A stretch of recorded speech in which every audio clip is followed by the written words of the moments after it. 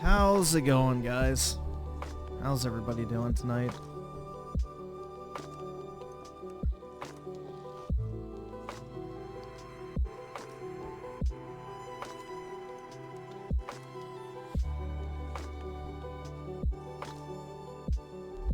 I wish I had Griffin's stream ethic translated to work ethic. Well, the two go hand in hand, man. So, because every day that I stream, other than the weekends, I also have to work, so. It all goes hand in hand. But it's all, I mean, the thing is I don't really have a social life or friends or that type of shit, so it's a lot easier. So, keep that in mind. Be careful what you wish for, but yeah.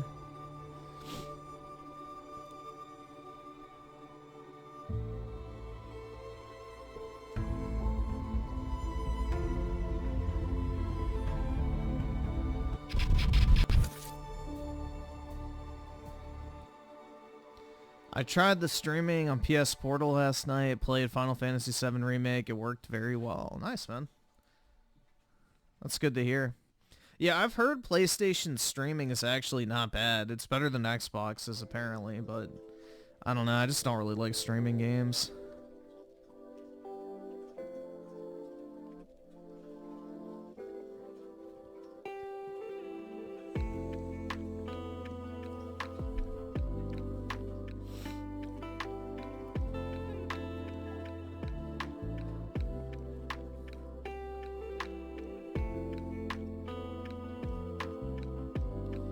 I don't know if we're gonna do UPS Simulator tonight.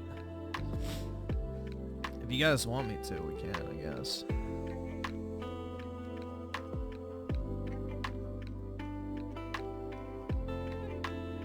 I just spent 4 hours raking leaves. Don't buy a house with a huge lawn. Get one of those, what are they called? Like leaf blowers.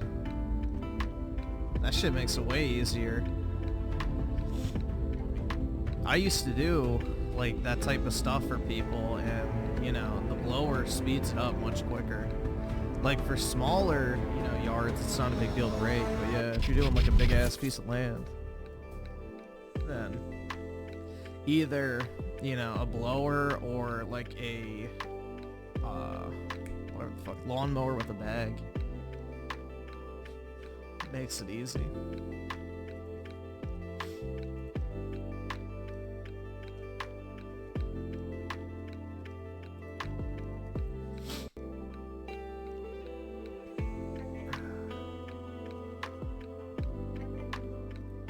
Gaming was never great. I'd have to disagree with that one.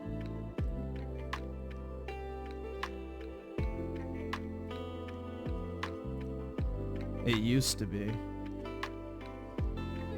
Why don't you blow me, Griff? How about that? Because basically, take I as you. I can't afford this shit!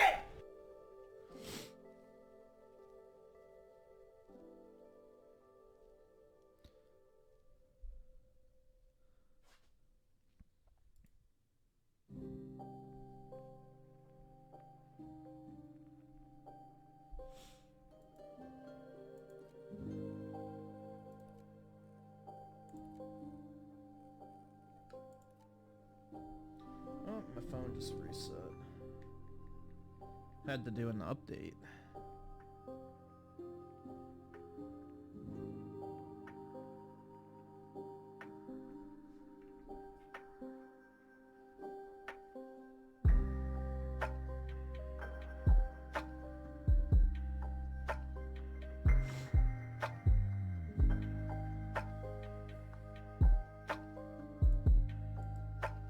Yeah, we'll do videos later tonight.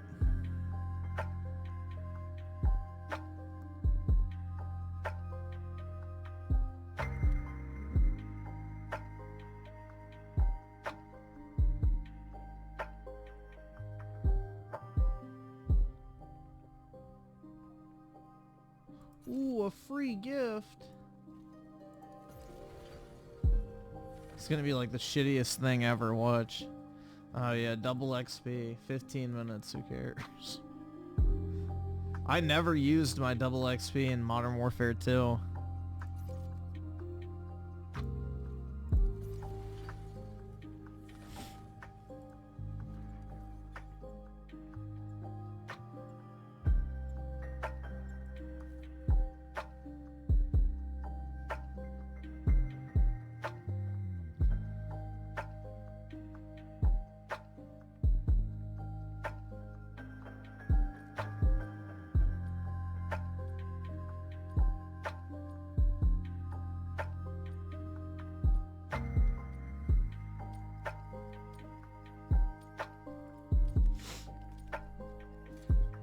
The Jaguar commercial was so yeah, they threw away like a great brand, which is just retarded, man.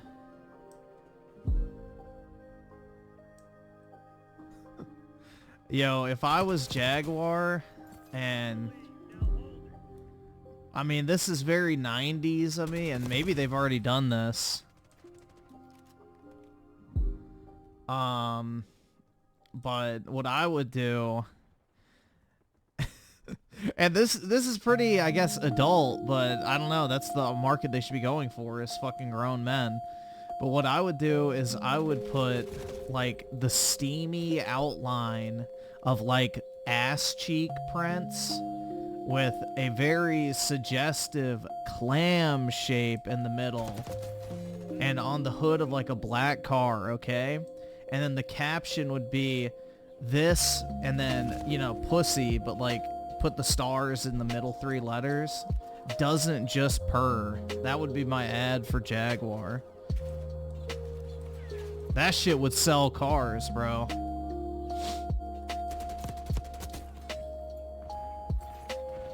That would sell cars.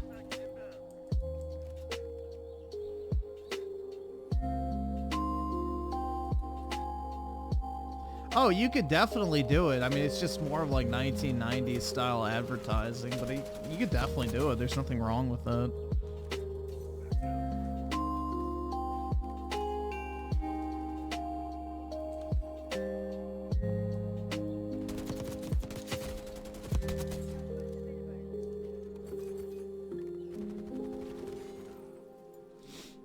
But yeah, if you want to sell cars and like rebrand yourself as cool, that's the type of shit you do.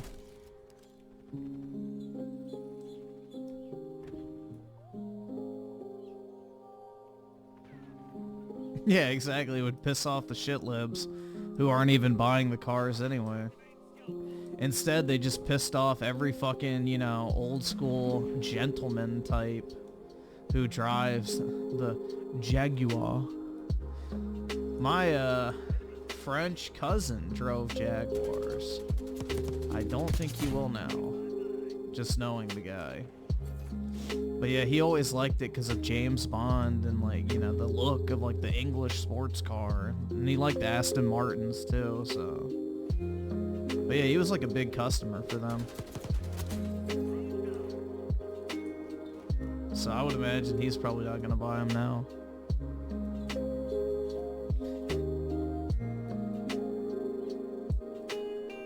He liked the English sports car look. You know Trump hates video games, right? Yeah, who cares? He's an 80-year-old man. Most 80-year-old men didn't grow up with video games, so therefore they either don't understand them or don't like them. There's nothing wrong with that. It's just like how a 30-something-year-old guy probably hates TikTok or dislikes social media. Like, yeah, if you don't grow up with something, a lot of times you don't like it.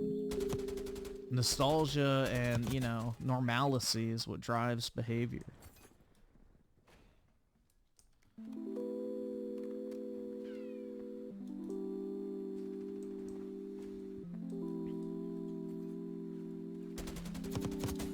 But he also used to buy video games for his kids, so obviously he doesn't hate them that much.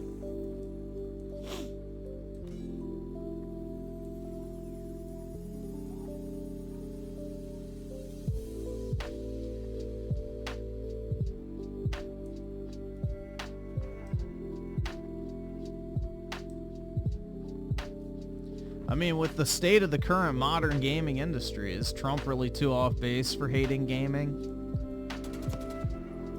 I don't know, maybe he's onto something.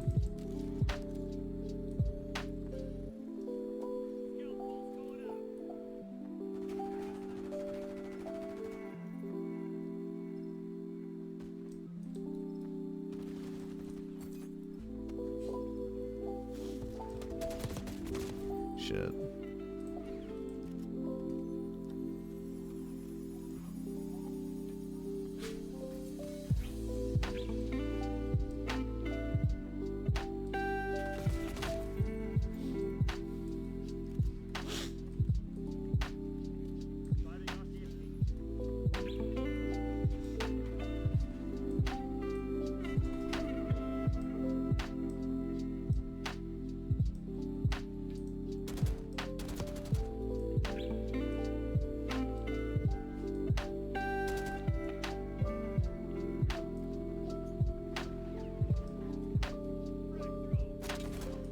Nice.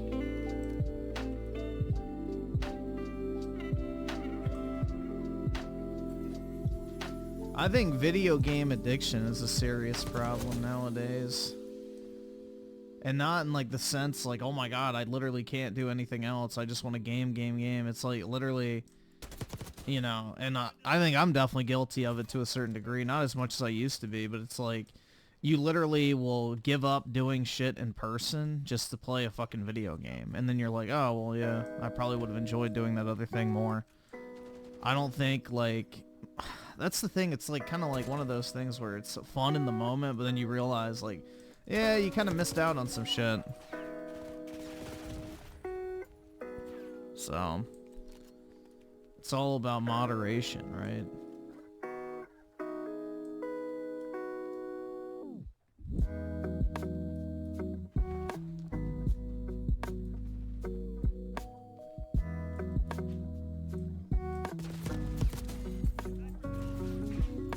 See, Daryl's Zone with the 2... Oh, I can't read that. Fallen Shadow with the 2 months. A game that did worse than Concord called Unknown 9. Well, the name is fitting because I've never heard of it, so Unknown is correct. I don't even know what the fuck that is. Is it another hero shooter?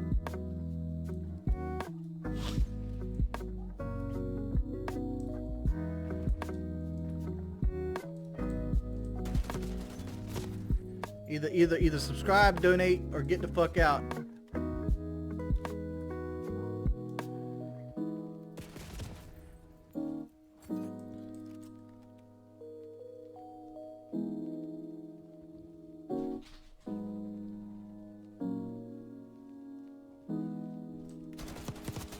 There we go.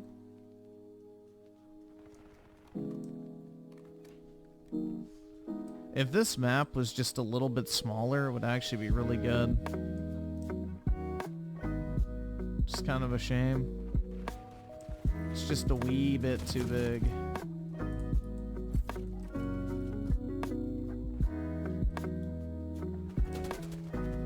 Well, I don't think it's necessarily that retro gaming's getting more popular. It's that retro gamers have more money to spend.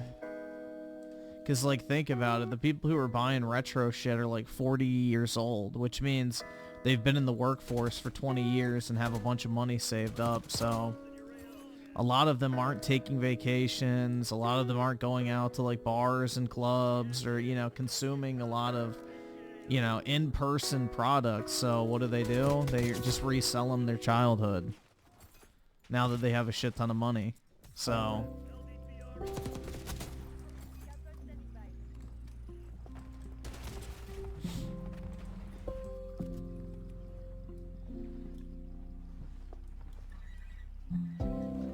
Well, I don't know, man. There are some emulation handhelds like that, you know, analog console brand. Like, their stuff's like several $100s per, like, you know, device. So, there's a high-end and a low-end side of it.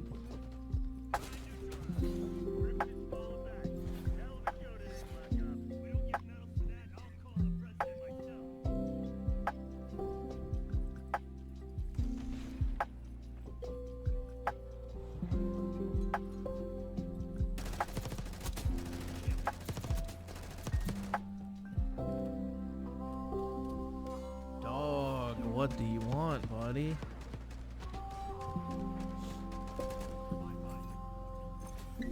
I know, you're just a big sweet boy. Yes, you are. Good dog.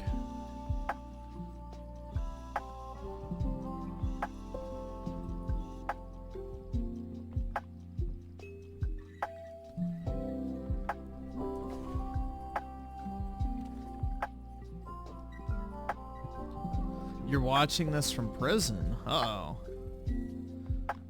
Guard that prison wallet, man.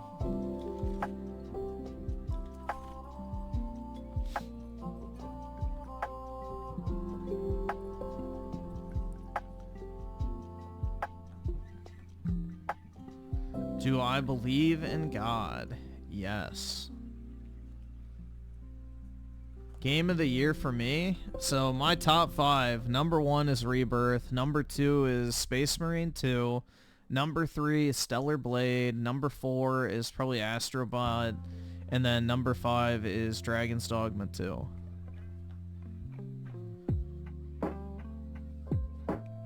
That's my list.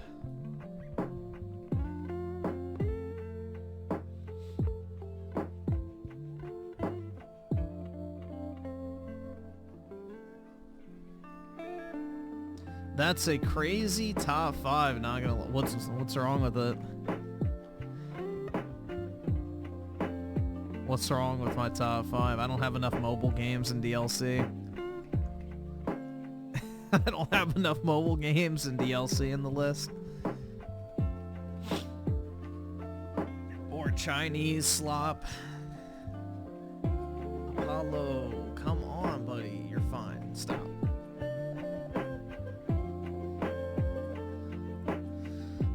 Slopper 2? I'm guessing you install. Yeah, dude, Stalker 2 sucks. That game is not fun. There's nothing interesting about it at all.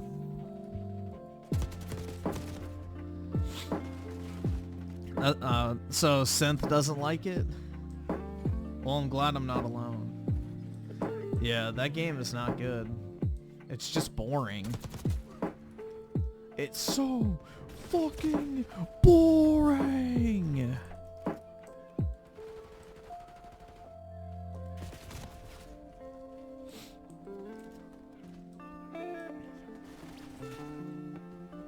They're actually supposed to be boring, dude, because that's the entire point of the series.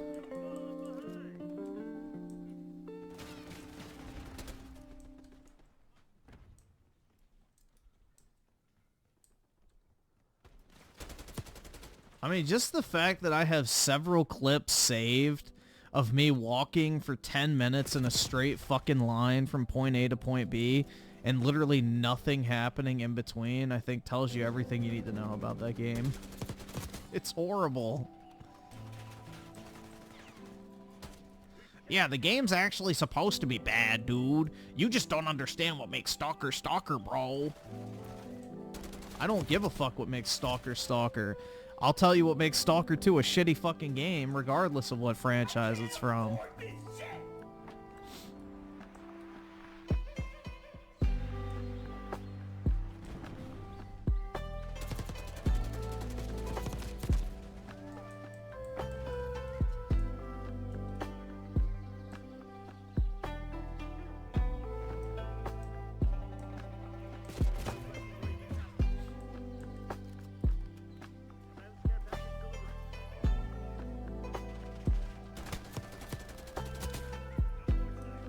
Last of Us Part 2 will definitely be coming to PC, man.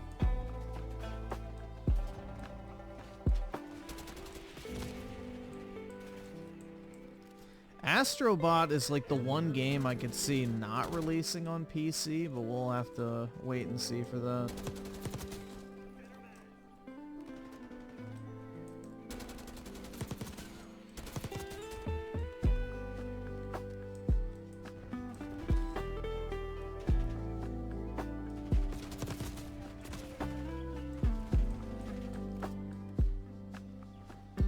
You seem like one of those gamers where if a game is nothing but non-stop action, anything that isn't, that's boring to you? Not necessarily.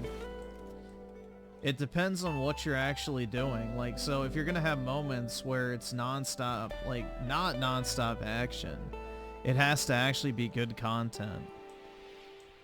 I mean, my favorite game this year is Final Fantasy VII Rebirth, and that game is not just non-stop action, so... Neither is Stellar Blade. Like, there's open world segments with that, or like puzzle segments, I guess. I don't know, bro. Dragon's Dogma 2 is an open world game, and I like that. So it just depends.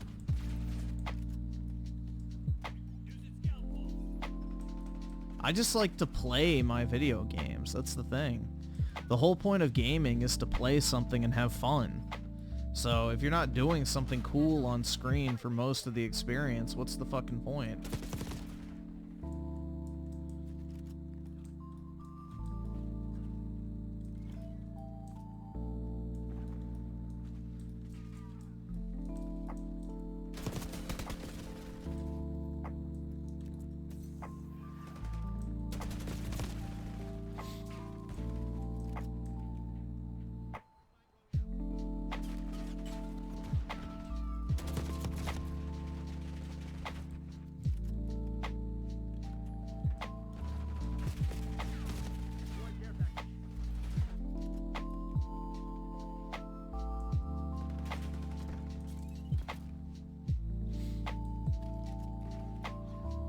Yeah, I'm fine with games focusing on the story. It's just the story has to be good, and most games don't have a good story nowadays.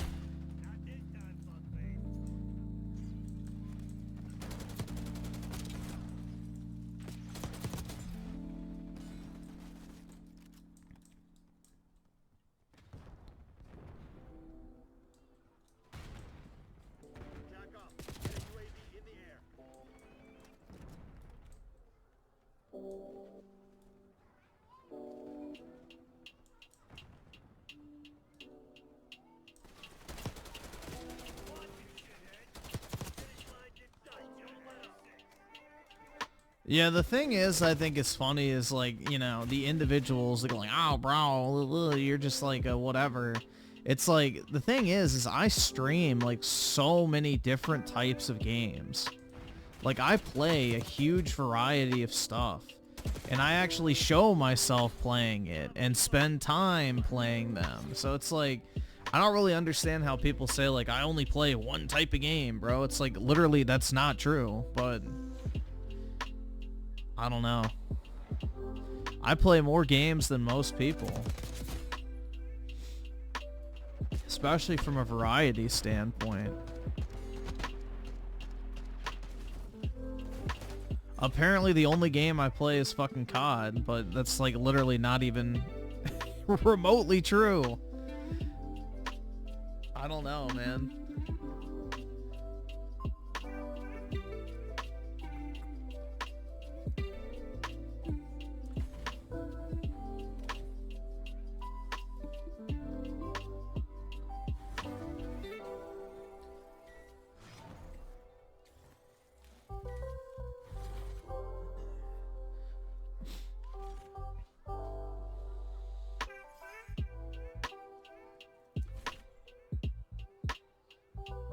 No. What do you want, dog? Alright, go lay down. Go lay down. Go on. Go on. Oh my god. What do you want, man? Why are you climbing all over me? What? Good boy.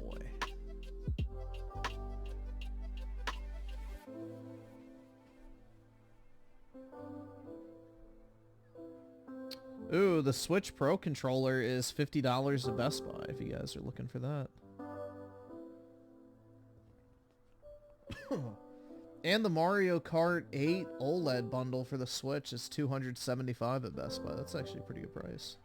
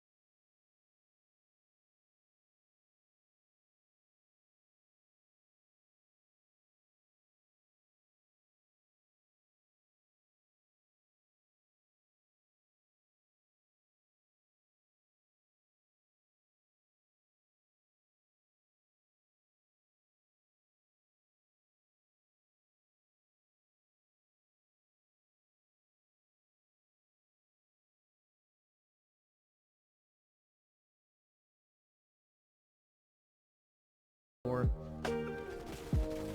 This must be one of the new ones.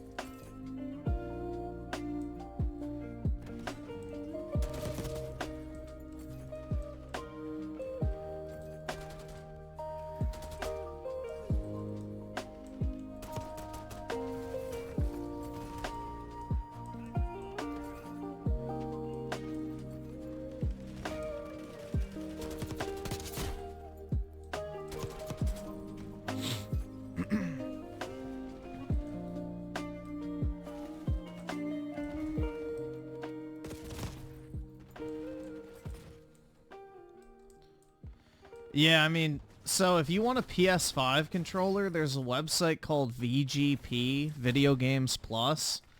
They have the controllers for about $53, FYI. $50 to $53. That's the cheapest I've seen them. Because they're a Canadian retailer, so you can kind of, you know, do well off of the exchange rate, but they ship for free to the US. So I order from them all the time.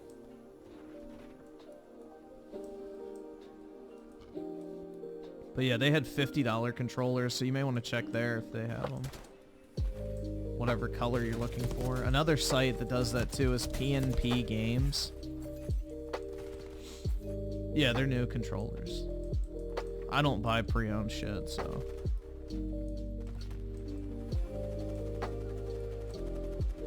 I don't buy anything pre-owned, like, controller-wise. It's gross.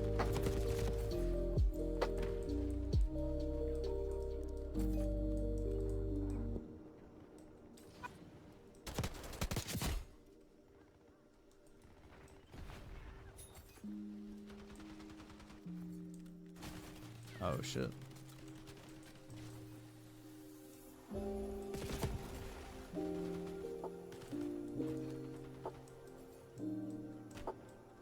Yeah, unless somebody is taking apart a pre-owned controller and cleaning all the fucking gunk out of the fucking crevices and, you know, sanitizing it, you know, no thanks on the pre-owned controllers. That shit's nasty. The amount of bodily fluids that amass on a fucking controller over the years is disgusting. Even over the span of months. Because most people will leave the bathroom after dropping a, like, fucking deuce and not even wash their hands. Or they'll jerk off and get some fucking spunk on the controller. Like, nasty. Sneeze all over it. Food. Uh-oh.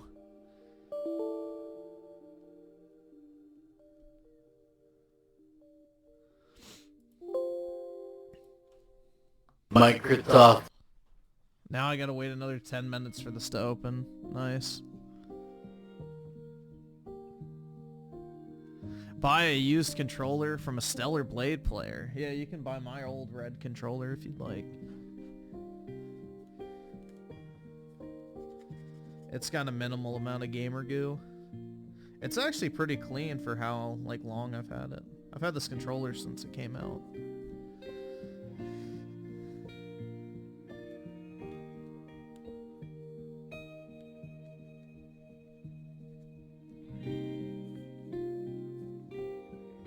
I tend to keep pretty good care. Like, I take care of my stuff for the most part, so I don't get shit all over it.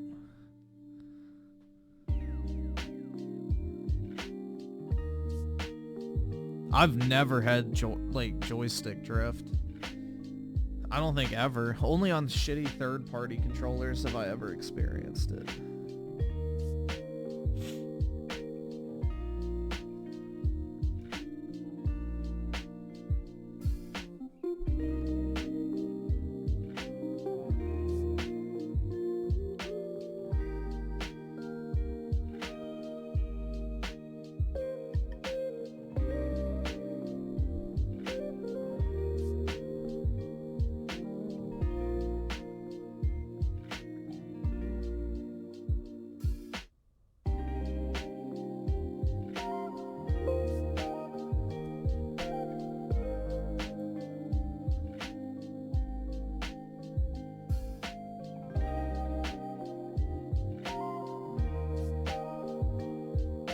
Get a copy of Pikmin 3 at some point.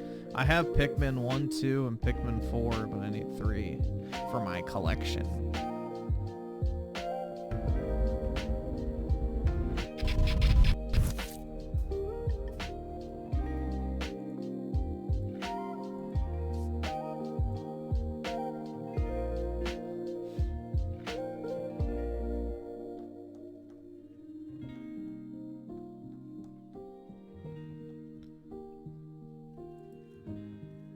Yeah, I don't know, man. I've never had a controller really break on me.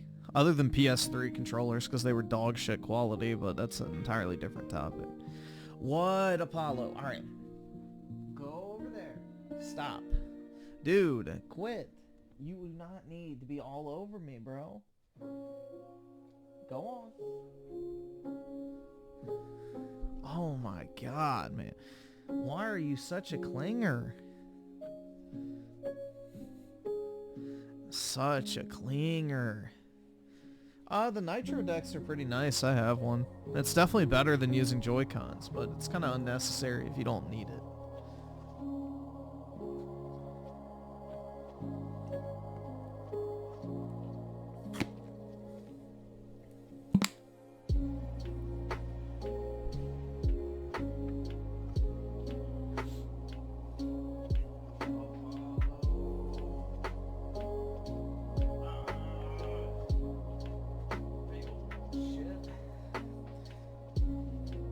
This is a lesson for you to be a good dad, dude. Well, he's already raised, man.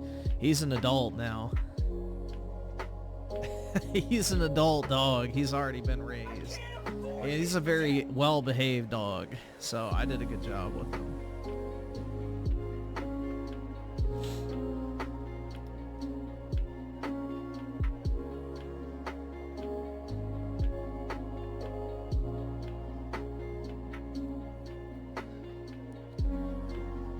If Griffin rejects Apollo's love, I fear for his future girlfriend. Well, bro, Apollo doesn't have an ass that makes me want to grab it every time it walks by, so that's a little bit different. Buddy.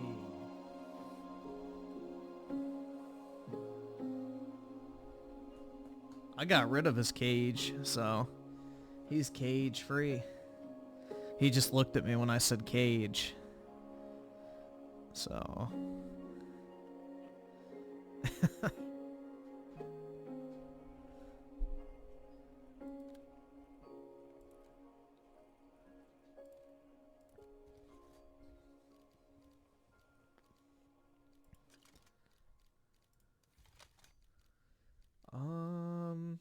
let's see, barrel.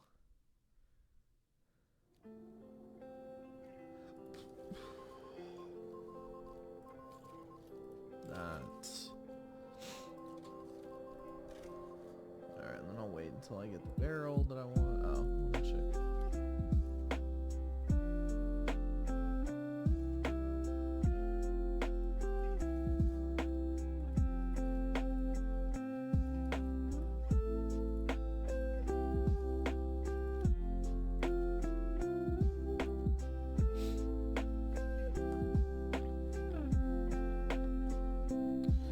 Let's see. So I'm not paying child support with the 2. How's Kojima Slop? Also playing Nier Automata again. Nice, man. I will say Death Stranding's not as bad as I was expecting. Like, it's at least, I guess, I can understand the appeal. It's not really my type of thing. It's more of just a time waste game. So I could see like people who enjoy that if they're just like sitting there listening to like a YouTube video or watching a series on Netflix and they just want something else to do in the background. Like, I could see the appeal of that, but as a standalone experience, I would not want to play that for 50 hours straight. Like, I definitely want to be doing 2 things at once.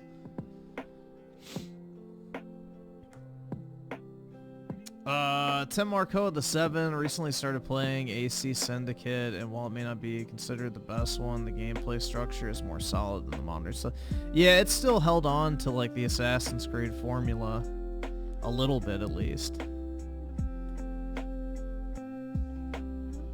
And I settle with the 5 for later or now. CultEastWood, let's see. Death Stranding completed. so glad I waited to play this on Xbox. It was such a perfect experience on Xbox Series X. Oh my god, man. Yeah, playing a game on Xbox Series X makes it so much better. Just the mere fact that it released on Xbox all of a sudden makes it amazing.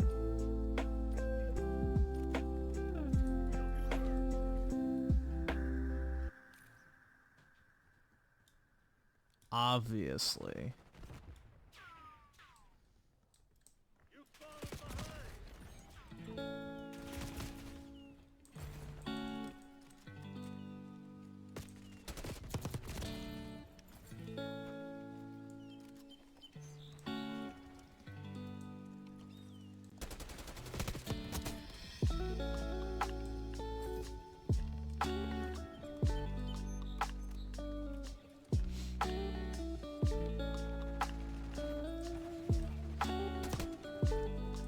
Nah, the Xbox Series X fridge sucks. It's not an actual fridge. It's an electric cooler, which means it doesn't even chill things. It just keeps them cold if they're already cold. So you have to put your stuff in a normal refrigerator. Then you put that stuff into the Xbox refrigerator. But you can't leave it plugged in overnight or else it produces moisture and will like flood your floor. Like, it's fucking pathetic. Do not buy it. I bought one and it sucks, so it's actually dookie. Yeah, it's pointless just like an Xbox in real life. But yeah.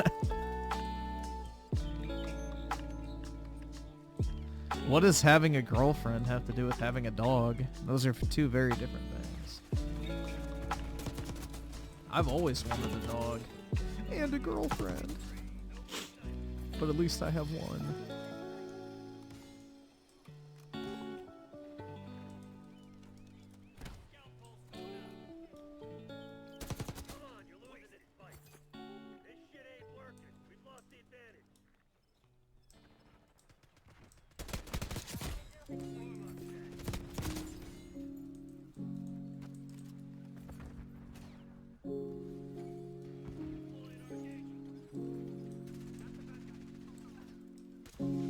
The only reason to own an Xbox Series X is to play 360 games. Like, that's literally it. Aside from that, it's a pretty pointless console.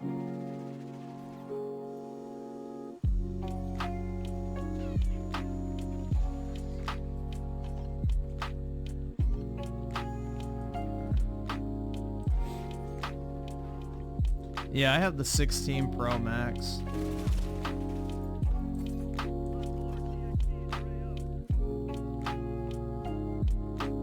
You will spend more time with your girlfriend than your dog? I don't think so. Because my dog is around when I work, when I stream, and when I sleep, and when I do anything else, so no, I don't think so.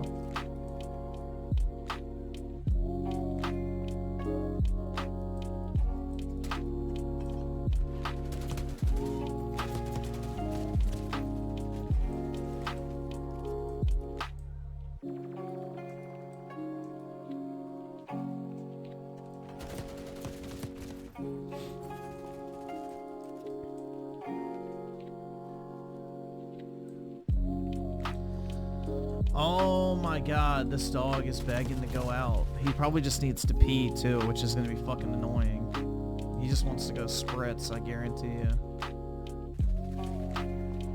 He's already pooped twice today, so he definitely doesn't need to do that.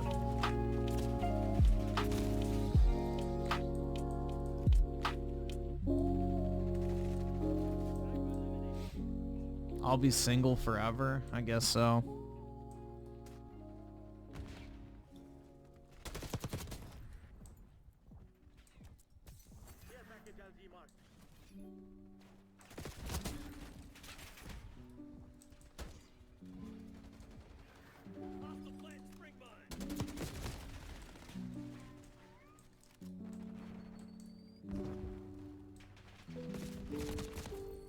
Dogs are pretty easy, to be honest. They're not really that much work. You just have to walk them. which is fine, because it helps you get your exercise in. Make sure you go out and touch grass.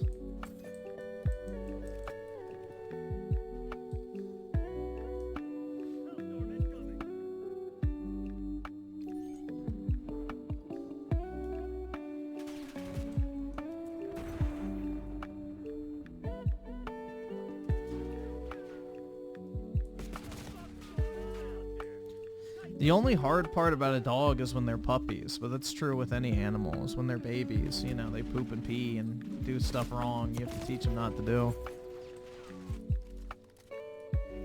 So when they're puppies, they're kind of a pain, but that's any small animal. It doesn't matter if it's a dog or a cat. Cats are just as bad, if not worse. Because cats will tear your shit up way more than a dog will. Because they can climb all over the place.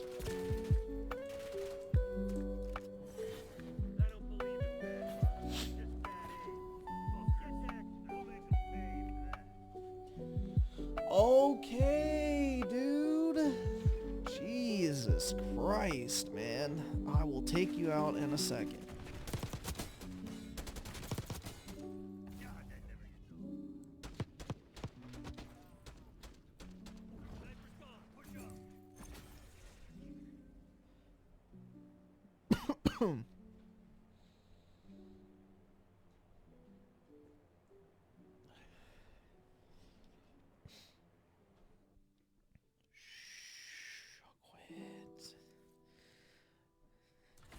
You don't even feel like you need to pee. This is gonna be a waste of a trip, but whatever. Alright. I'll be back, guys.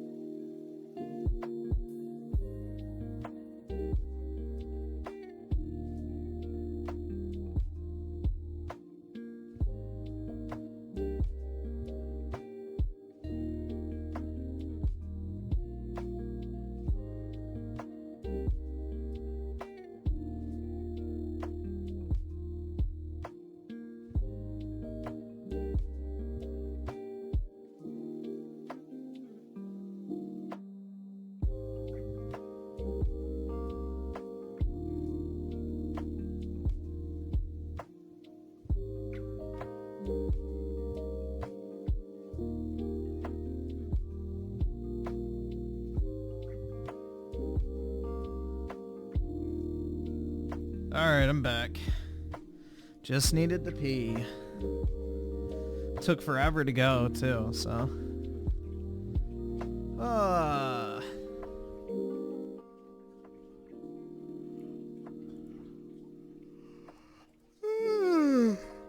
Man. Let's see. So Shadow Bane with the 5. Do you think the Switch 2? Yeah, they've already confirmed. Well, it's 60? It depends on if the game's at 60 or not. So most Nintendo games actually run at 60, so I guess yeah. But it just depends on the individual game, I would imagine.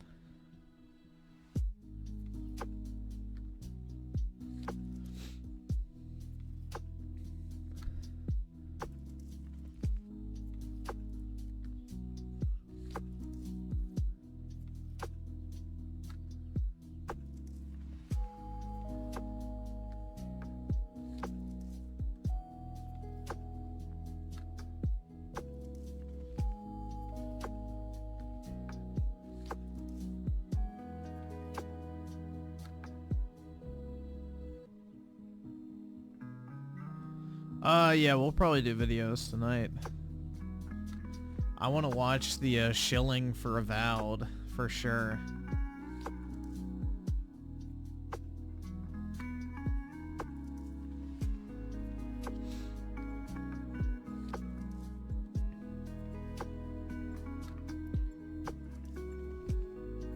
Yeah, it looks really bad. But gosh dang it, I've had so much fun playing it.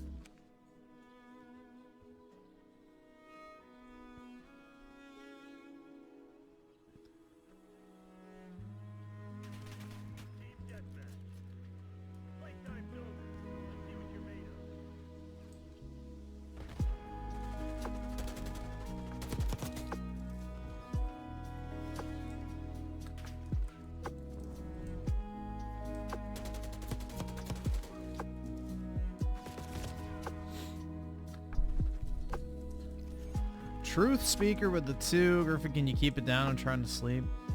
Yeah, I'm sorry, man. I'll try to keep it quiet. I hope you can forgive me.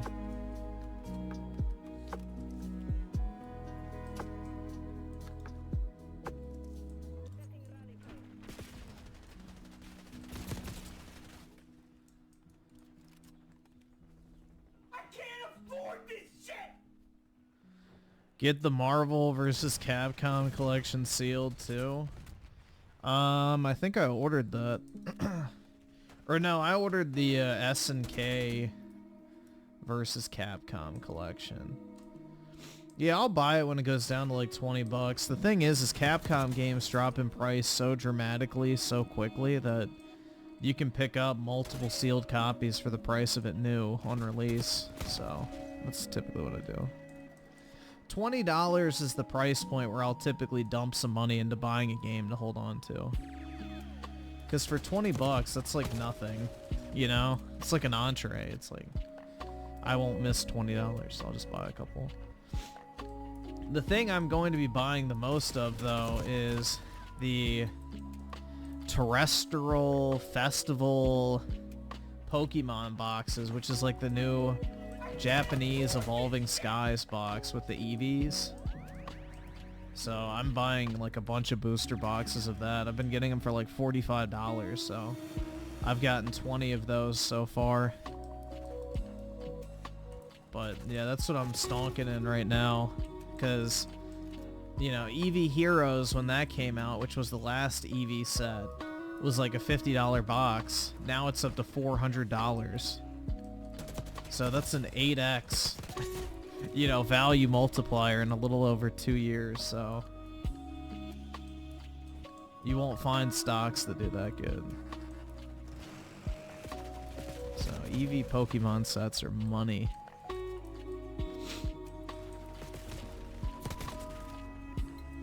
Daryl's on with the 2 hot take. 30 FPS is still I mean, it's playable, it's just not nice. 60 feels so much better, but yeah, you can still technically play at 30. It's not like, oh my god, it's literally unplayable, dude. It just doesn't feel as good.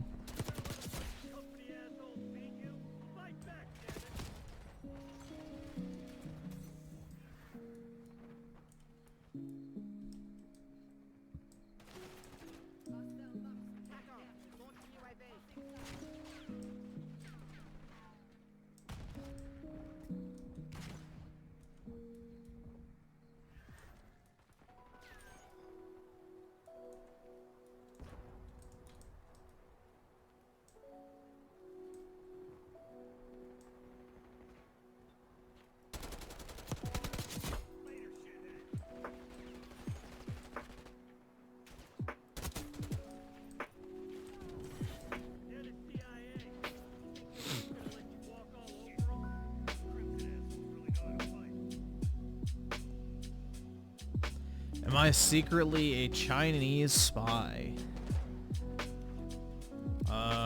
Fried rice being chilling? I don't know. That's the extent of my Chinese. Or, I'm sorry, ni hao. There we go.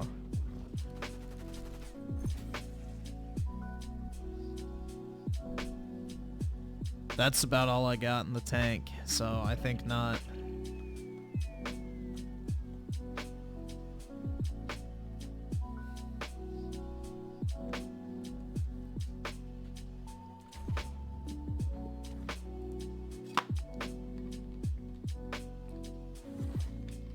We watched the Stalker review last night. Yeah, he like literally said that, you know, Stalker's not supposed to be fun. It's like, oh god, the Neil Cuckman school of thought. And did his little shill for Ukraine at the beginning.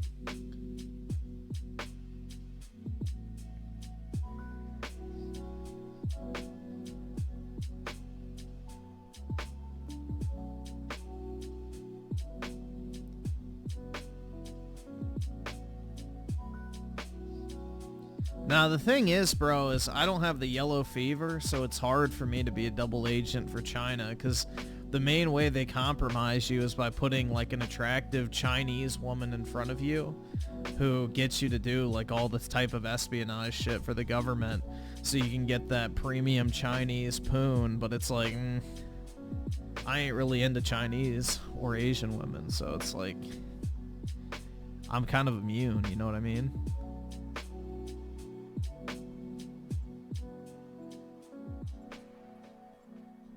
Now, let's say the Russian government wanted to do something, then that'd be easier.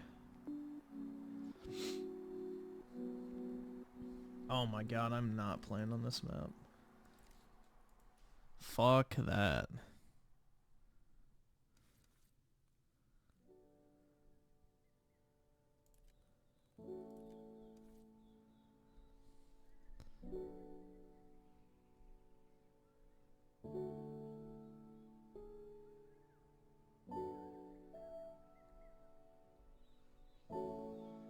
You like them Botox gold digger Russian chicks? Nah, not the Botox. The young, skinny, nymph-like Russian women. Tall, too, is a massive bonus. But no Botox.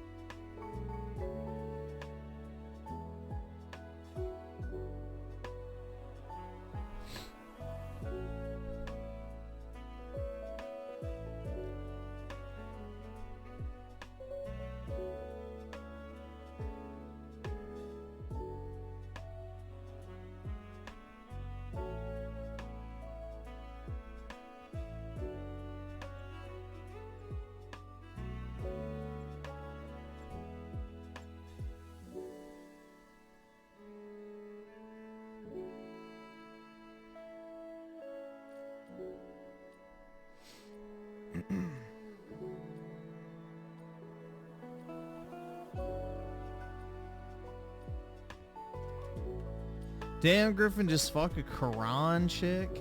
No.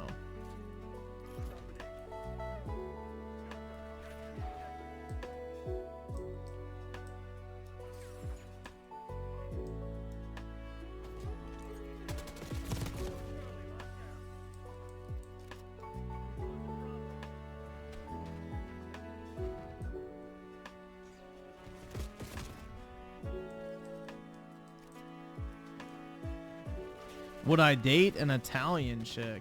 As long as she spoke good English, yeah, I guess.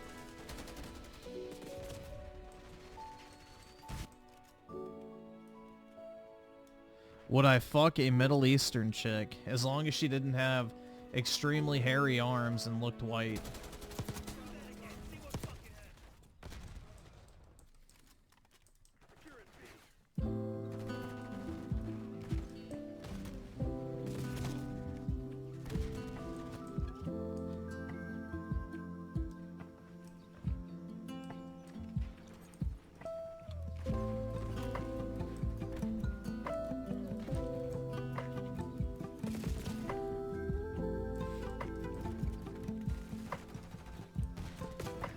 I don't really care about learning Italian as a language. It's just I don't want to have to, you know, Google Translate my way through a relationship. That sounds like fucking hell. Would I rather play Death Stranding or Dragon Age Truant Guard? Definitely Death Stranding.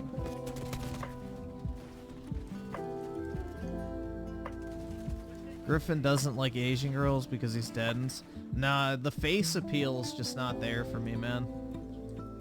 Like, for me, the most important feature on a chick is the face. And Asian women just don't do it in that department for me.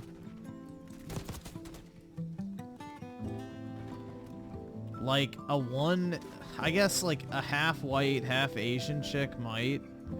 But even that is uncommon. But, yeah, it's just whatever. Not my type. To each their own.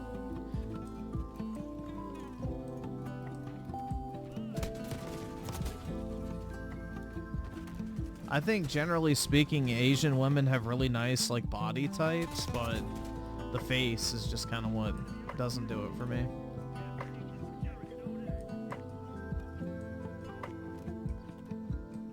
I don't know what Dustborn is, so I have no clue, bro. I've never looked into Dustborn. I've never seen a trailer for it. I have no fucking idea.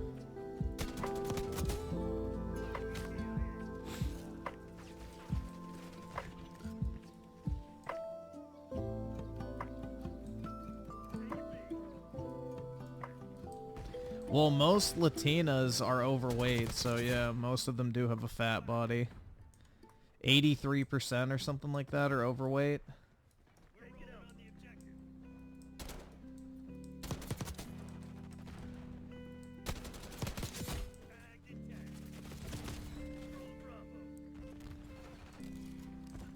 What if she has a pretty face but weighs 250? She'll have a fat face. Dude, do you know how big 250 is for a woman? Like, that's huge. You're talking about a fucking blueberry at that point. That's crazy, man. Bro, 250 on a woman is massive. She's gonna have a fucking rounded out face, so I don't think it's gonna be looking very nice. She's gonna have a lot of fat in her face at that point.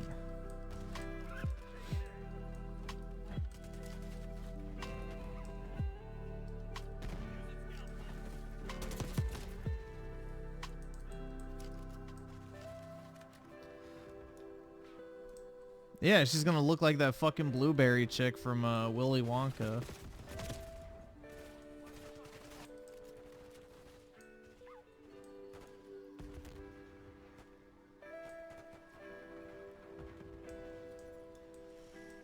Well, considering the average height of women is 5'4", at 250, she's gonna look like a fucking blueberry.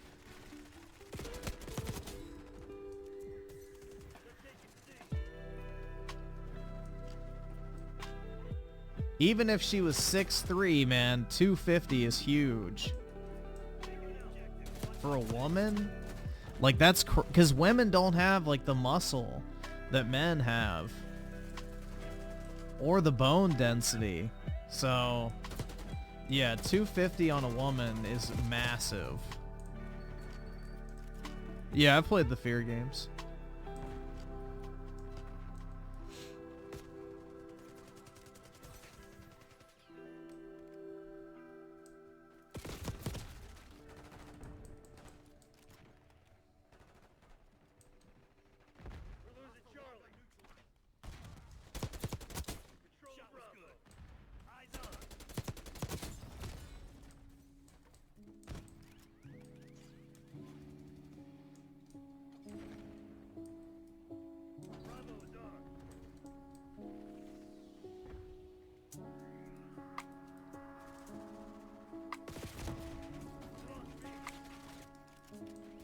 Yeah, men and women wear weight completely fucking different, guys. So that's like not even, you can't compare like a, you know, 6 foot guy to like a 5'5" woman at 250. Like, that's completely fucking different builds. Like, a dude can still look skinny at 200 pounds, typically speaking. But a woman? No. She's gonna look fat.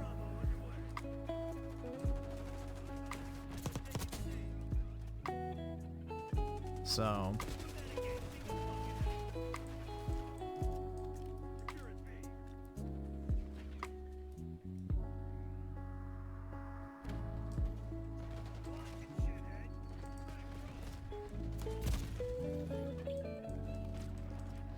If I had to guess, DSP's wife is like 300 something. She's huge. But maybe she's high 200s. I have no clue, honestly. I don't really care that much, bro. All I know is Phil is whale watching.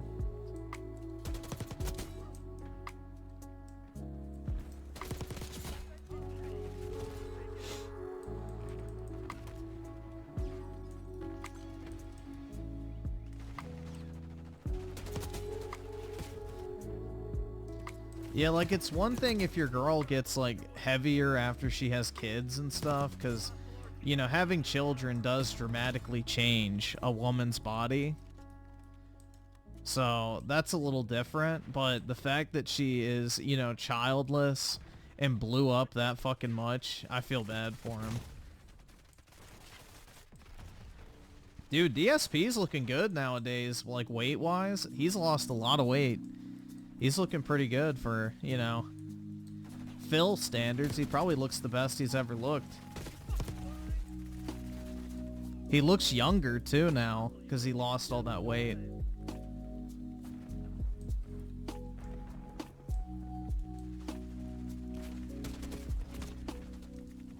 No, I'm not saying to get fat. I'm saying, like, for your body type to change. Because women do change chemically and physically when they have children. That's a fact. So that's what I'm talking about. I'm not talking about a chick that gives birth and then becomes a 300-pound land monster. I'm talking like, oh, she used to weigh like 150 and now her normal body weight's like 170-ish. Like, that's what I'm talking about. I'm not talking about like doubling your body mass. So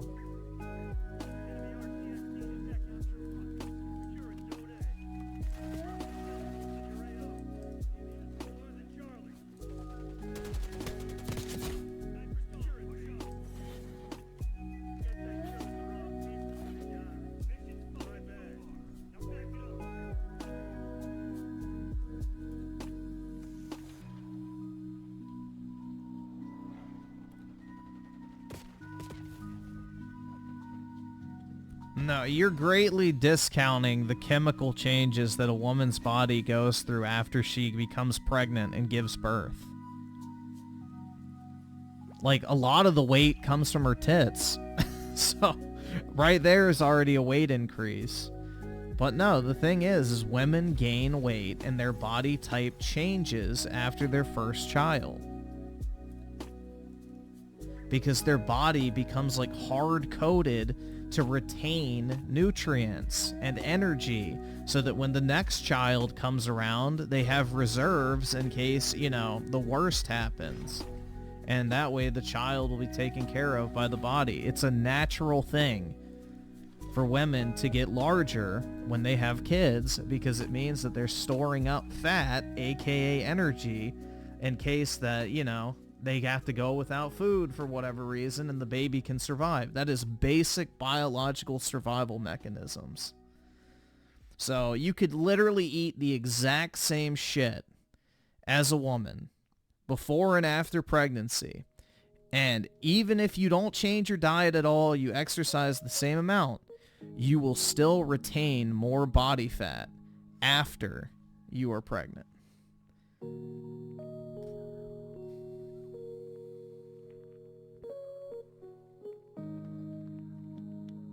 So, some of that is pure biological, you know, survival mechanisms. So, yeah, you can account for that and eat even less, exercise more, whatever it might be. But your body changes chemically once you give birth. That is a literal fact. I mean, just look at the fact that, you know, the tits start producing milk, bro. Like, that's all the proof you need that the body undergoes a transformation. So...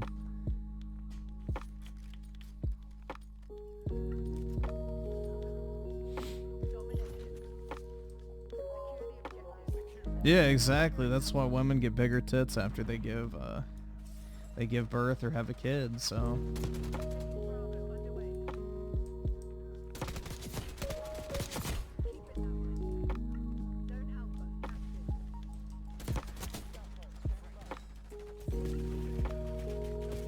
No, it does not end after you give birth. You are a fool. You are an absolute fool. The body does not go like, oh, well, I already had one kid, so back to normal. No, it goes into the mode of having multiple kids. So it stays in that state forever, basically, because your body's telling you to have more children.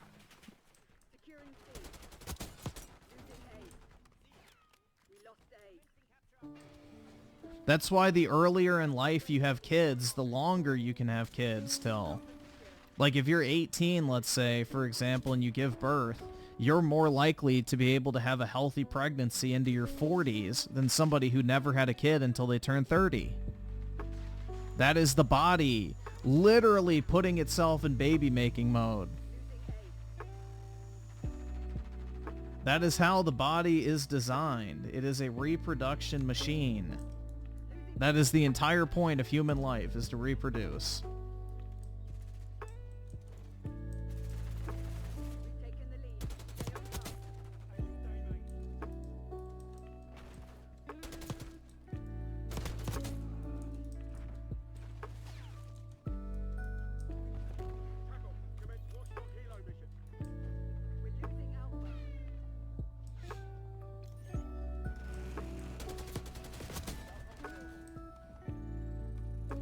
Do my part and reproduce. I plan on it at some point. I just have to get over my fear of women first, dude.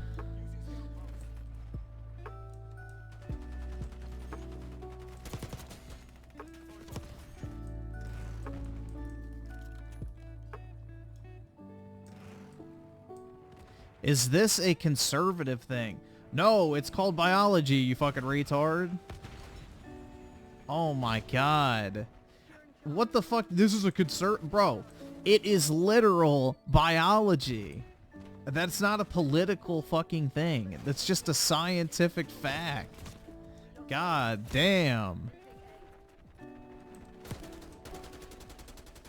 Go take an actual fucking anatomy class or a health class or something, because, bro, this is like some basic ass shit you should have learned in like 7th grade.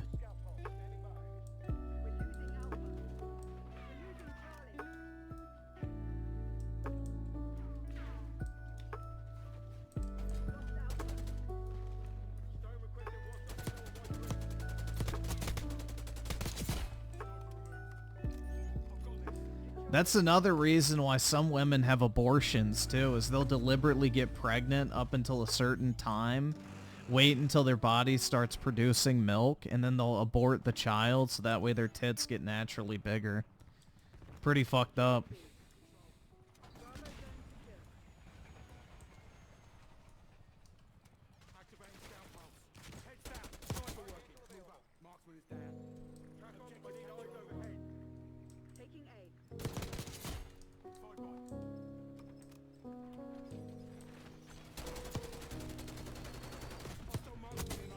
Oh, I didn't get the headshot. Fuck.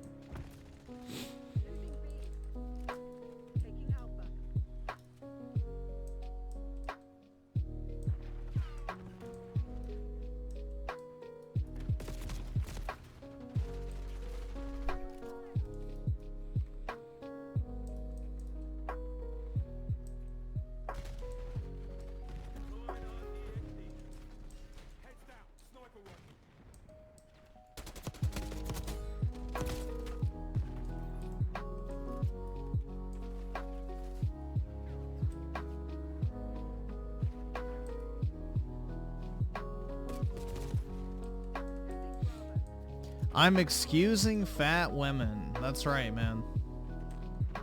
Jesus Christ, bro. I actually feel bad for you.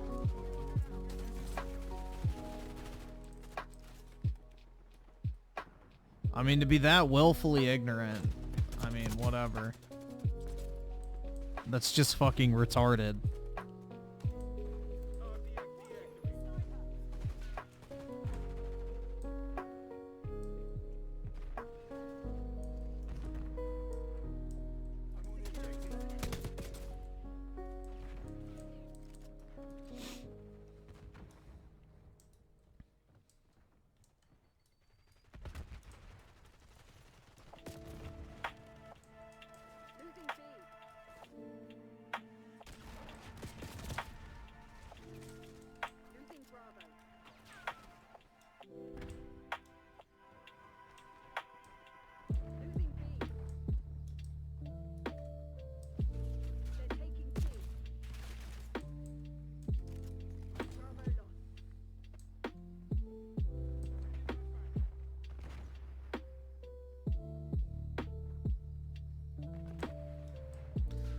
Yeah, I didn't have like a sex ed class. We had health class in 8th grade where they talked about it for like a week or some shit.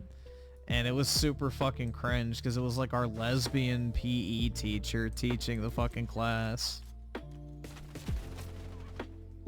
What is this new body transformation called? Look up changes to a mother's body post-pregnancy. There you go. Look it up. Look up changes that occur to a mother's body during and after pregnancy. It's not hard, bro. Just look it up. Do like 3 minutes of research.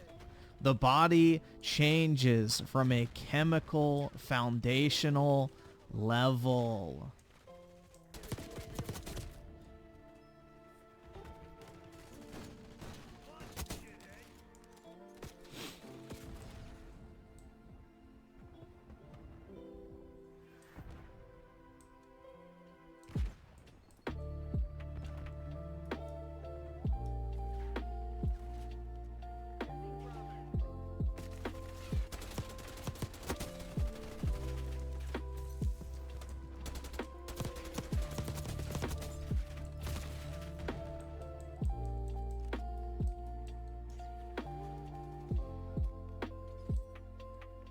Well, they get crazy because their hormones are spiking, so, you know, because their blood is like just flushing with hormones and shit that are getting pumped into the baby, so.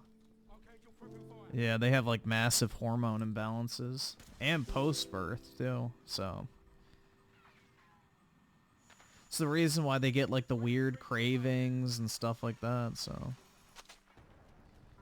I mean, it's just crazy. We actually have somebody in here who thinks that women's bodies don't change during and after pregnancy. Like, that's fucking crazy to me. Like, that's the level we've reached now? Jesus Christ.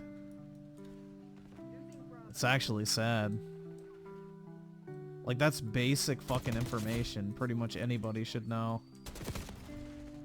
Public school for the win, am I right?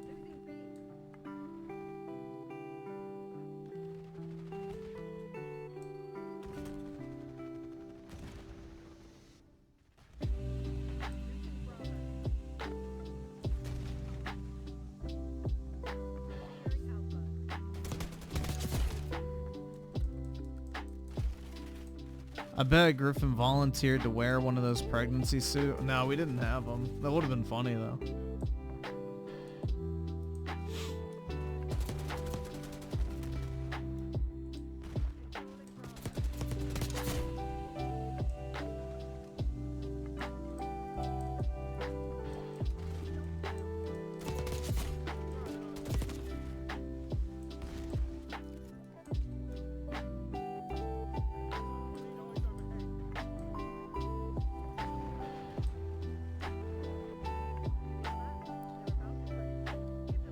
I said women don't gain 20 pounds of fat from pregnancy.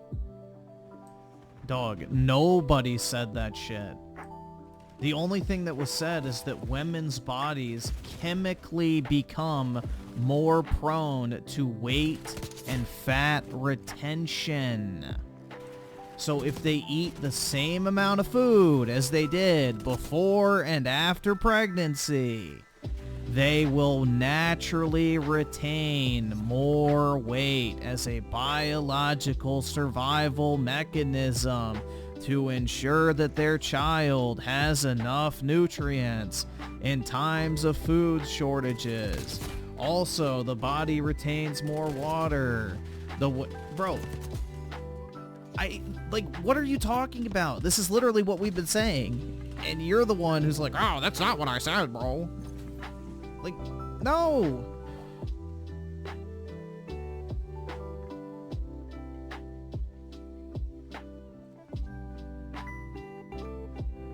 The hormone balance of a woman's body changes from a fucking baseline level dramatically during and after pregnancy to retain more body weight.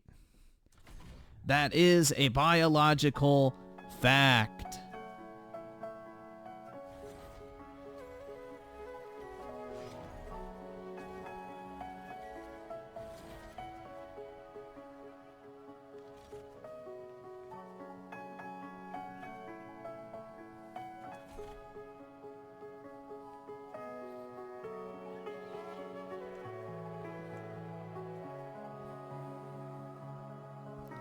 That's some Facebook mom bull. No, it's not, bro. I guess fucking, you know, basic biology is Facebook mom bullshit. Jesus Christ, man. I don't know what to tell you. You're just like either purposely ignorant or retarded. I don't know what to say. That's not Facebook mom bullshit. That is a fucking scientific fact.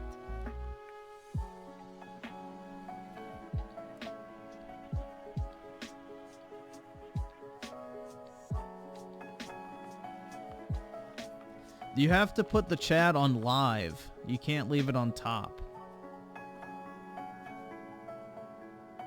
I learned all this shit while I've never watched Teen Mom. But I remember when the Teen Mom, I don't remember her name, but it was like the whole thing when she did porn. I remember that was like a huge deal back in like the early 2010s.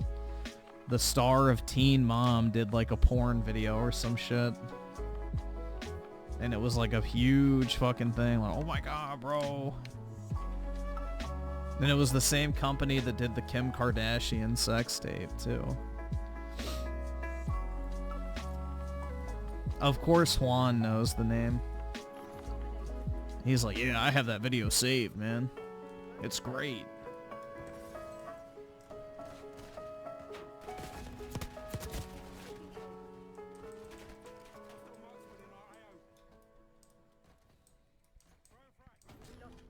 Let's see, I saw there with the Dark City, you hear?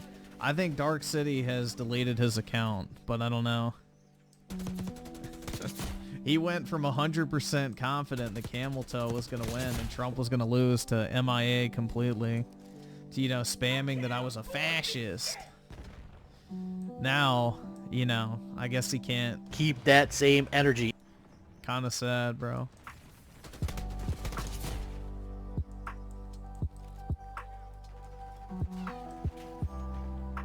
Yeah, I think I was in middle school, maybe high school when that came out. I don't remember.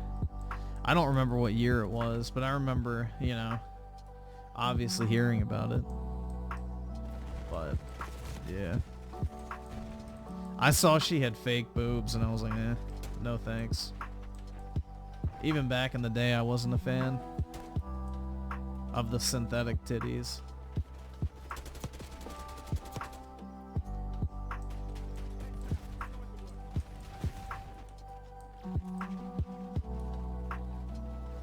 Oh yeah, dude, he was like spamming, you're a Nazi. Like he would have like a conversation for a while, and then when he realized he was gonna lose, he just started fucking retard spamming. That's how you knew the vibes had shifted, right?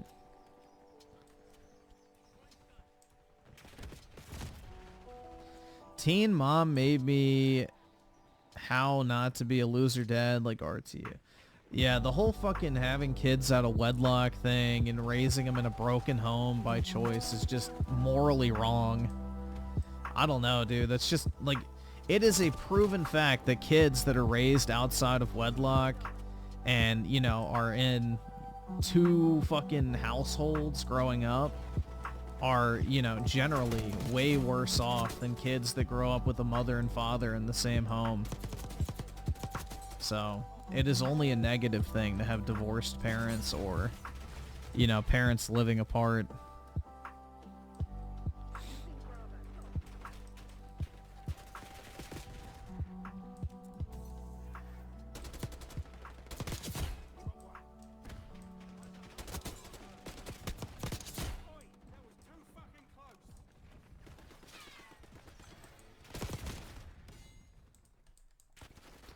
Adoption is sometimes a great choice. Yeah, I guess so.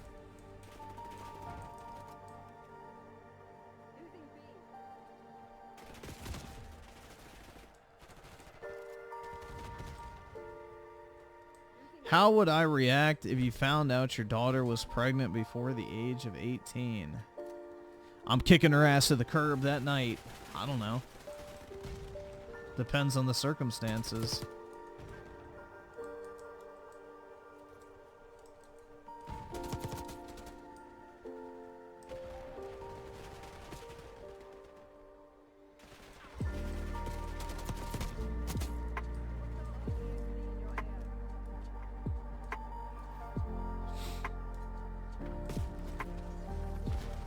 Griff, you ever had issues where a woman you date... Well, there lies the issue with your question. I don't date. Never initiate sex. Do you care? No, I don't, because I don't date, so I don't have to worry about it. The way I would look at it, though, is if she doesn't want it to wait, you know... If that bitch is leaving me alone, then it's a good night. Hell yeah. But yeah, I don't know.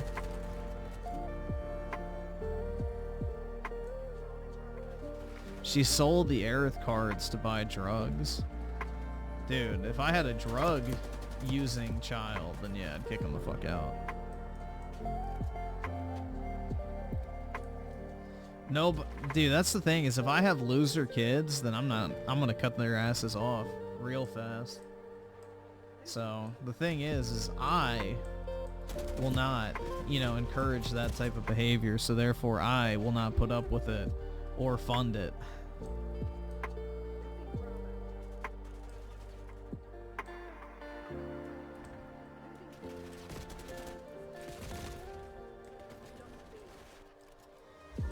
You got made fun of on Oh No, It's Alex live stream for your Stalker 2 gameplay.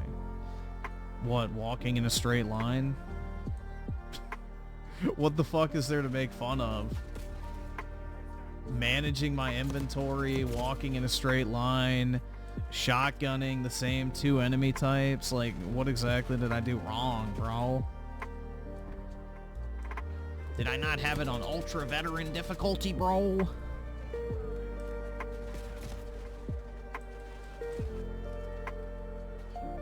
I don't really know what the fuck I'm supposed to do else in it. But whatever.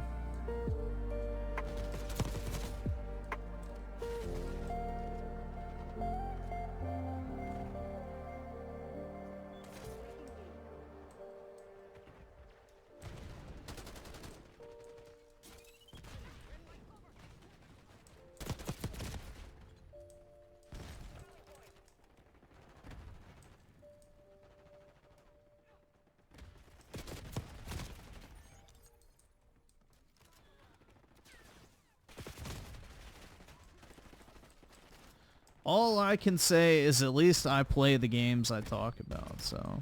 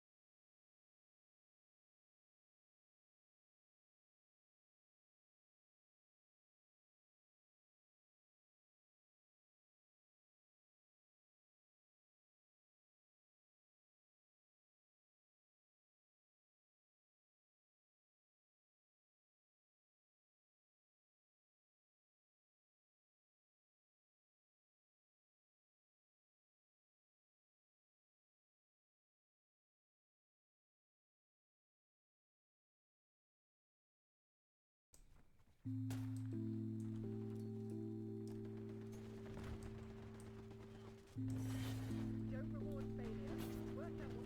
stations, we are fucking fucked.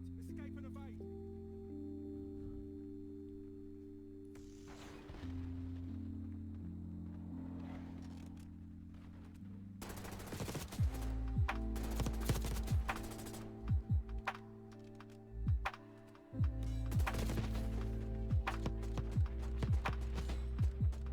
Fratanga and oh no Alex get on every night while talking about how bad PlayStation.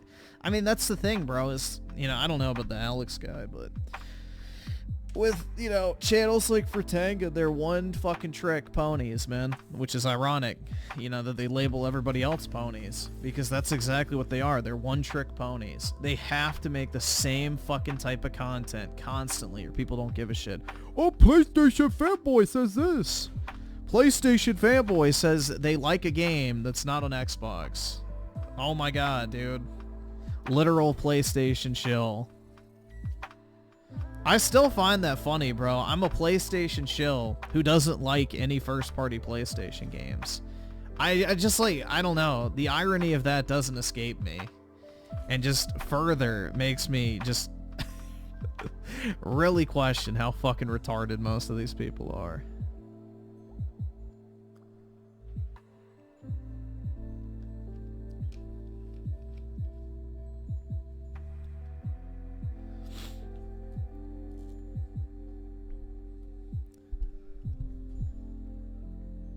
Well, dude, he was a Bernie bro back in the day.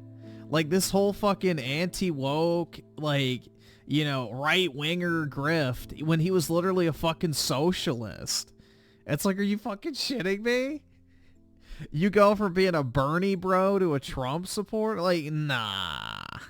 That's not organic.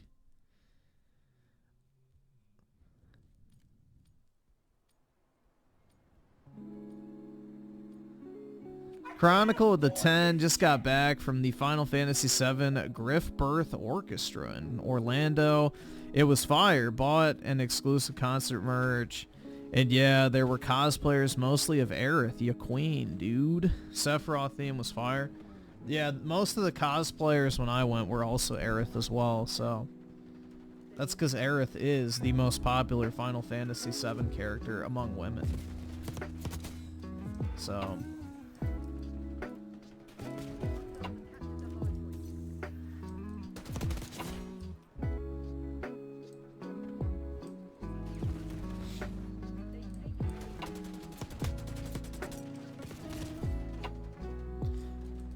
Yeah, that was the funny thing too, is like the composer of Final Fantasy, like Nobu Uematsu or whatever, he came out and said, like, there's no other character he's ever seen in any of the games he's worked on that has as long-lasting appeal as like Aerith does.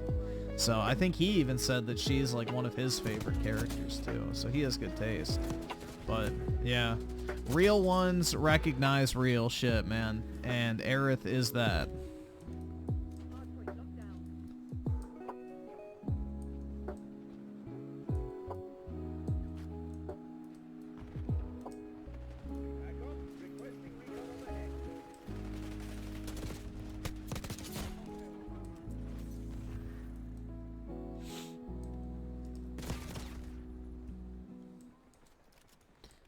Would I smash a girl in a white dress? I guess. I don't know. I mean, personally, I'm not really big into cosplay, so I wouldn't do it for that specific reason, but I guess it's not a super offensive one, because it's like literally just a white dress and a red jacket, so I guess, why not? But I'm not really into cosplay, man. I just want people to act and dress normal. I don't need them to pretend to be a cartoon character or whatever the fuck.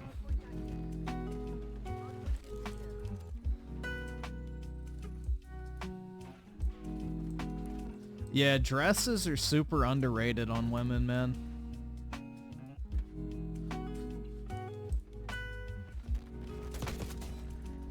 Like, that shit can low-key be even sexier than a fucking, you know, bikini 90% of the time, I feel like, if it's a, you know, flattering dress, let's just say.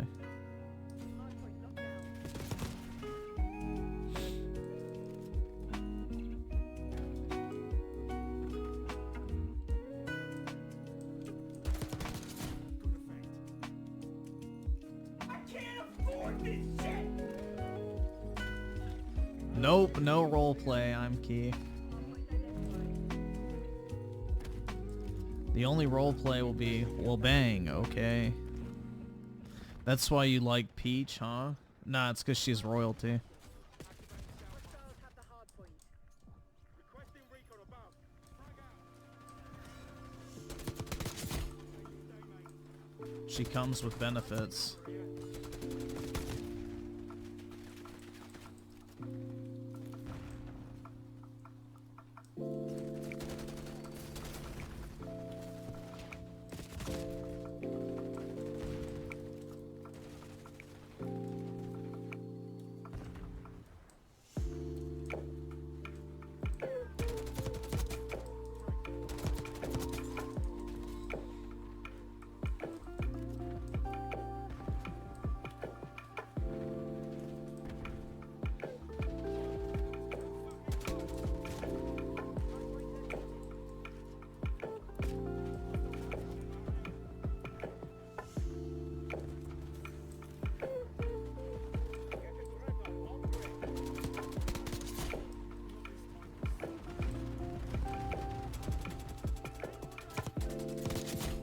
Oh, nice, I got a headshot.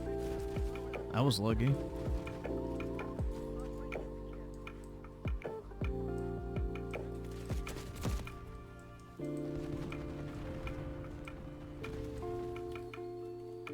Well, marriage is a transaction only if you do it from a legal perspective.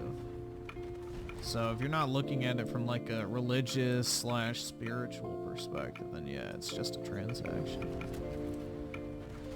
But it can be a beneficial transaction in the form of tax savings and stuff, so...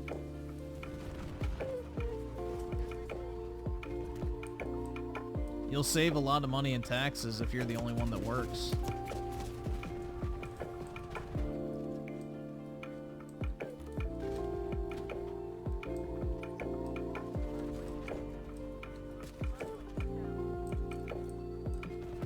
Well, marriage is a huge deal. The legal form of marriage is not the main focus, which is what it's become. The entire premise of, you know, marriage was, you know, commit under, you know, a pledge to God, essentially.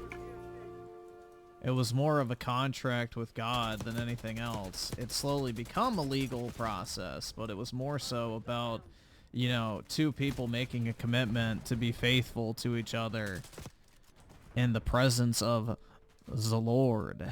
But yeah, that's basically what it was, but it's become something else over time.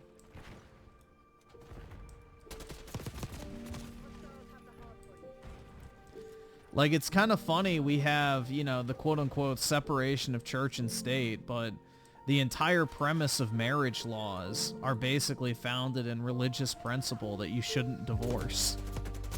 So, that's what's funny, is like the entire premise of divorce law is like the most religious fucking law that we have in the United States, more so than anything else, because marriage is like purely a religious construct. And the whole, like, idea that you shouldn't leave a woman destitute or whatever after you break off your marriage is founded in religion. So, because, like, back in the Roman times, you know, literally you could just divorce, you know, with the wave of a hand, essentially, and then the chick was fucked.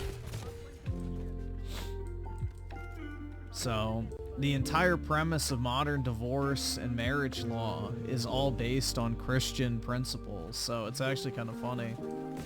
Where the same people who, you know, encourage this type of laws are the first to cry, you know, separation of church and state on other things. It's like, well, then, we better get rid of those laws, then.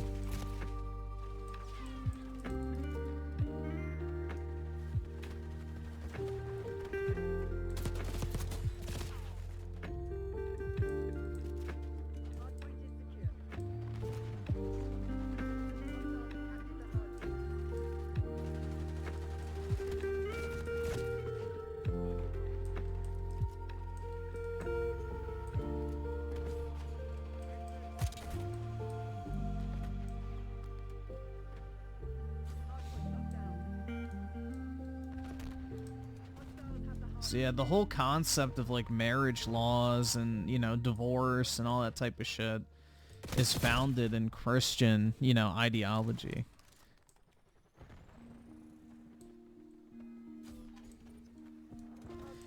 No, my Aerith statues are in the box in my storage unit. I don't have them out. They're perfectly preserved, dude. They've actually gone up a lot in price, man. Those statues, I got them for like $80 a piece. Like all the Tifa and Aerith statues I have, like $80. Some of them, like especially the Aerith ones, I think are up to $300 each. So they've appreciated very nicely. So I kind of just bought them as a gamble because I'm not really familiar with the whole statue thing. But I figured, you know. Two of the most popular girl characters in video games in both very attractive formats. So, you know, why not? I'll buy them and just hold on to them. And they've done well, so.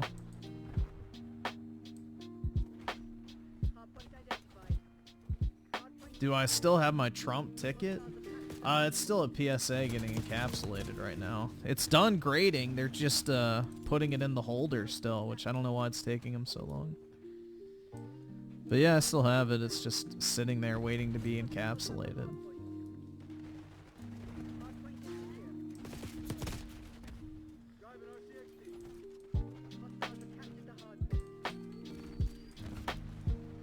How many is all? So there's 3 different Tifa variants, like the 3 dresses that you can pick and remake, like the exotic, the sporty, and the mature dress or whatever.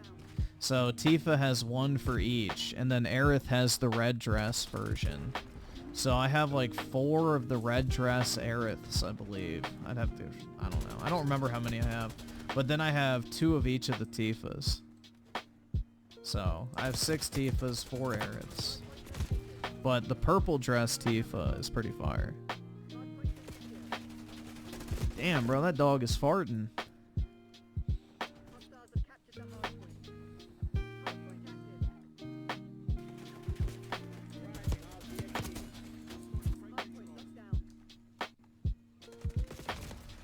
The worst game I've played this year?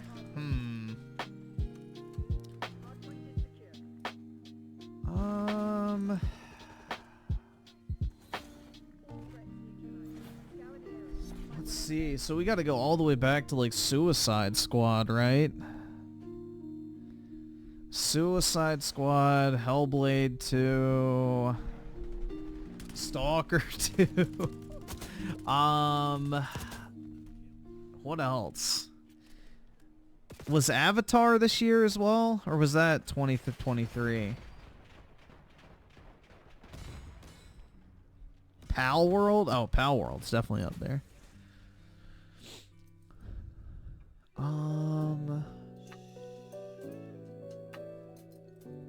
Alan Walk was last year.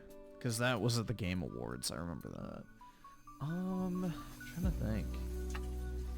So I would say it's probably a mix. I don't know. I would say Sushi Squad, Hellblade 2.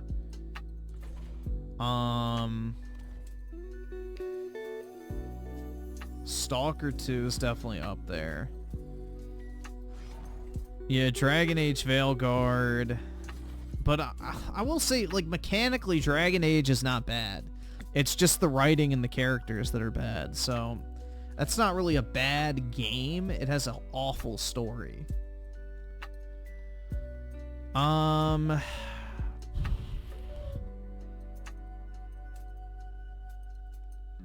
don't know. I'd have to look at all the games I've played. I don't remember. Dude, I have a really bad memory for video games nowadays because so many games are just so unmemorable that I don't even remember what the fuck I play because I try to either forget them or they're just super generic and I don't, you know, remember them at all.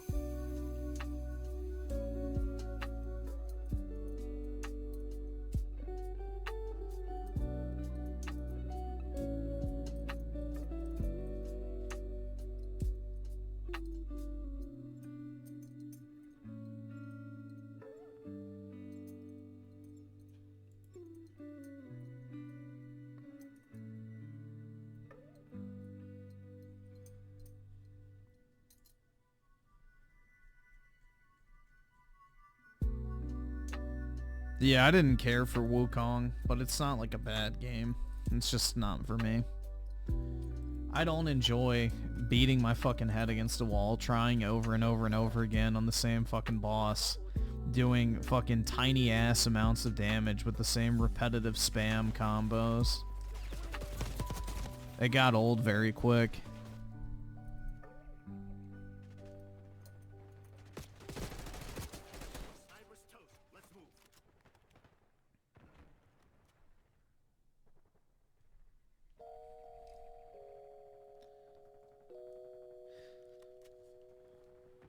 Yeah, I would. Yeah, Ubisoft Star Wars games definitely in the running. That shit was bad, very bad. Concord's not a bad game. Again, shitty fucking characters, but mechanically, Concord was not a terrible game. It could have definitely improved from being sped up a little bit, but overall, it wasn't like a bad game. From a, you know, mechanics standpoint. It was a bad game from a character design standpoint. So when I think of like the worst games, I think of stuff like, you know, that's just bad in every single aspect. Like gameplay sucked, story sucked, characters sucked, pacing sucked, all that type of shit. So, you know, Stalker 2, I think, fits into that category. It has bad gameplay, horrible fucking mission design, shitty fucking open world, almost non-existent story. There's not really anything redeeming or fun about it, so I think that's in the running. Hellblade 2, dog shit story, super repetitive slop combat, garbage fucking walking sim, you know, brain dead easy puzzles, like that definitely should be in there. You know, Sushi Squad, I think definitely deserves to be in there. Star Wars Outlaws. All those games fail in like 90% of what they set out to do.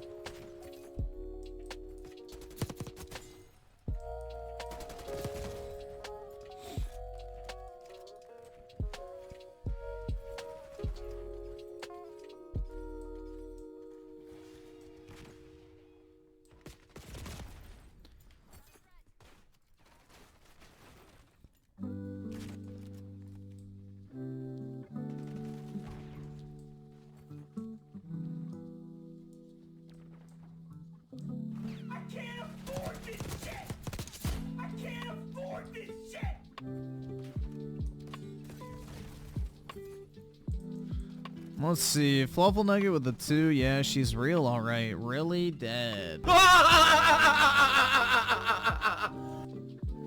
I'm Key with the 2. Can you diss Kendrick for me and glaze Drake? Well, I don't really know what I'm glazing Drake over, but yeah, Kendrick Lamar is like literal fucking window licker music.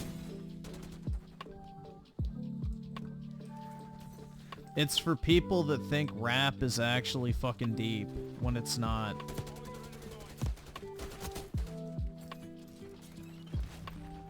Rap, for like 99% of it, is like bottom tier fucking slop music that's just meant to be mass consumed. Like, that's just a fact.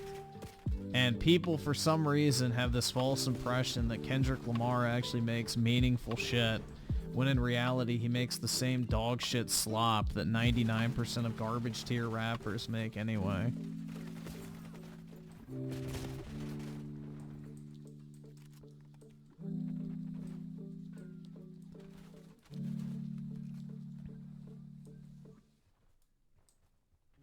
Like, all Kendrick Lamar does is LARPs as like some black Jesus. You know, he's a black Hebrew Israelite motherfucker. You know, he's a black supremacist. He, you know, has the eternal victimhood mentality. You know, the white man responsible for all my woes, that type of shit, so. Literal fucking window licker music.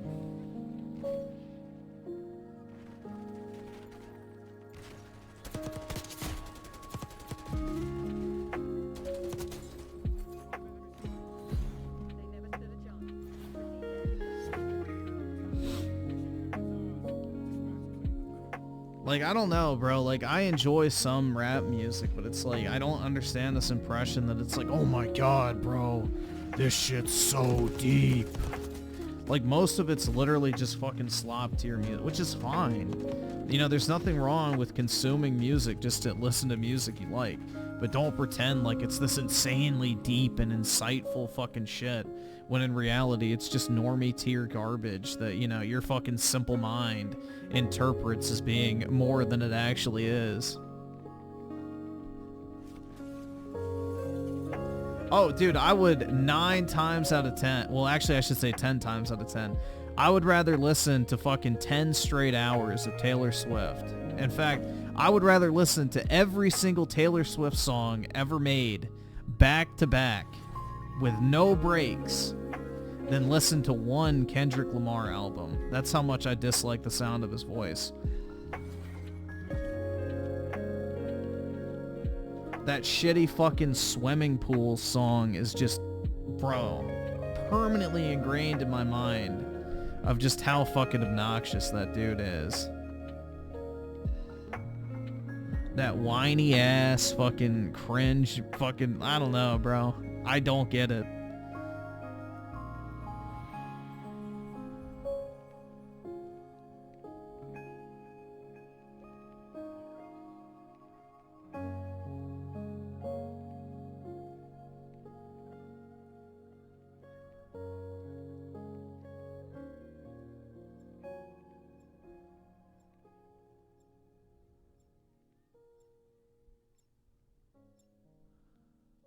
Yeah, it's just a shame that that one Future verse is locked behind the fucking Kendrick Lamar song. The fucking, slob on me knob. That shit's great. I love that verse. It's funny as fuck, but it's like, I can't listen to the song because, you know. Nah, Lil Wayne's voice is good. I like Lil Wayne's voice. Dude, Lil Wayne is actually really clever. Like, I'm not gonna act like he's some sort of fucking genius, dude, but the fact that he fucking ad-libs everything on the spot in one take, no fucking, like, script or anything like that, he literally freestyles everything. And the fact that he uses, like, so many different metaphors and creative analogies and things like that makes him very entertaining to listen to, because it's like, oh shit, that's actually funny. Like, Lil Wayne actually is funny as fuck in a lot of his songs. So...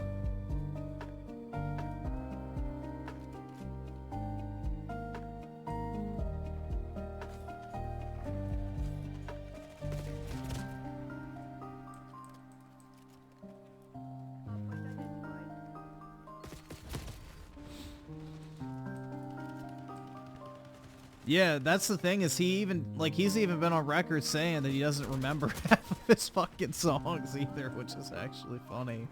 Because, yeah, he just literally goes into the booth and just records in real time.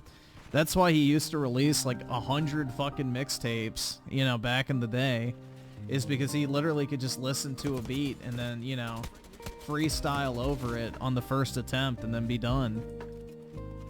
So...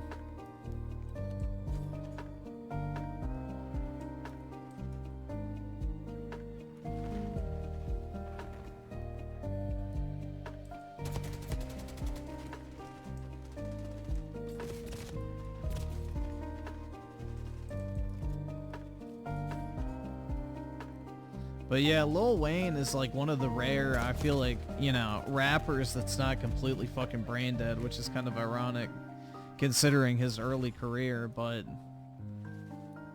you know, he's the one who came out and said, like, he never has experienced racism in the United States and that white people have always treated him well, and that, you know, that whole narrative is like completely made up just to divide people. You know, he came out and backed Trump. He came out during BLM and said that, you know, if it wasn't for a police officer, he wouldn't be alive today. So it's just kind of interesting, man. Lil Wayne is actually pretty normal as a human being. So he's not just like the fucking, you know, mouthpiece type celebrity, which is, you know, rare. And the thing is too, is like literally everybody who's ever worked with him has said like what a great guy he is and how much he helps people and like, you know, just kind of one of those rare types that's not trying to fuck people. So I think that's admirable too.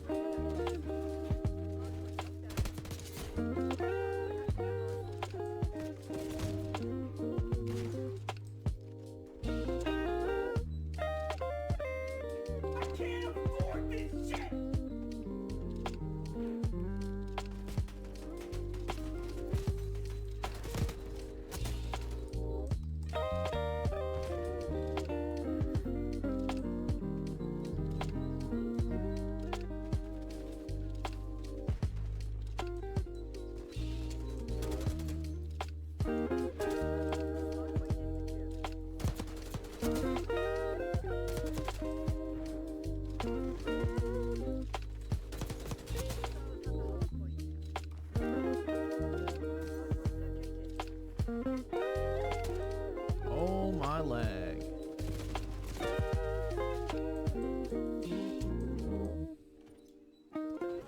Yeah, that Mirror song, I hate Bruno Mars, so yeah, that Mirror song's obnoxious. That's one of those motherfuckers I'm glad disappeared. Bruno Mars, bro. Holy fuck. That shitty Grenade song, that shitty fucking Uptown Funk song. What was the other one? Shit.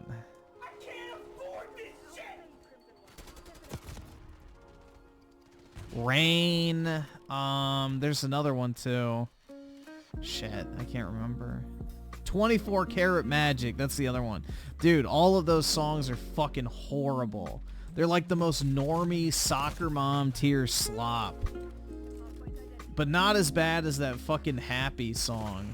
That is like the worst from Pharrell. Holy shit, bro. I don't know how anybody can listen to that shit without wanting to blow their brains out. Oh, ew, don't bring up that Billionaire song. Ew.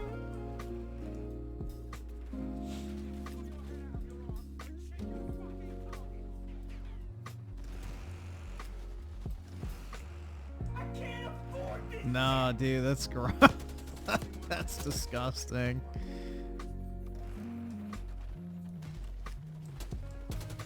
Yeah, I did not like Bruno Mars back in the day. Not a fan.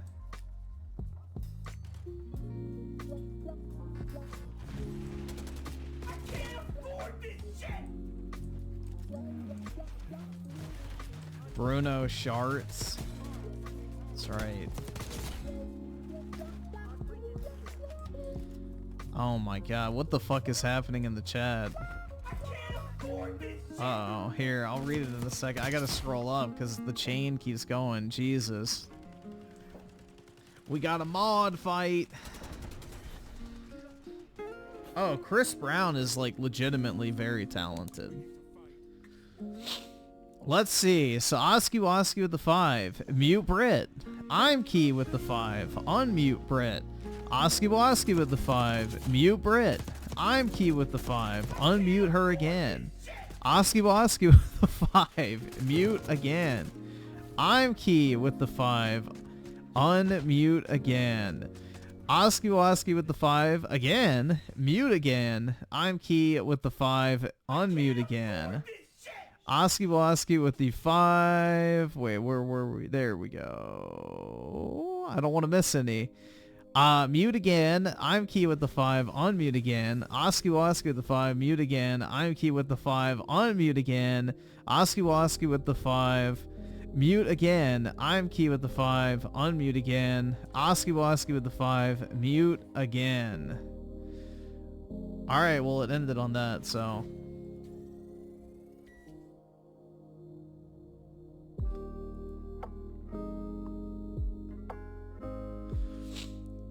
Yeah, we had a mod fight, but I appreciate the monies, everybody. Give me monies! That's not begging. That's advertisement. I'm glad Brit's good for something, so... We got to throw a Brit out on the corner more often, it looks like. See, Brit? Here's your future career path. You see? You got two guys financially fighting over you. Imagine if we put that on an industrial scale.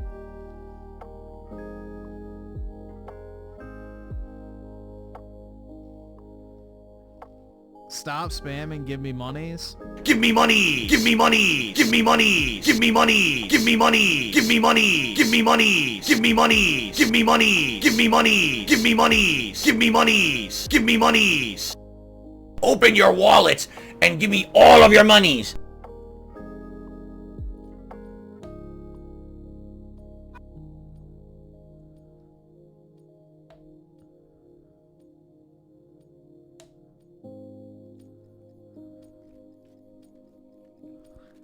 But I appreciate it, both of you. Thanks for the positivity and negativity at the same time. Controlling Bravo. Securing B. Zone A secure. The lead is ours. I can't afford this shit! Taking Bravo underway. Bravo zone secure. Losing Bravo.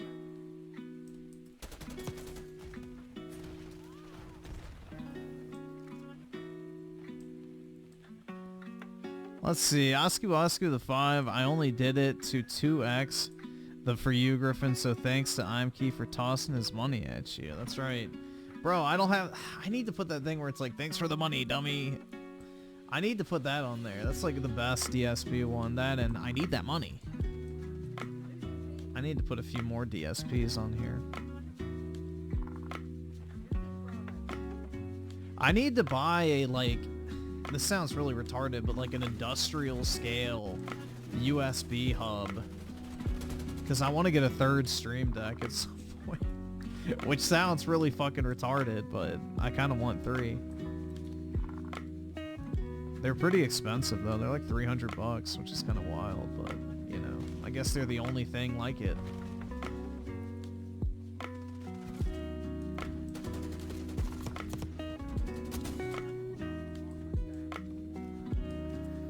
There's a USB hub. Yeah, there's like the warehousing or data center ones you can buy where it's like 20-something slots. They're huge. So it's like almost like a the size of a cable box or something like that. It's a pretty large device.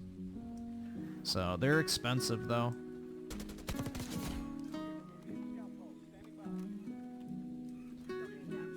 But yeah, when I get my new PC, I think I'm gonna buy that.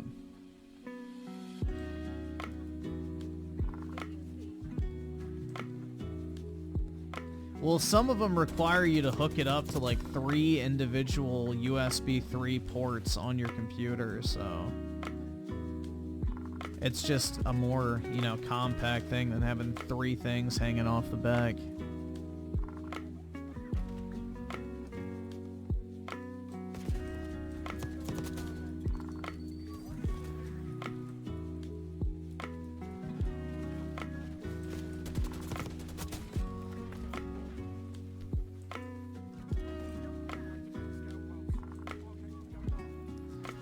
I have an 1,000 watt like platinum power supply, I think. I don't know what brand it is, but whatever the top of the line power supply was at the time of ordering my PC is what I got. But I believe it's 1,000 watt platinum, if I'm remembering correct.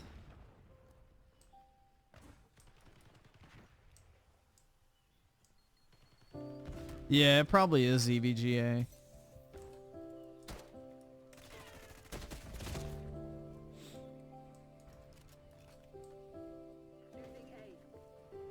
I'm not sure though.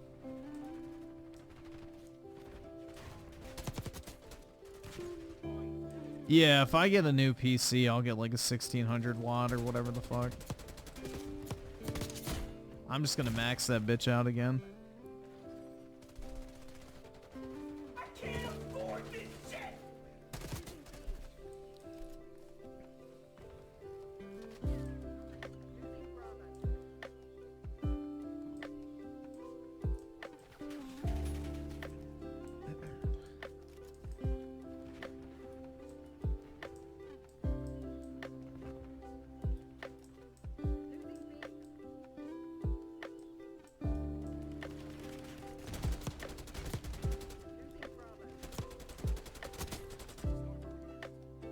The 40 series so far are power hungry. Yeah, I don't really care about power. Like, people are like, oh, the energy bill. It's like, bro, you're buying a $4,000 computer and you're upset about $10 extra a month in electricity? I don't know.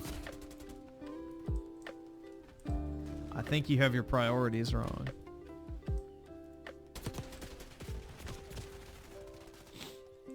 I can't afford this shit!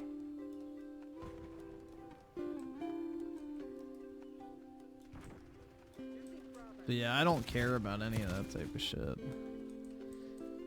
The more power, the better. Because Trump's going to drill, baby, drill. Hell yeah, dude. But yeah, energy costs should go down, especially with electric and that type of stuff immediately.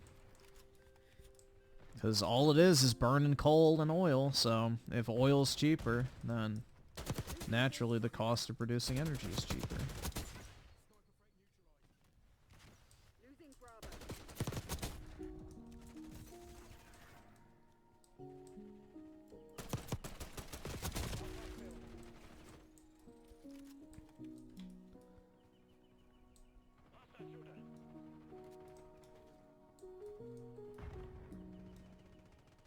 I can't afford this shit!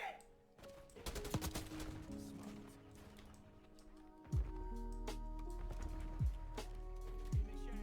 control. Securing C.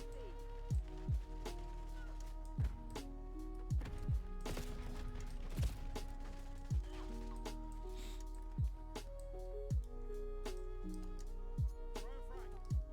Scout pulse going out.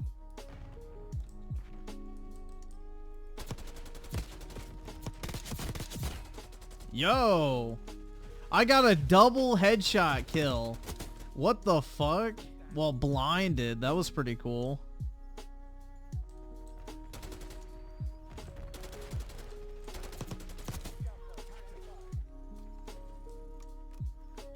Losing B. That's some natural fucking instincts. Locking down Charlie. We're losing Alpha. Securing. Watch my ass. All locations secured. Hold your positions. Deploying our Locked A. Losing Bravo.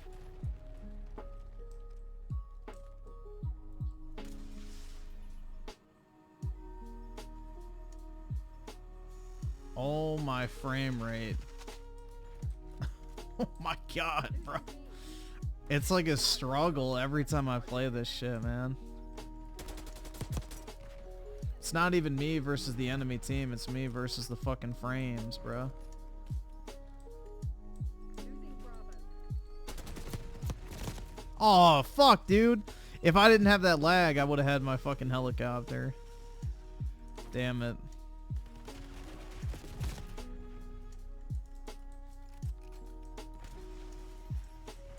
Losing Bravo.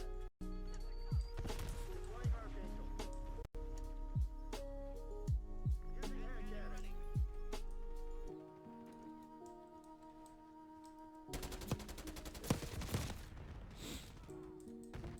The lag, dude. That's right.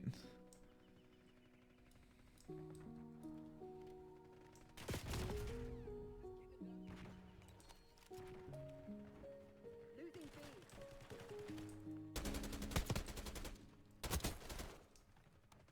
Losing Bravo.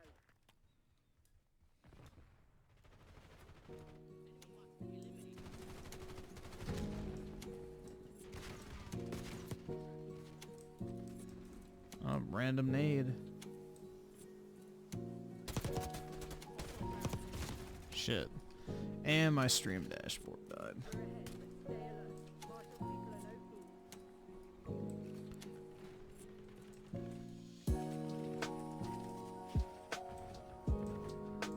OP. The worst map in Black Ops 6, that satellite dish in the desert. And then after that is probably, or no, actually the worst one's the West Virginia map. The like shopping center one. That one sucks the most. Then the desert satellite map, then the snow, like mining or whatever the fuck it is, map. After that would be, Well, actually, no, I don't really remember the fucking... Please, touch some grass. I don't remember the maps. I don't know why that just went off. I didn't press that. It's haunted, dude. I did not press my soundboard, so obviously something's fucking up with my software or something.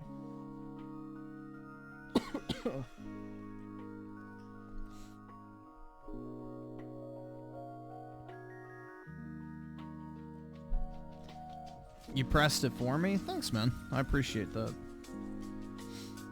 Yeah, I guess Dreamcast guy's whispering from the great beyond, telling me to get off my fucking ass and, you know, get out there and, you know.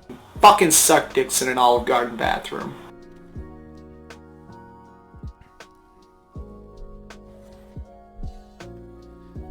Diego Cruz with the 2, Black Ops 6, worth it, Grip. If you like, I would say the multiplayer of Modern Warfare 2, then I'd say, yeah, it's worth buying. But if you didn't, I wouldn't get it. And I'm not paying child support with the 2, Mute Brit, I'm Key, Oski Woski, I Slayer, and myself. Well, it's not gonna be for very long, but alright.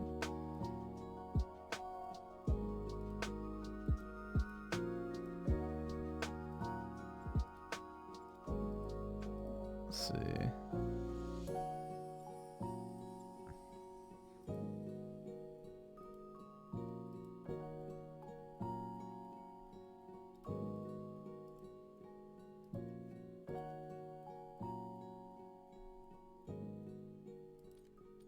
Oh my god, I just came back. Lol. Well. Kill confirmed. There we go.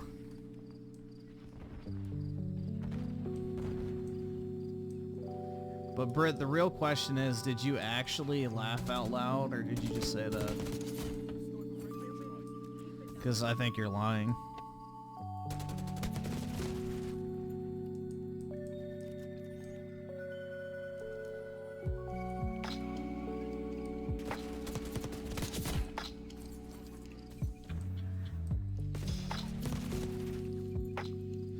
Are you actually sitting there giggling in real life as you hold your phone watching the stream, or are you just saying that shit?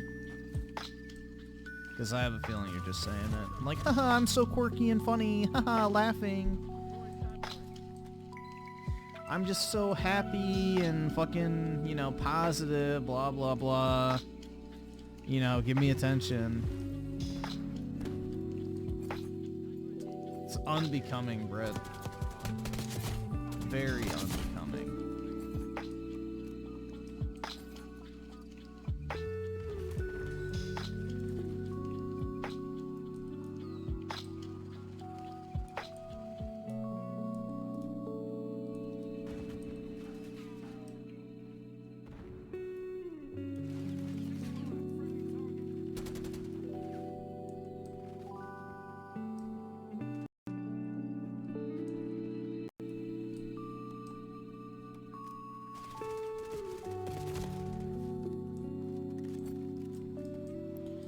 Let's see. I'm Key with the 2. Anything for my snow bunny. Aw, that's so sweet.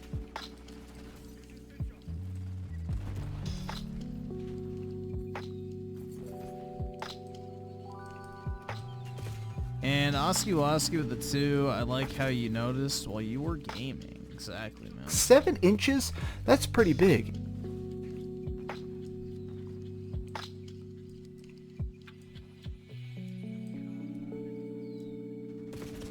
Did I uptuck boners? I still do, man.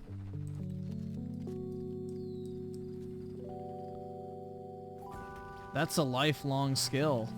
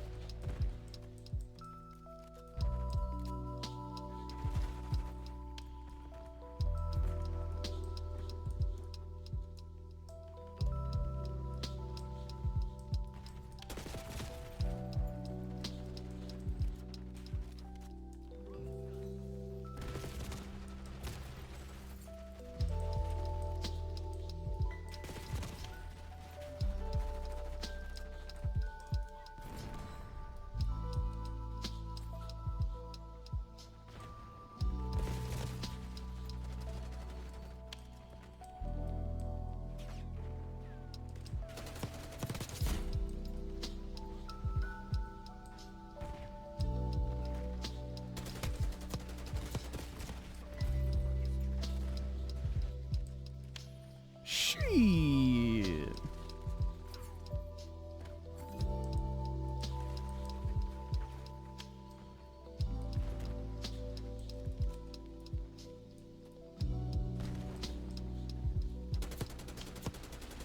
Ah, I couldn't get the headshot. There we go. There we go. Give me the headshots. Let me chrome those domes. Already 75, wow. I'm very good at headshots in this game.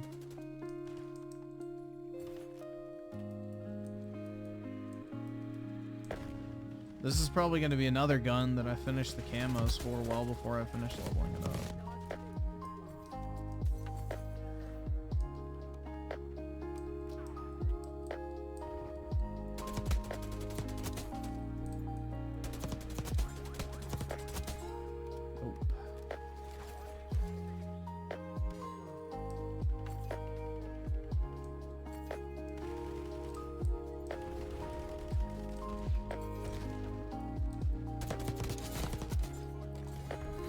Oh, fuck, I didn't get to use my helicopter.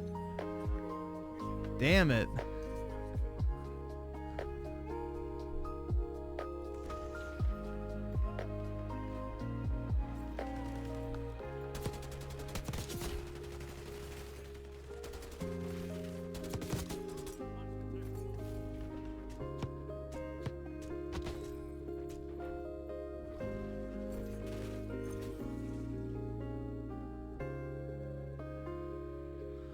You have a list of Asians?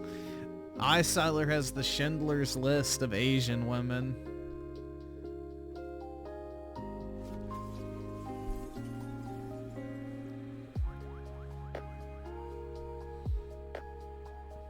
He's like, yes, the eye-opening means that her heritage comes from the East.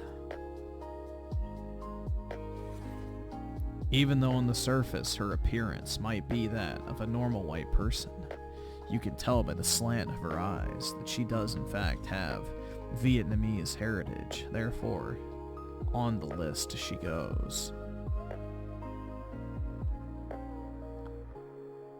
Have I ever been hit by a flash grenade in real life? Nope.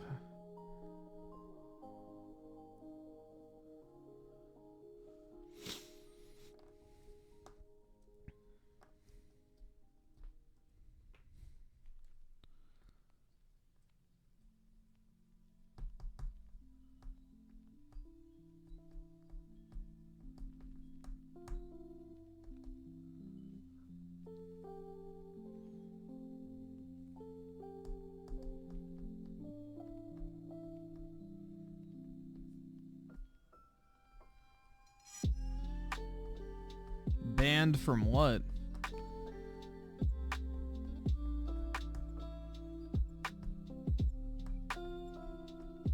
I would imagine you wouldn't be able to use whatever you're talking about.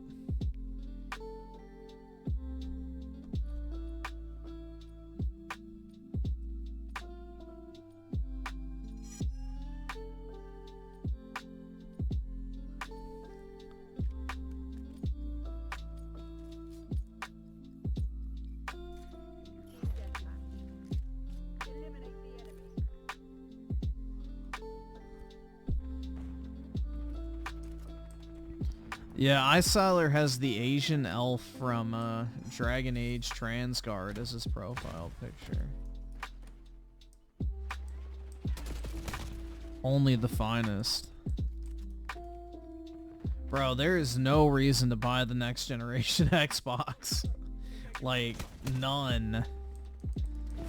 Like, what are they gonna fucking put out? Like, more games that go to PlayStation? Like, who cares at that point? Just buy a PlayStation, then you get all of Xbox's games, and you get all of Sony's games. Like, there's zero reason to buy an Xbox anymore.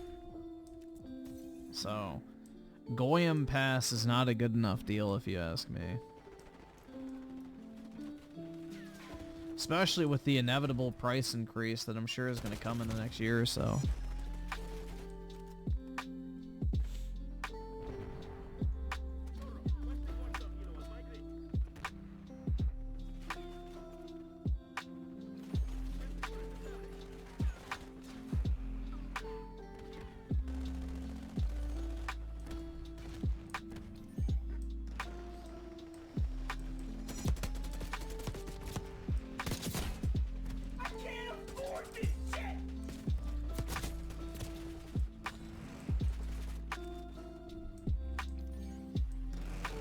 By the way, I went to Target a while back and saw the Xbox section get divided in half with PS5 games.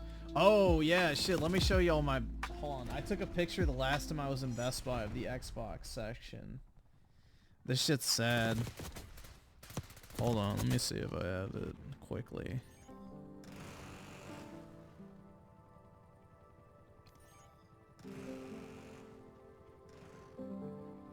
That shit was low-key sad, man.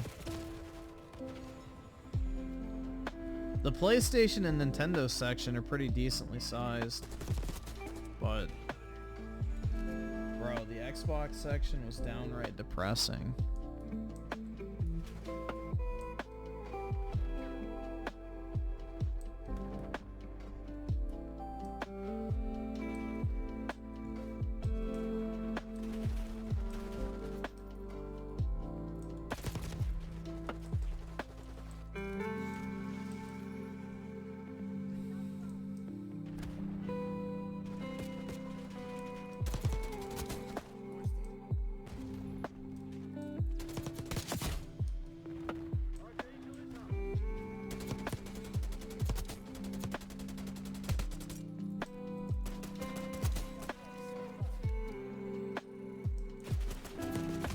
Shit.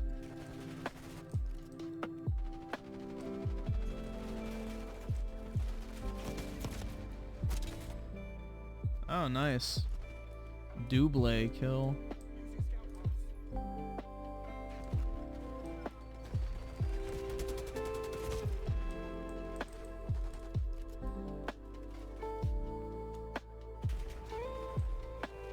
I no longer have a Netflix subscription, so I will not be watching Squid Game 2.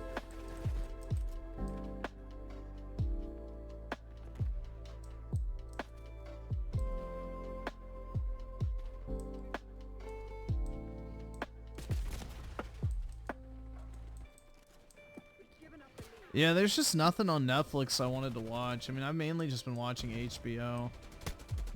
Which, that's even, like, rare. I don't really watch much. But I've been watching, like, the mini-series on HBO recently of, like, the murders and shit, and that's actually been kind of interesting. So those are kind of nice, like the 6-episode adaptations of, like, different stories or, like, actual real-life murder cases and things like that. Those are pretty good. I like that on HBO, so they have a fair number of those.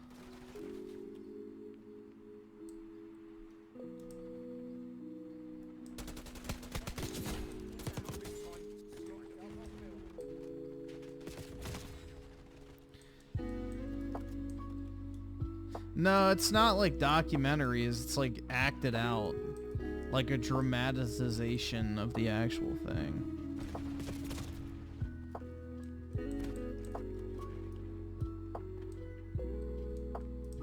Griffin pays to watch Margot Robbie asked... Nah, I don't really think Margot Robbie's that hot, to be honest, guys. She's not really my type, to be honest, but, you know. Her face kind of creeps me out. Not really my type, but, you know, to each their own. She's got a nice build, but face card ain't hitting. The face card is declined in my book.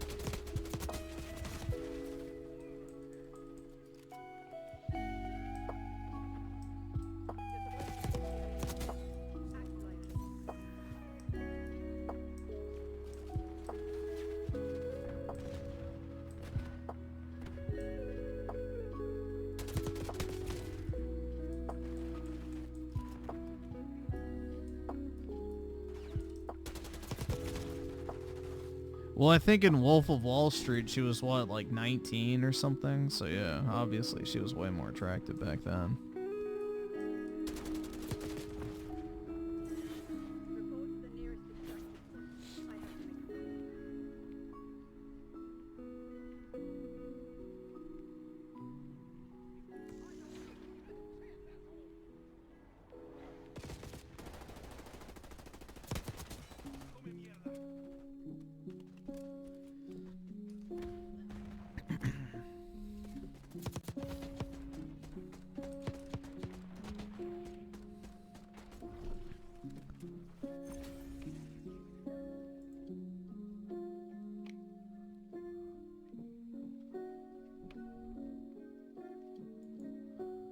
Y'all ready to be depressed?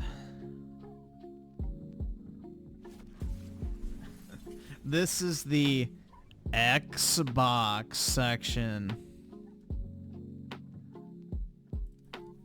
So they had Avatar, Frontiers of Colonialism, Dead Space, GTA, Hog Snorts, One Piece Odyssey, Wild Heart, Starfield, Star Wars Outlaws, NHL, NBA, Star Wars Survivor, and Mortal Kombat.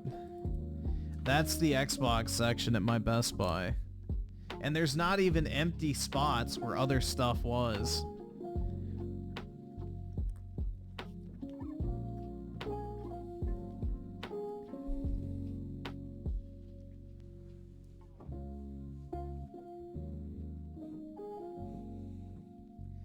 But yeah, I took a picture of that because it was like so depressing looking. It's like, holy shit, man.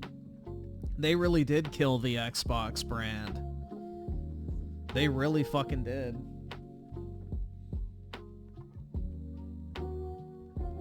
But yeah, I just thought that was crazy. I was like, holy fuck, man. It's like empty.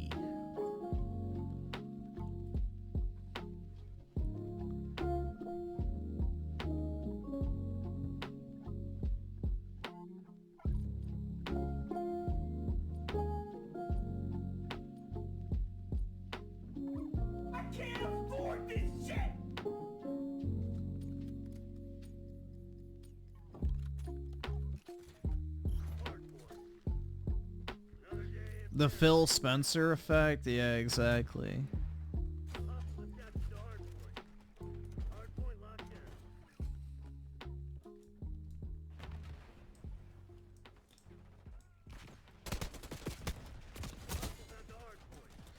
The only reason to buy a Series X is if you're going to play 360 games, in all honesty. Like, aside from that, there's not really a point in buying it.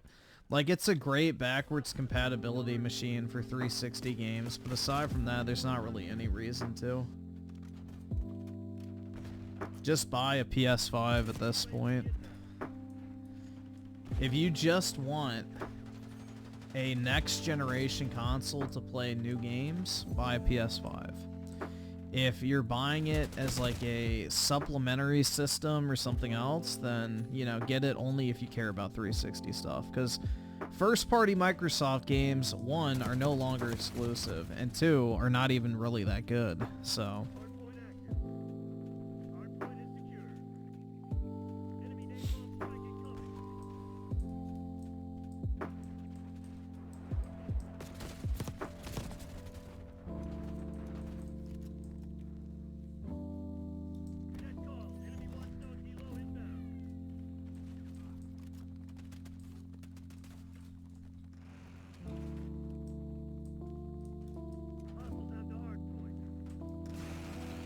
yeah, I really wish I enjoyed PC gaming like I used to, but the problem is like now that I stream a bunch of like new release games, it's like literally almost impossible with fucking dog shit OBS. Like if I wasn't streaming games and all I was playing was like Call of Duty on stream and like fucking maybe Master Chief Collection and stuff like that, like that wouldn't bother me. But if I try to like play new AAA releases and shit on stream, it just fucking sucks. So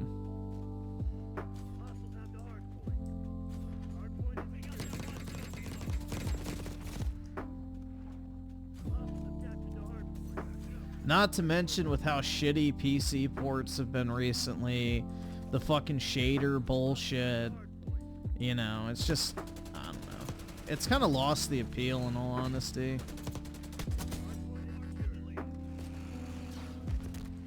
It's like, do I really care that much, or do I care about the convenience factor? And it's more so now, it's like, oh yeah, the convenience factor, because it's like I just turn the fucking thing on, download the game, and I'm good. I don't have to worry about shit. I can actually use my mouse while I'm trying to stream too. Like, it's just easier. Much easier.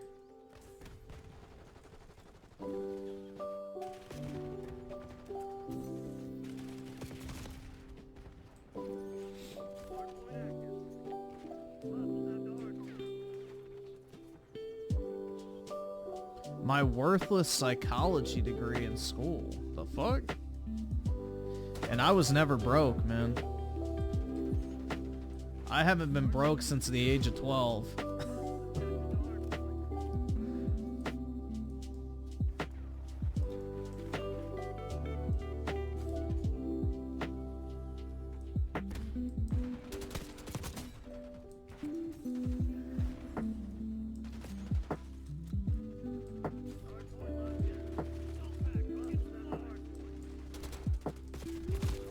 Oh, he's on the table. Fuck.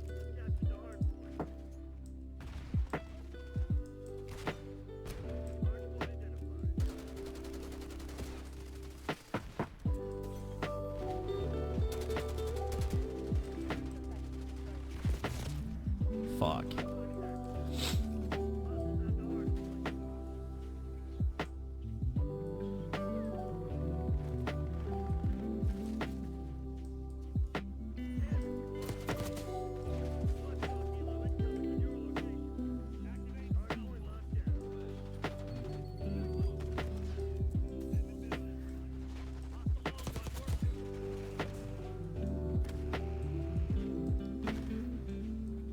I was always industrious as a child. I always found ways to make money. So, by like, I guess child standards, I always had a decent amount of money, so. I prided myself in always having a bankroll in my pocket, so. I used to bring my rubber banded wad back in the day. That was what was popular at the time, carrying around a wad of cash with a rubber band around it. Fucking stupid, but yeah.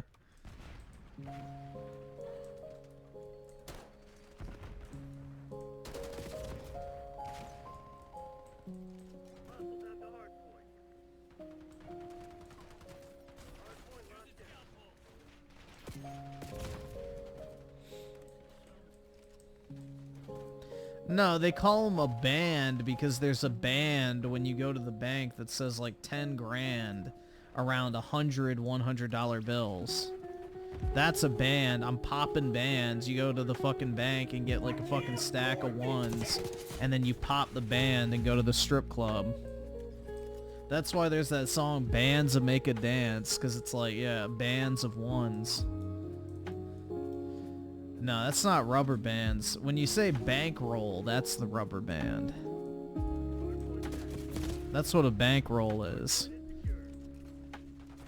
A bankroll is when you rubber band your wad of cash, and a band is when you go to the bank and get like a stack of like bills that have been pre-counted and like have the little colored strip around them.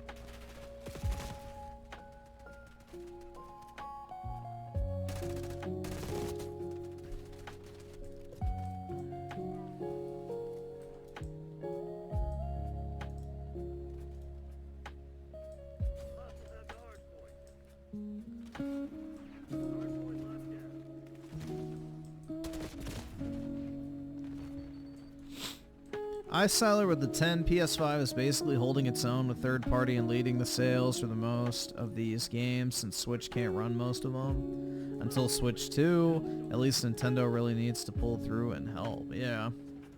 I'm hoping that, you know, with a more capable Nintendo console, we get like a renaissance of Japanese games because they're gonna sell so much better if they can release on PlayStation and Nintendo.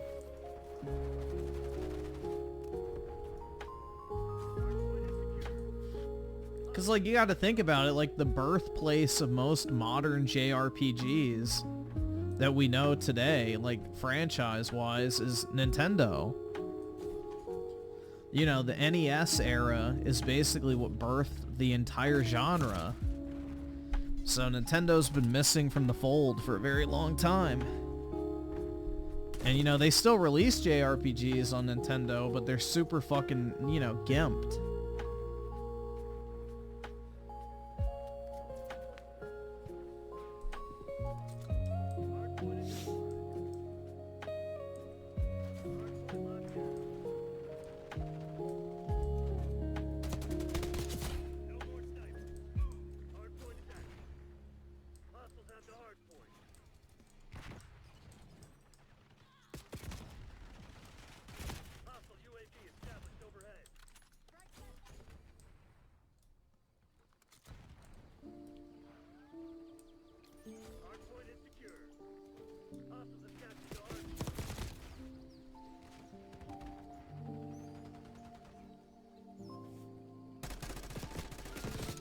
Oski Woski with the 2, please. Final Fantasy 15 Royal Edition on the Switch 2. That would be awesome.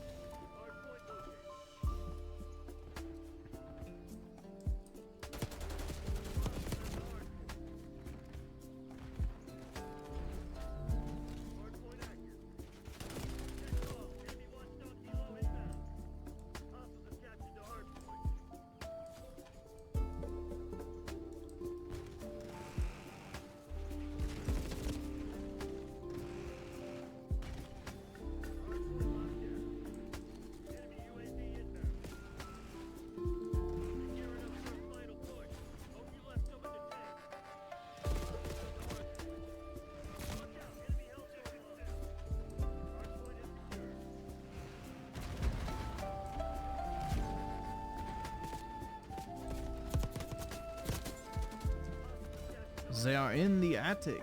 Fuck.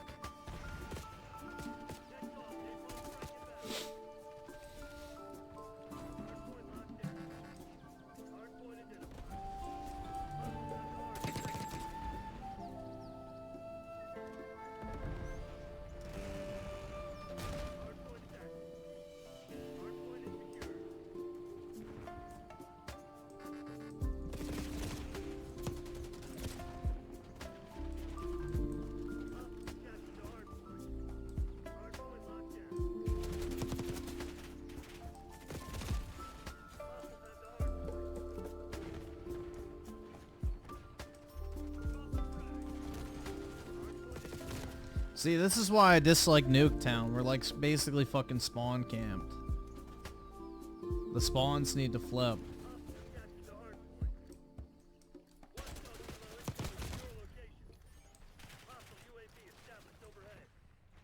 Yeah, that shit is wild that he actually deleted that fucking channel, man.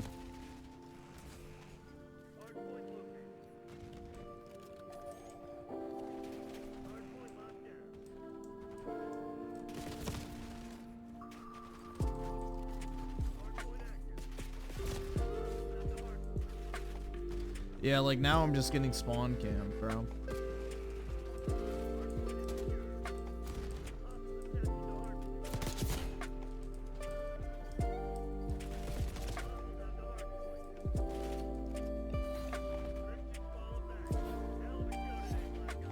I just don't understand having the easiest fucking job where you spend like an hour max a day making 2 to 3 videos. And you just throw it all away because my passion. It's like, are you fucking shitting me? Like, what a retard, man. Like, I'm not passionate about my job and I spend 8 to 10 hours a day doing it. Doesn't mean I'm gonna fucking quit. Like, fuck, bro.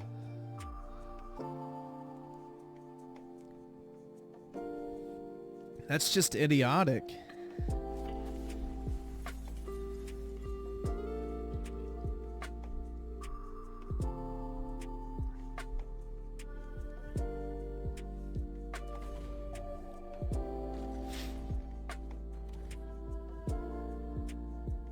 How much money to delete my channel?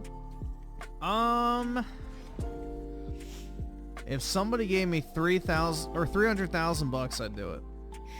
Because that's about, let's say, 3 years of income, give or take. I feel like at that point, I would say, yeah, sure, why not? That's it? Yeah, because I could pay off my investment property with that.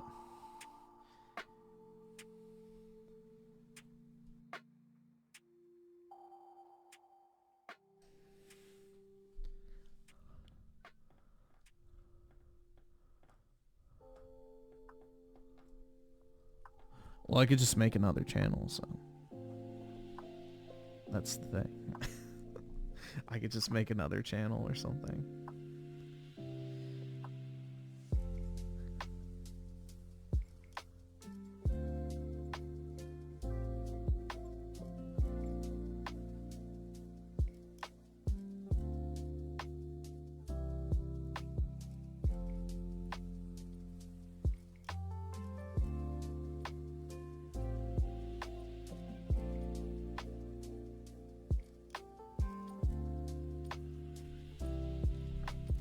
Either subscribe, donate, or What get would the I fuck name out. it? I don't know actually.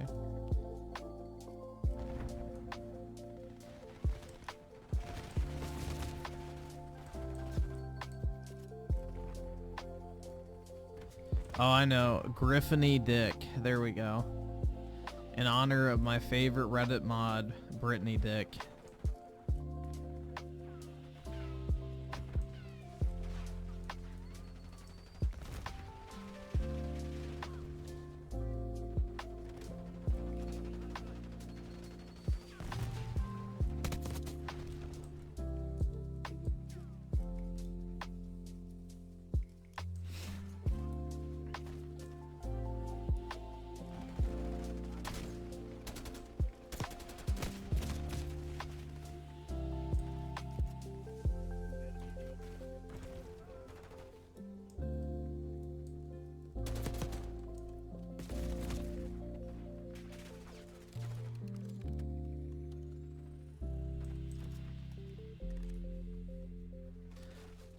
Probably the only women that use Reddit are absolutely horrid Quirk Chunguses or OnlyFans whores.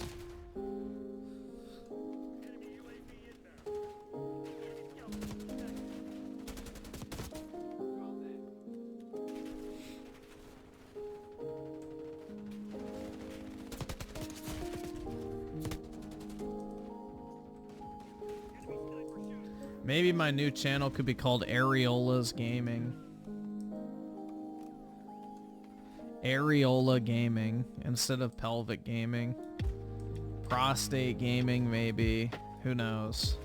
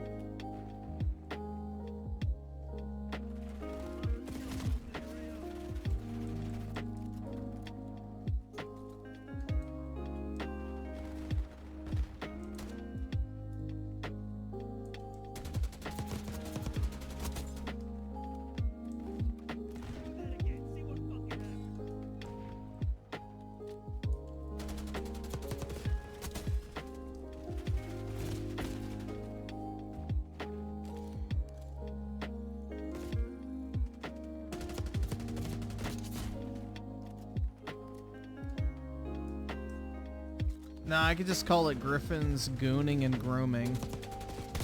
There we go.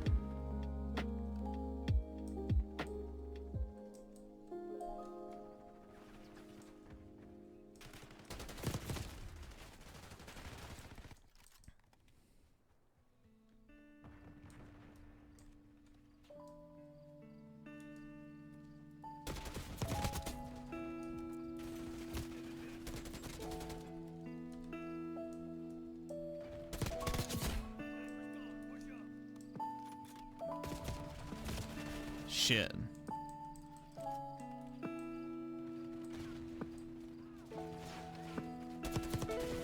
Well, dude, it's already over for me, guys. They call me a Sony pony. My life is ruined. Oh my god.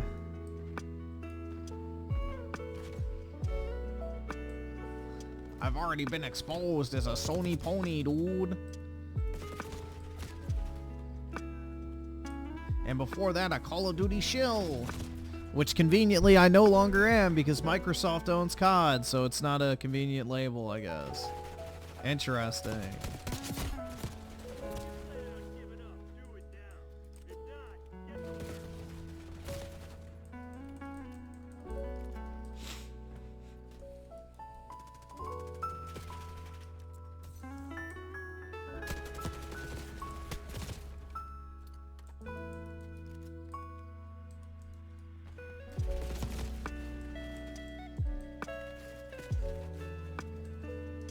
Yeah, I did ruin dating because by staying single, every single girl on planet Earth thinks they have a shot with me, and therefore nobody else can get a date because every woman is just waiting for their chance to maybe change my mind. You're right.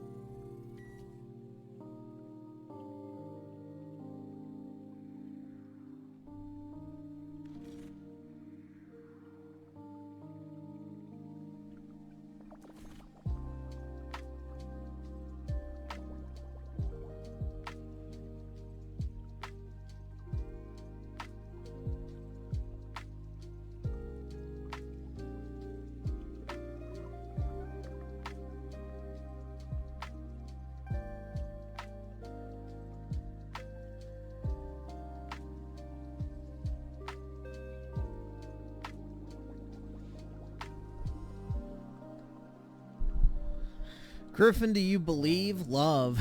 No, man, because I've never experienced it myself, so it can't exist. What do you mean, do I believe in love?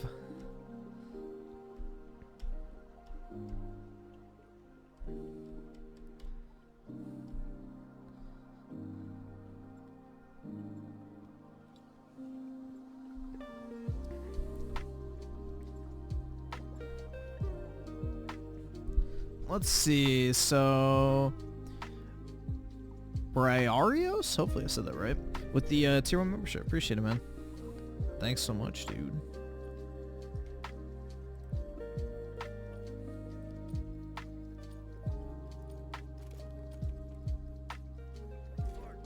Can we have more Death Stranding? I can switch to that if you want, but... I don't know. I was just taking a break from it tonight. We can maybe finish it. I don't know. I don't know if I want to finish it or not. Unless something significantly changes with the pacing and what you're doing, I don't know. It's just very repetitive, so...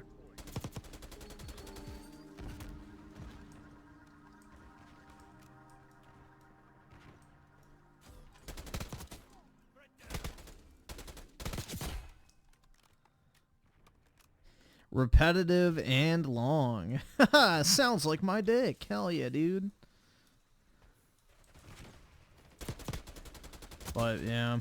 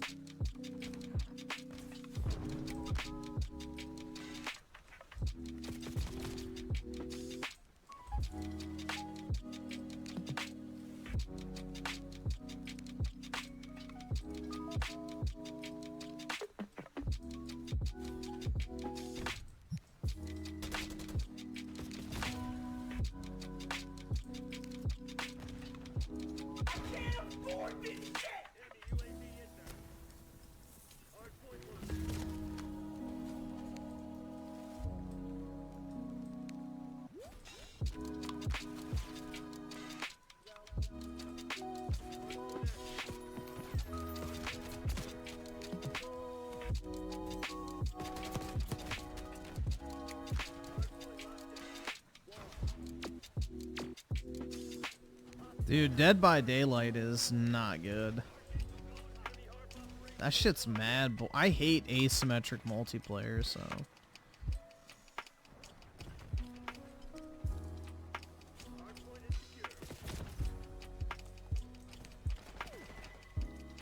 Somebody have a nuke? Oh no, I don't know what that is.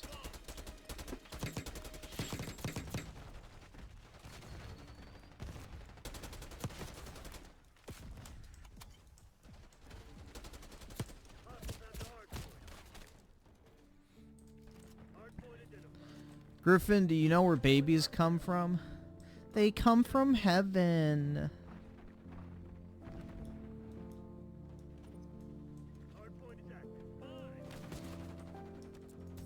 When a mommy and daddy love each other very much, and they hold hands and kiss, God sends down a baby. Hell yeah, dude.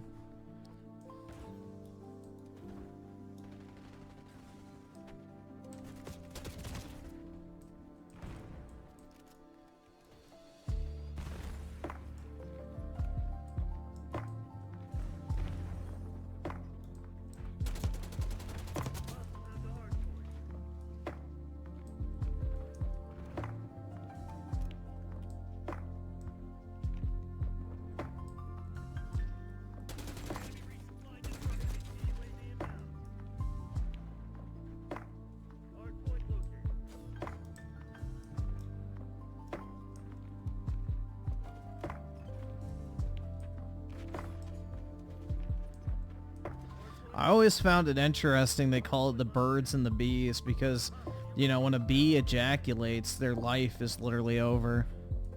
It's like an allegory for modern men in marriages today, guys.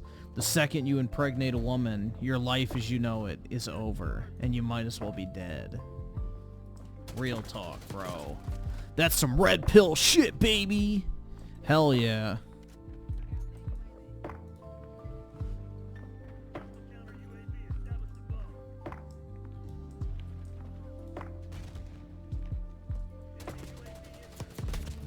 That's why you fuck men instead, bro. Because not only are you asserting your dominance, but you aren't ever beholden to a woman.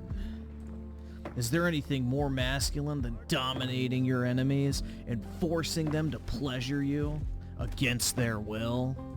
I don't think so, man. That's the ultimate expression of masculinity.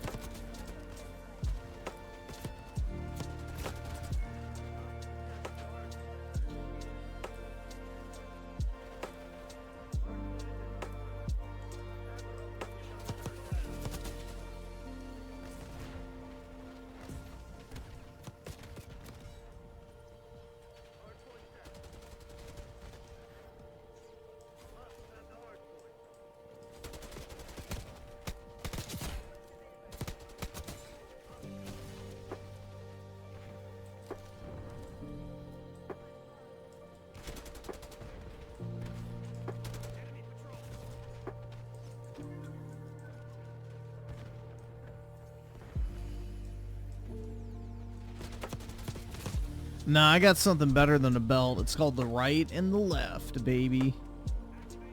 No need for a belt. I just beat the shit out of them. Hell yeah.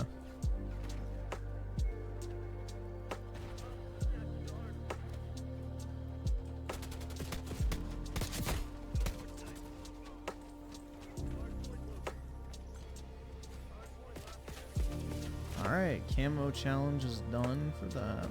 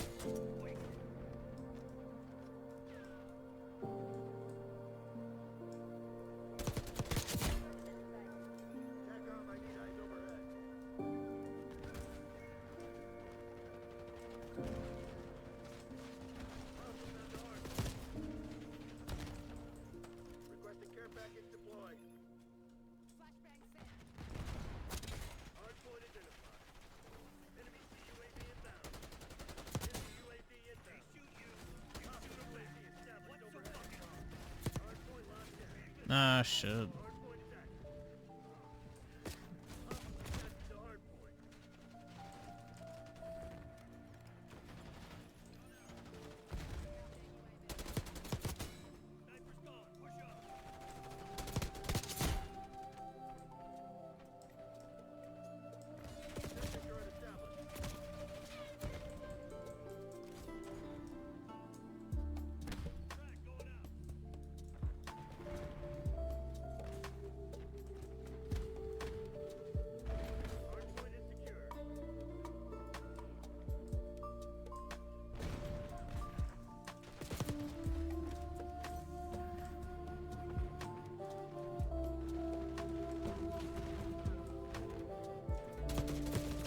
Oh, what?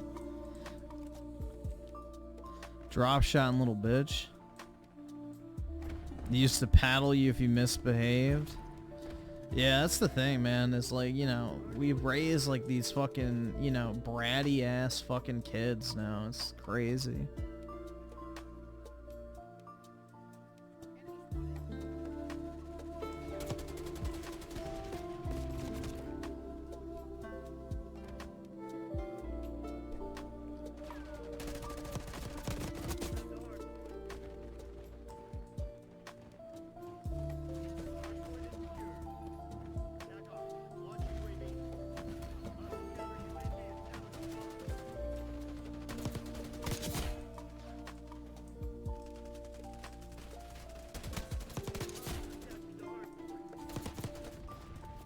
Shit.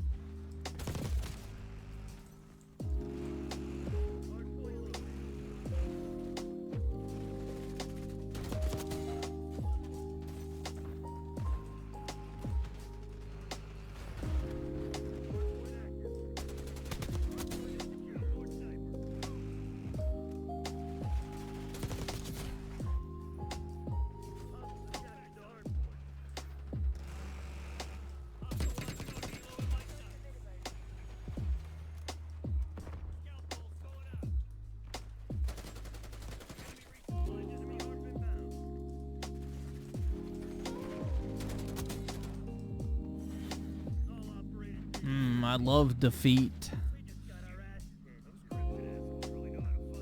That potato gameplay? Hey, I'm doing good.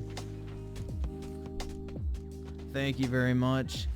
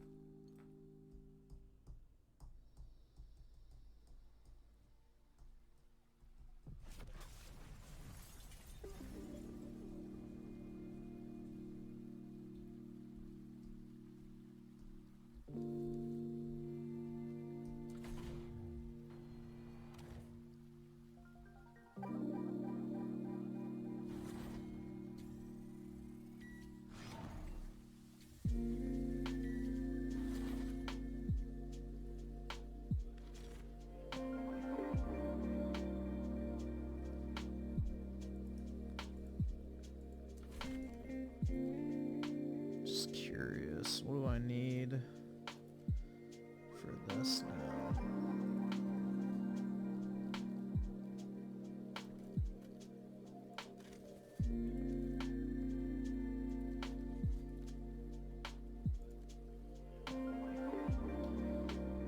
With strategist combat specialty, and then what's this one? Underbarrel launcher. Oh my god.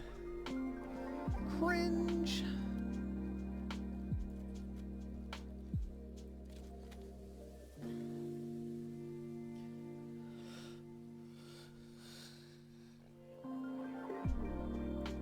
I already forgot what it was. Shit.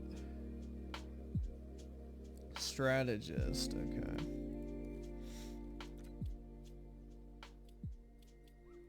I think that's the green one.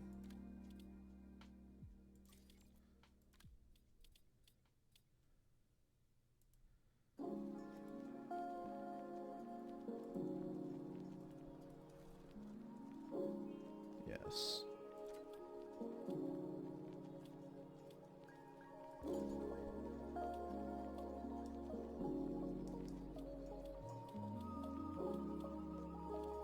I hate how you can't unlock this with your permanent unlock. Because that's what I want to use.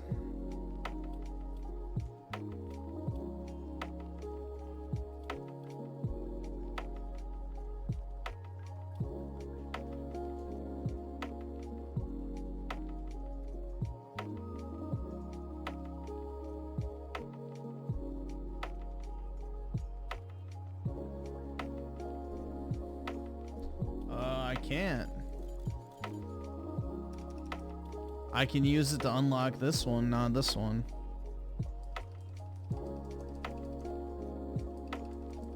You can't access this menu until you actually unlock the first wild card, so it's like a bug.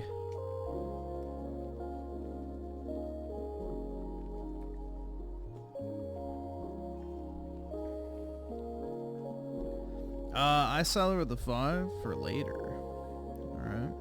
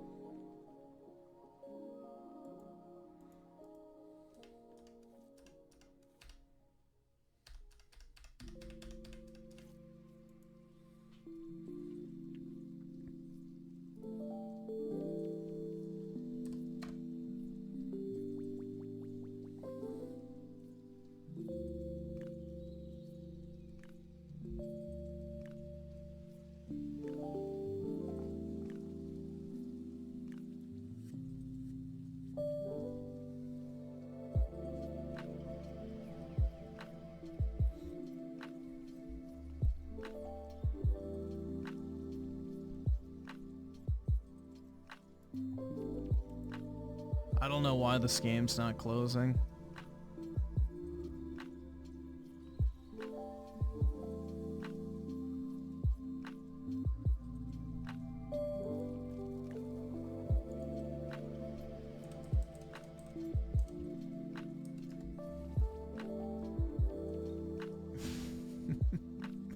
I've played 8 hours of Avowed. New gameplay reveal, hands-on preview on PC for Xbox Series S and X. Wait, so hands-on preview on PC for Xbox Series S and X? That makes no sense.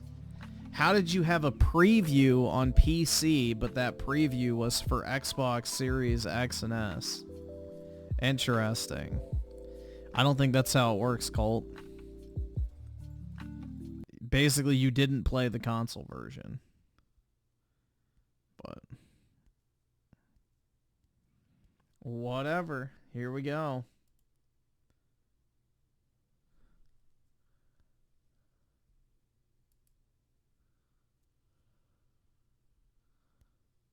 More gaming? Ew. Fantasy RPG created by Obsidian Entertainment, the minds behind Fallout New Vegas, grounded. Wait, did y'all see that? Fantasy RPG Look how bad it already looks. of eternity. The game is set entertainment, the minds behind Fallout New Vegas. Watch that character over to the left. Fallout is a fantasy RPG created by Obsidian Entertainment, the minds behind Fallout.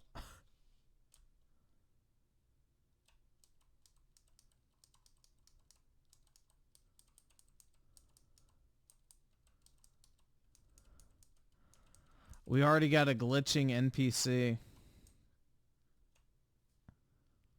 Minds behind Fallout New Vegas, grounded in Pillars of Eternity.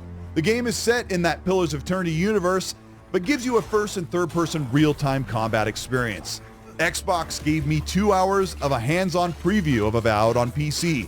I turned that into an 8-hour playthrough.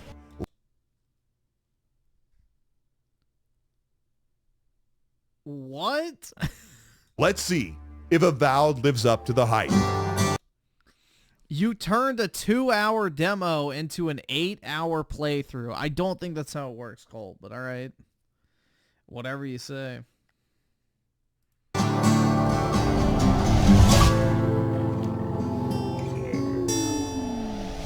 Avowed is coming to Xbox, PC, and Game Pass, and the Xbox console version is set to run at only 30 FPS at launch.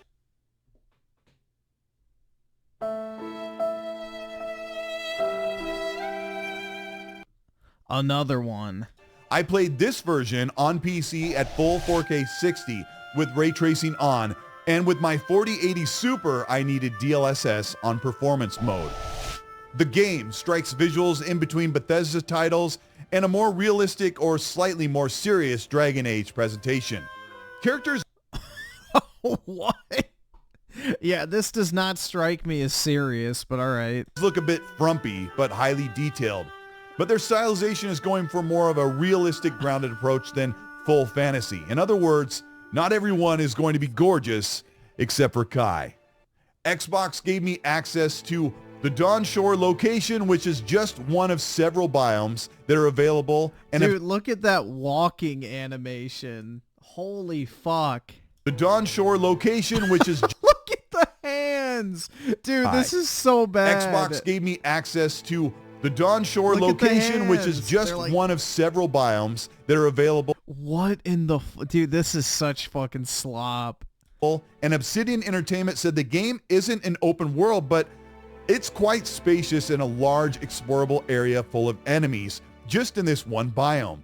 There are organic quests that you can pick up along the way. You can set up camp at many of the Adra waystones, which are spotted along each of the small open biomes. Here you can level up your gear and craft before heading out, and this also refills your health. The game encourages you to go anywhere and up and over with a verticality system in place, with parkour, and there are enemies entrenched in different locations, and they don't just materialize or spawn in because they're in set locations. Once you've cleared them out, they usually don't come back.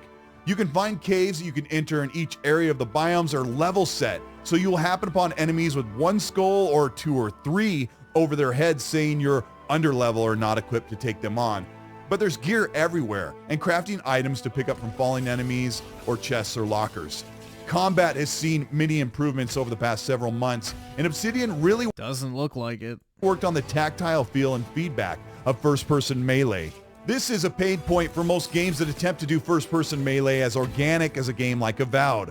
We're going to get into the combat and weapons and tools you use to dispatch enemies, but first we need to talk Yeah, it looks like Elder Scrolls Online combat, and that's not a compliment. about how unbelievably and surprisingly beautiful and gorgeous the world of Aora is in Avowed.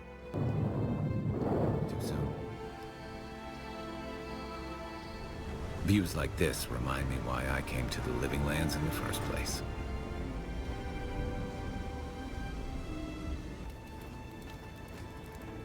Dawnshore is just one of many locations you'll go to, and if you can see the scale here, each one of them gives you a ton of explorable playgrounds. The graphics in Avowed and Unreal Engine 5 still have a whimsical look to them, and the choice of color splashes in various locations of Avowed still have a Look at the hand animations. Like, that is so bad. whimsical look to them, and the choice of color splashes in various Like, he's barely even moving, and it looks like swimming in place almost. It's fucking weird, man. locations Everything about this game just looks meh. above or underground and even underwater look absolutely stunning. The build here in Unreal Engine 5 is really demanding for newer hardware, and I suspect that Xbox will have to wait months into the year of 2025 to get a 60 FPS patch on Xbox. Why? It's the only fucking console it's releasing on. There is no reason for this shit other than Microsoft enabling shit-tier developers. After making concessions. Make the fucking 60 FPS mode and do your fucking job. Why is it the PlayStation never has this problem? It's only Xbox. You know, $3 trillion Microsoft that has this one issue in the gaming industry. It's fucking crazy, man.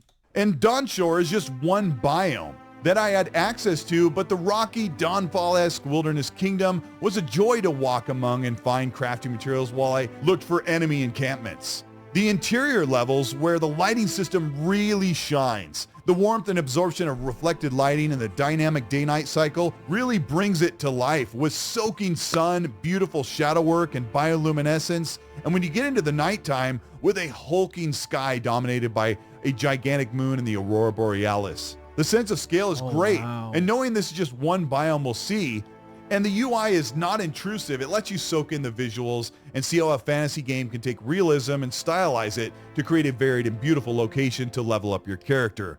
Sadly, there is no photo mode, and Xbox has had a problem putting photo mode in their games most of the time, and Obsidian had a photo mode. They have a problem putting anything in their fucking games, like basic features like a performance mode in the first place. Like, it's only Xbox that has these problems. It's very odd. I saw there with the 4K 60 with ray tracing. Meanwhile, Horizon Dawn Remaster looks significantly better for $10 upgrade on the game. Yeah, it's just, there's no excuse for why games cannot run at 60 frames per second on the Series X. Every single PlayStation game looks better and runs better on the PS5. Microsoft just has dog shit development teams. Mode in many of their other games, but taking screenshots with the UI in the way is not as fun. Of course, there are going to be story beats and characters that you will encounter that will flesh out the lore and the story of Avowed, but the combat is really what everyone wants to know about. And the first-person melee combat, in this build, I only had access to 2 switchable weapon loadouts, and I tended to stay with the Grimoire on one hand and a one-handed melee weapon, and the other being a two-handed weapon or a bow or a flintlock rifle or a heavy sword. The magic is brought up with left trigger, and using the D-pad you can send out fire, ice, electricity, poison, and a special magic attack that is on a cooldown that unlocks with your character. The character builds give you so much variety and customization so where you could choose any bad. class you want to in the beginning, and you'll still usually have access to most of the magic and combat tactics as long as you start slotting points into those talents and level up your character evenly. The one that became an instant favorite for me is the first-person Hogwarts Legacy style wand. The wand has Hogwarts Legacy style? Dude, the Hogwarts Legacy style wand is way better. impact, and the sound paired with the Grimoire range combat, it really Bro, Hogwarts Legacy's wand is way cooler than that. feels satisfying. The game is actually very, very challenging. I died several times while I played this demo, and since the game allows you to travel Yeah, so does Skyrim, jank. That's why you died so many times. across any location, you run into enemies that are tiered above your level or above your current gear set, and you'll find yourself using risk or reward to attack bigger enemies to see if they drop bigger and better gear. When you're low on health though, you can always go into your inventory mid-combat and consume a ton of crafting materials or healing items on the fly, but you can It's literally Skyrim combat. choose the up D-pad to take a health potion or down to refill your mana for magic. Yeah, it's literally the Skyrim combat style of pause the game and spam your inventory in between attacks. It's literally Skyrim, bro. Jesus Christ. In all the worst ways.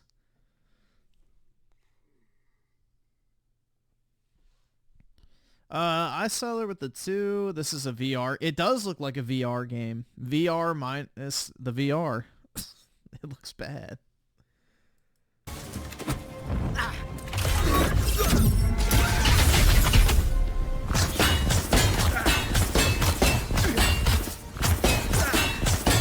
Wow, this looks so fun. Picture this. Saving up to 10% when you bundle your home and auto insurance. Sword and mace combat feels really great. Obsidian improved the game with the real-time first-person combat by adding a feedback where your weapon... Is it just me, or do all the colors look like super washed out in this game? Like nothing is bright and vibrant and looks alive. Everything looks like super fucking washed. Like all the color has faded. Like nothing looks very, you know, contrasty or, you know, bright. I don't know, man. It almost looks like they took a brightness filter or something and, you know, just lowered the fucking contrast or whatever to make none of the colors pop. It feels like it's dragging across the enemy and slowing down just a bit as it drags across their body. So you feel like you're hitting the enemy instead of ghosting through them. The sound along with this... Well, he's playing this shit on a 4080, so it's probably not going to look any different. Feedback makes the first-person combat feel really great. Now, I know when people watch the combat, they're going to say it looks bad or it doesn't look enjoyable, but it looks terrible. You have to feel it. It's not perfect. No, you don't. I can look at combat and say, yeah, that looks good or bad. I don't need to feel it. It doesn't look good. And most first-person melee games usually aren't, but I really enjoyed how the first-person combat felt. The firearms... That's right. But gosh dang it, I've had so much fun playing it. Firearms are surprisingly satisfying as well. The slow to load times, as they're flint-like rifles, they do hit hard, and if you have the appropriately leveled gear, you'll take down enemies while you combo this with magic. Most of the gear that I came across in this 2-hour demo that I stretched to 8 hours was usually common or slightly above common, and I was able to level them up at least once at my camp. But I did find a couple of higher level legendary weapons as I completed some side quests or went off the beaten path. Gear is available to you in open natural locations, but also available if you start digging or looking around, breaking through barriers, burning through brambles, or getting on top of locations using the parkour system, which is pretty forgiving and allows you to move a little bit in midair. You will encounter mini bosses all over the open biome, and within my playthrough, I encountered several bosses, one being a grizzly bear, large ghosts, bandit leaders, all who had a ton of health and strong attacks. I was really concerned about the third-person combat, especially. Everyone wanted to know, well, especially me, wanted to know what the third-person mode would look like. You can't get to third person outside of a toggle within a menu of a menu, which means you'll have to pause the game, go down the settings, drop all the way down to where the toggle is for on and off, apply, and come back to the game. This build is 3 months before launch, so I would hope by then they would add a first person and third person toggle on the controller, or maybe just in the first pause menu. Personally, third person mode is not the best as your character slides around a bit or skips, and some of the animations are not... Yeah, because it's not designed to be third person. It's literally the same problem as Skyrim. They should have just made this third person to begin with. Not complete or fully fleshed out, but if you take time to get used to third person combat, especially using a wand or swords, It's actually a great way to see the game with a wider field of view and watching your character. There is zero reason to make a fantasy melee / magic RPG first person. None. Like, I understand why they did it in the past, but nowadays there's no reason to do so. Sword slash or magic throwing is really enjoyable. But there's something special about playing a game like this in first person, seeing your weapons up close, your enemies even closer, taking them down face to face. And lately gaming fans have required games to only be in third person. I think what's here right now is pretty good in third person mode. It needs to be improved and hopefully we'll see it get better, but I don't mind playing in third person mode as it is right now. Your companion, which is in this build available, is only Kai, and he's more of a passive companion as you cannot stop and have conversation with him while you're in the open world. You can't equip your companion or unload your gear on them, but at camp you can strike up a conversation and learn more about them, yourself, or the location you're currently in. As you're out in the open world, there are gauntlets that you'll have to traverse, explorable locations which will use a bit of critical thinking, setting up switches, or finding ways around locations that look like they're not accessible. The world truly does feel interactive. At sometimes it can feel a little bit barren as you look for enemies. There are many situations in the game that feel a lot like segments of the game Skyrim, although Obsidian Entertainment has strikingly said that Avowed is not supposed to be like Skyrim. You'll find many similarities, and I think they struck the right balance of a classic RPG like Skyrim and making Avowed feel like its own. A few hours into my time with Avowed, I was able to find a Dawnstar style fire sword, which was so visceral to use on enemies, and the blur of the flame while the weapon swung and set enemies on fire. I felt like I could get the upper hand on them even if they had skulls over their heads. There was a bit of narrative here in the preview which I won't talk about now, and I'm actually saving that for my full playthrough when the game comes out in February, so I skipped some of it, but there is a bunch of exposition and lore already available to you with NPCs talking to you in real time. There's also choice that comes with your character class, or choice in dialogue that can make a difference when you find enemies or NPCs in the world. You can get quests. This just looks so bad, dude. Once again, I will shill for another game, Kingdoms of Amalur Reckoning. If you haven't played that, that is definitely a better game than this.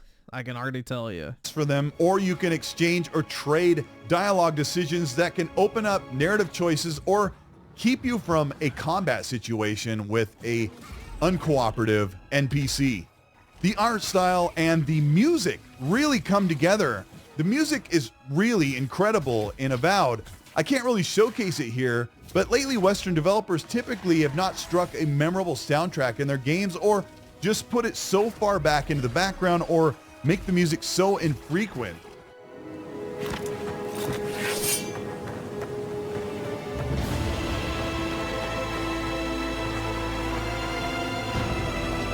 Yeah, that does sound pretty nice.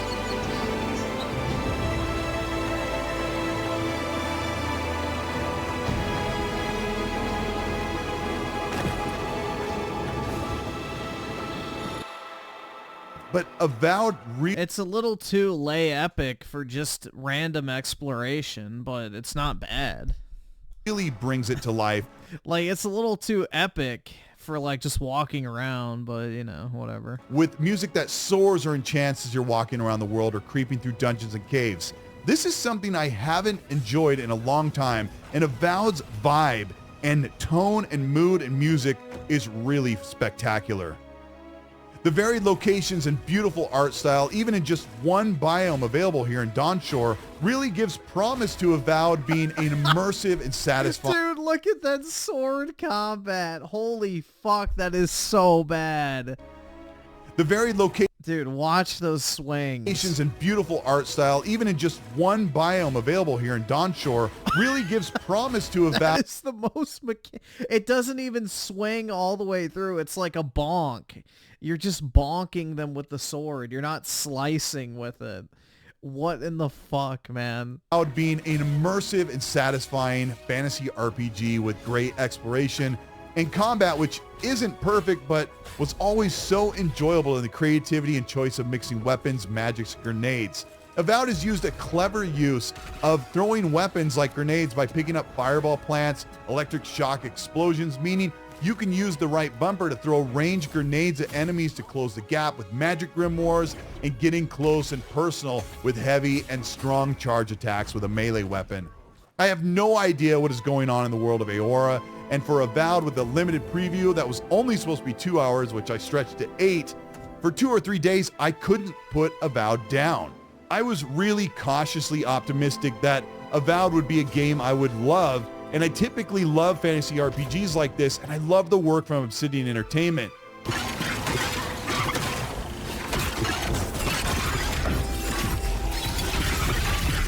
Now, if they can polish up things over the next couple of months and flesh out an incredible story and continue to offer creative choice in this fantasy RPG, I think Avowed might surprise, shock, and delight everyone when it launches February 18th, 2025. This is CultEastWood. Thank you so much for checking out this. Well, dude, it's already on sale for $20. Get Game Pass for a month. That's it. This preview. Avowed. Well, I think it's going to be great. I don't know how amazing Avowed's going to be. I kind of have a number in my mind about how it's going to review. I think it's going to do okay. I mean, Outer Worlds was really, really great and got a certain score. I kind of think it's in there, but I didn't expect to enjoy it as much as I did. I'm still cautiously optimistic about it, and I really enjoyed it. Really thankful for that opportunity to check out the game and let you guys know how it feels. If you end up enjoying this video, let me know by liking and subscribing to the channel. I'm giving this game a 6 out of 10. Let's see. So Oski Woski with a 5 question. Is Kevin Levine's new studio Ghost Story still associated with... I think they're independent, but they're just publishing through 2K. So 2K will handle distribution, but I'm pretty sure it's an independent studio.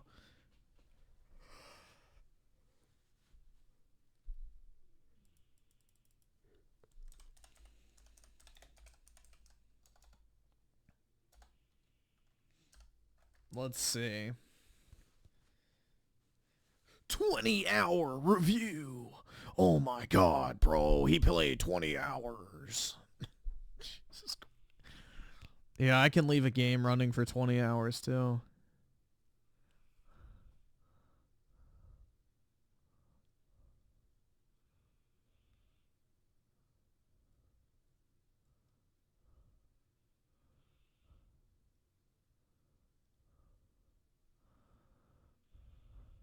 Frank on TV with a 2, I'd rather watch paint dry. I just, like, it does not look good. It looks super lazy to me.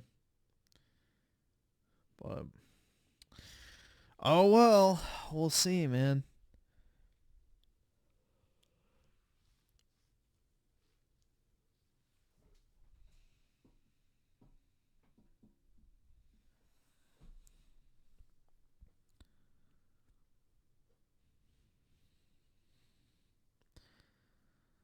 Yeah, I mean, it's going to be like all the other Microsoft games where it's just mid. It'll be mid AF, basically. I don't know. I just don't have any hope for anything.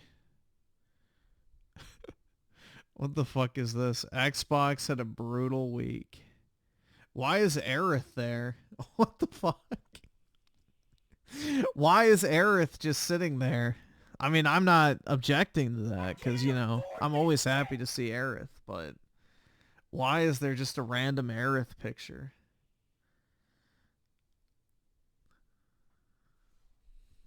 Kind of an interesting choice. Yeah, he's trying to lure me in. It's working. Shit. No. Icyler with the 5 Dreamcast. Oh wait, no, Dog Lol. Also, I sent the other tweets. Yeah, I got the other one right there. I think you only sent that one, right? Oh no. Why didn't these pop up? Let me see. Holy shit. That scared me. Ew. Bruh. That man wrote a fucking essay. Alright, let's see.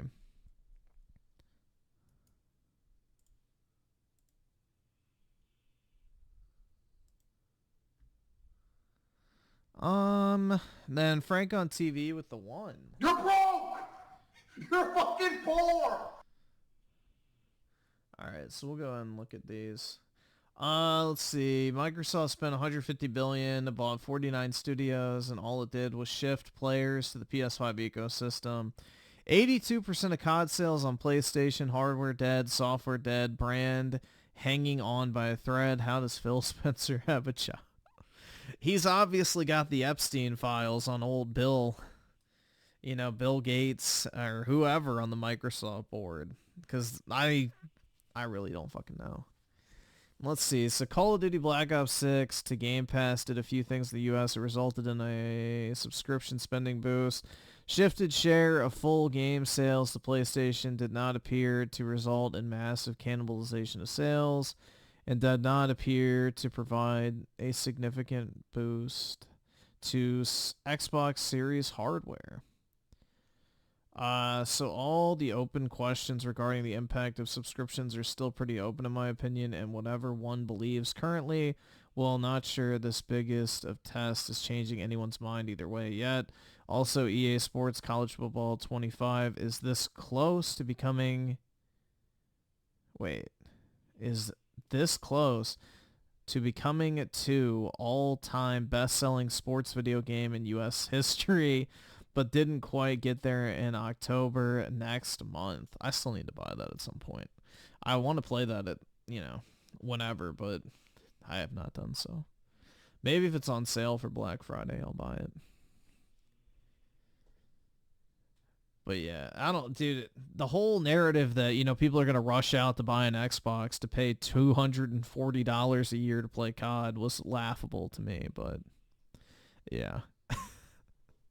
That entire narrative was so fucking... Yeah, people are going to sell their PlayStations, go buy a $500 Xbox, and then pay $240 a year to play a $70 Call of Duty.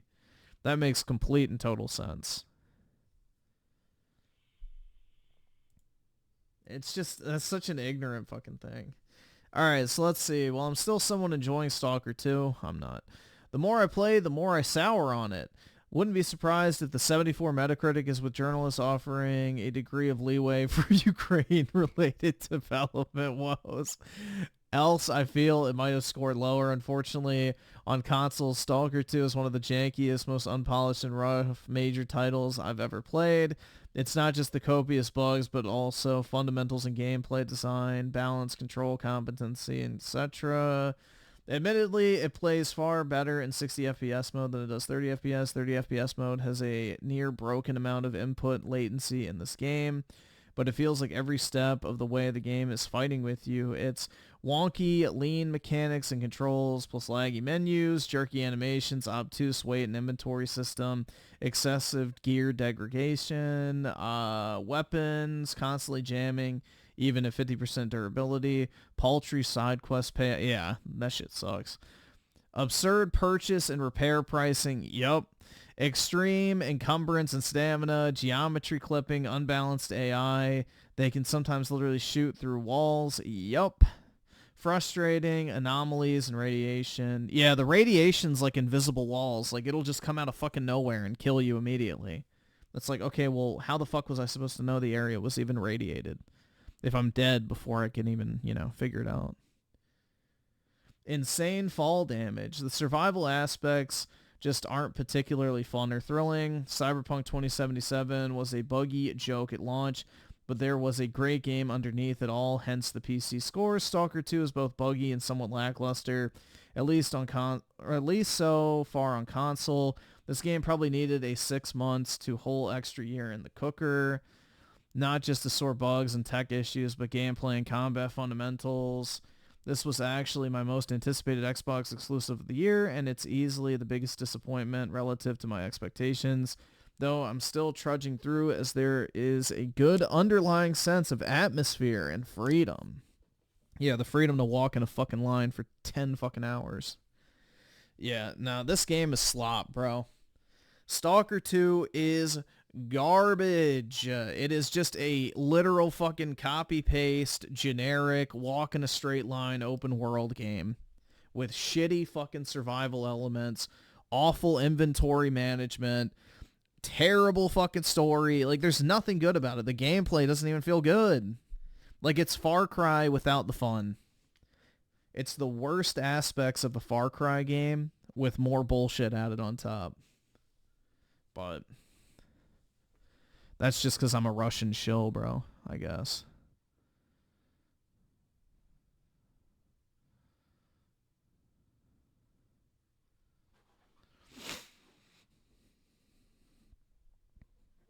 Let's see. Evaldus with a 5. Clint, I was cautiously optimistic. Me, press X to that. Yeah, he'll be like, oh, it's great, man. But gosh dang it, I've had so much fun playing it. Yeah, Atomic Heart was okay. I feel like it was disappointing in a lot of ways because, like, it should have just been a BioShock clone. But instead, they tried to make it like this survival horror / pseudo open world like puzzle game. It didn't work. They tried to do too many different gimmicks from too many different genres. They should have just made it a BioShock clone, and I think it would have been a lot better. But they tried to implement like all these other fucking elements from other game genres or, you know, franchises, and it was just like overkill on gimmicks. So you couldn't properly enjoy it. If it was more BioShock-esque and less, you know, pseudo open world, obsessed with putting 2 puzzles in every room, you know, I think it would have been a lot better. So, I think it was okay for the most part. Like, it had redeeming qualities. Stalker 2 does not. It's just boring. Absolutely fucking boring. Yeah, crispy critters, bro. I mean, this is the thing, is I finished Atomic Heart. I will not finish Stalker 2. I have zero desire to play that game again.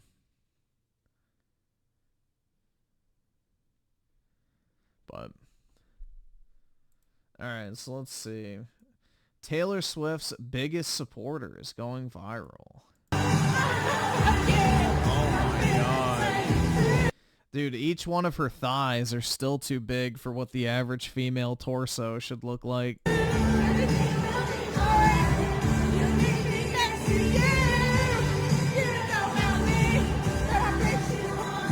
Like, if you took one of her thighs and used that as a human torso, it would literally be an obese woman.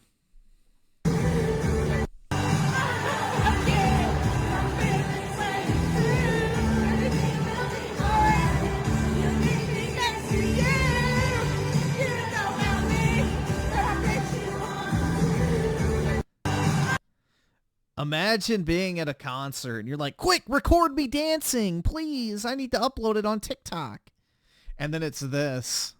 Because those tickets ain't cheap, man. Like, those Taylor Swift tickets are like, what, $2,000 or something? Yeah, that's the most exercise she's ever gotten. The only other time her heart rate gets up is when Daquan comes over to lay pipe. Yeah, dude, those Taylor Swift tickets are crazy expensive. People fly out to those. Like, dude, that's like a fucking event. Whenever the Taylor Swift concert's in town, like, it's like shut down. It's a huge deal. So, yeah, people like will go and fly to every single concert and shit like that. You know, I guess like the best 10% of seats easily go for tens of thousands of dollars. Like, it's pretty crazy. Yeah, completely sells out football stadiums and everything. So it's, you know, a pretty big deal. The white women love their Taylor Swift, man.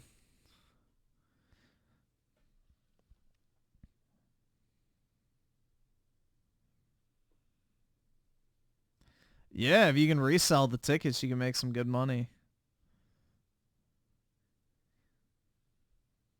But yeah, it's like a huge deal.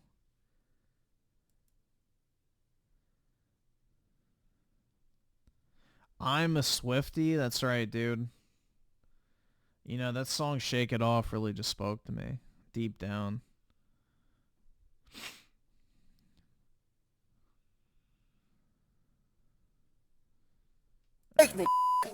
Hey, chill. I just hit you again. What the you do about it? For the first time, we are seeing body camera video when Miami-Dade police say Hopefully they shoot him. they were assaulted by a quadriplegic man. A case so unusual, even the judge at first appearance seemed surprised. I have truly never seen a case like this. It happened May 1st. Police were called to the Southwest Miami-Dade home of Brian Amastha, also known What the fuck? as El Valiente, his stage name when he's performing music. According to the report, Amastha and his mother, seen here in red, were involved in an argument. But when mom is put in handcuffs, this happens. Nah, bro, don't fucking do that. Brian, No, hey, man. stop hitting me with the No, chair, man, Brian. stop doing That's a that. battery on You just said When we interviewed Amastha back then, he told us this. They claimed that I hit them with my wheelchair. Did you? I absolutely did not. The report stated that you spit at an officer. Right. So I suffer from acid reflux, so I normally spit. And I spat like the totally different direction. But this is the video. you want to listen or not? Amastha also told us he felt humiliated during his arrest Bro, are you laughing at me, bro? because Yeah, I am, you fucking cripple. he was separated from his motorized wheelchair, which he says was damaged. They bitch lifted him. Oh my god, they should have just stuck him on the ground and been like, hey, fucking roll over here now, retard. Dude, that's what I would have done. I wouldn't have even bothered arresting him. I just would have taken him out of the chair and put him on the fucking driveway and made him crawl back to it and try to get back in. When it was put on a flatbed.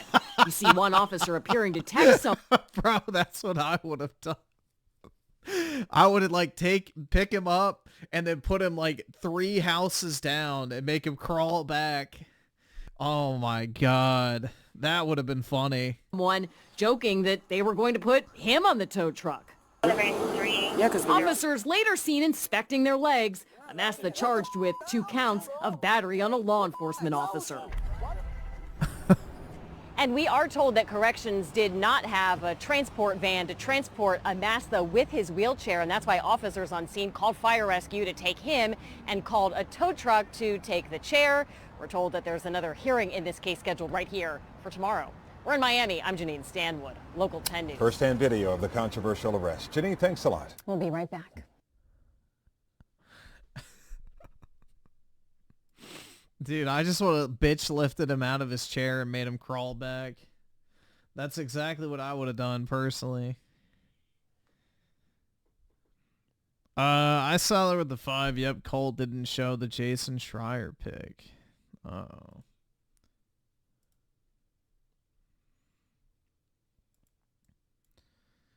Colt got so butthurt by this joke made by Jason Schreier, he reports it as news without showing the This Is Xbox pic. Oh my god.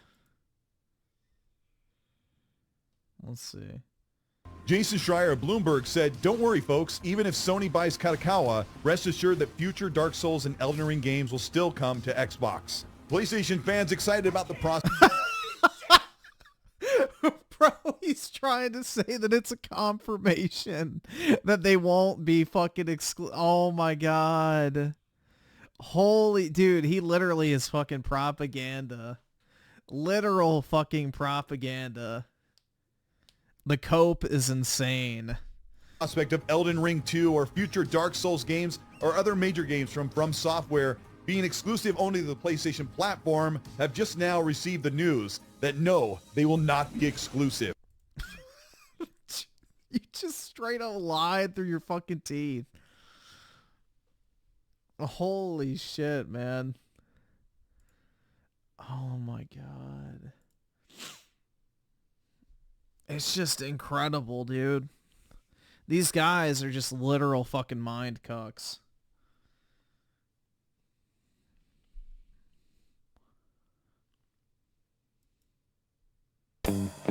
Alright, let's find out why Aerith is in the thumbnail. It's killing me. Hey there, gamers, Casca here, and today we're talking about the Where's your background, bro? very brutal week that Xbox has just had, because even just the last 72 hours has been pretty much the worst Xbox has ever experienced, from getting review bombed of their new game, launching stuff completely broken, winning no awards, just across the board. I want to break this week down because Hell yeah, dude. Tifa and Stellar Blade.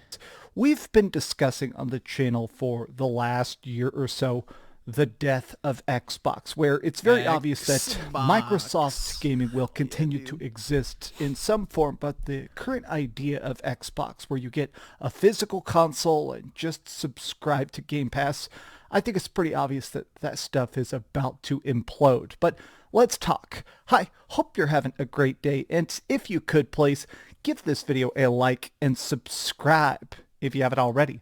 Real quick before anything else, check it out. I just got my PlayStation 5 PS1 themed controller.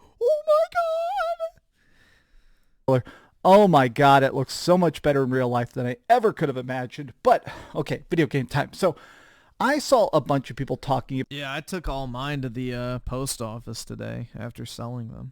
about the fact that we're going to have to go through multiple headlines here, but let's start with the fact that apparently Microsoft Flight Simulator 2024 came out this week, and I can't believe I have to put that in quotes. The game is unplayable. It's busted. It's completely busted. I love this headline here where they said Flight Simulator struggles to take off.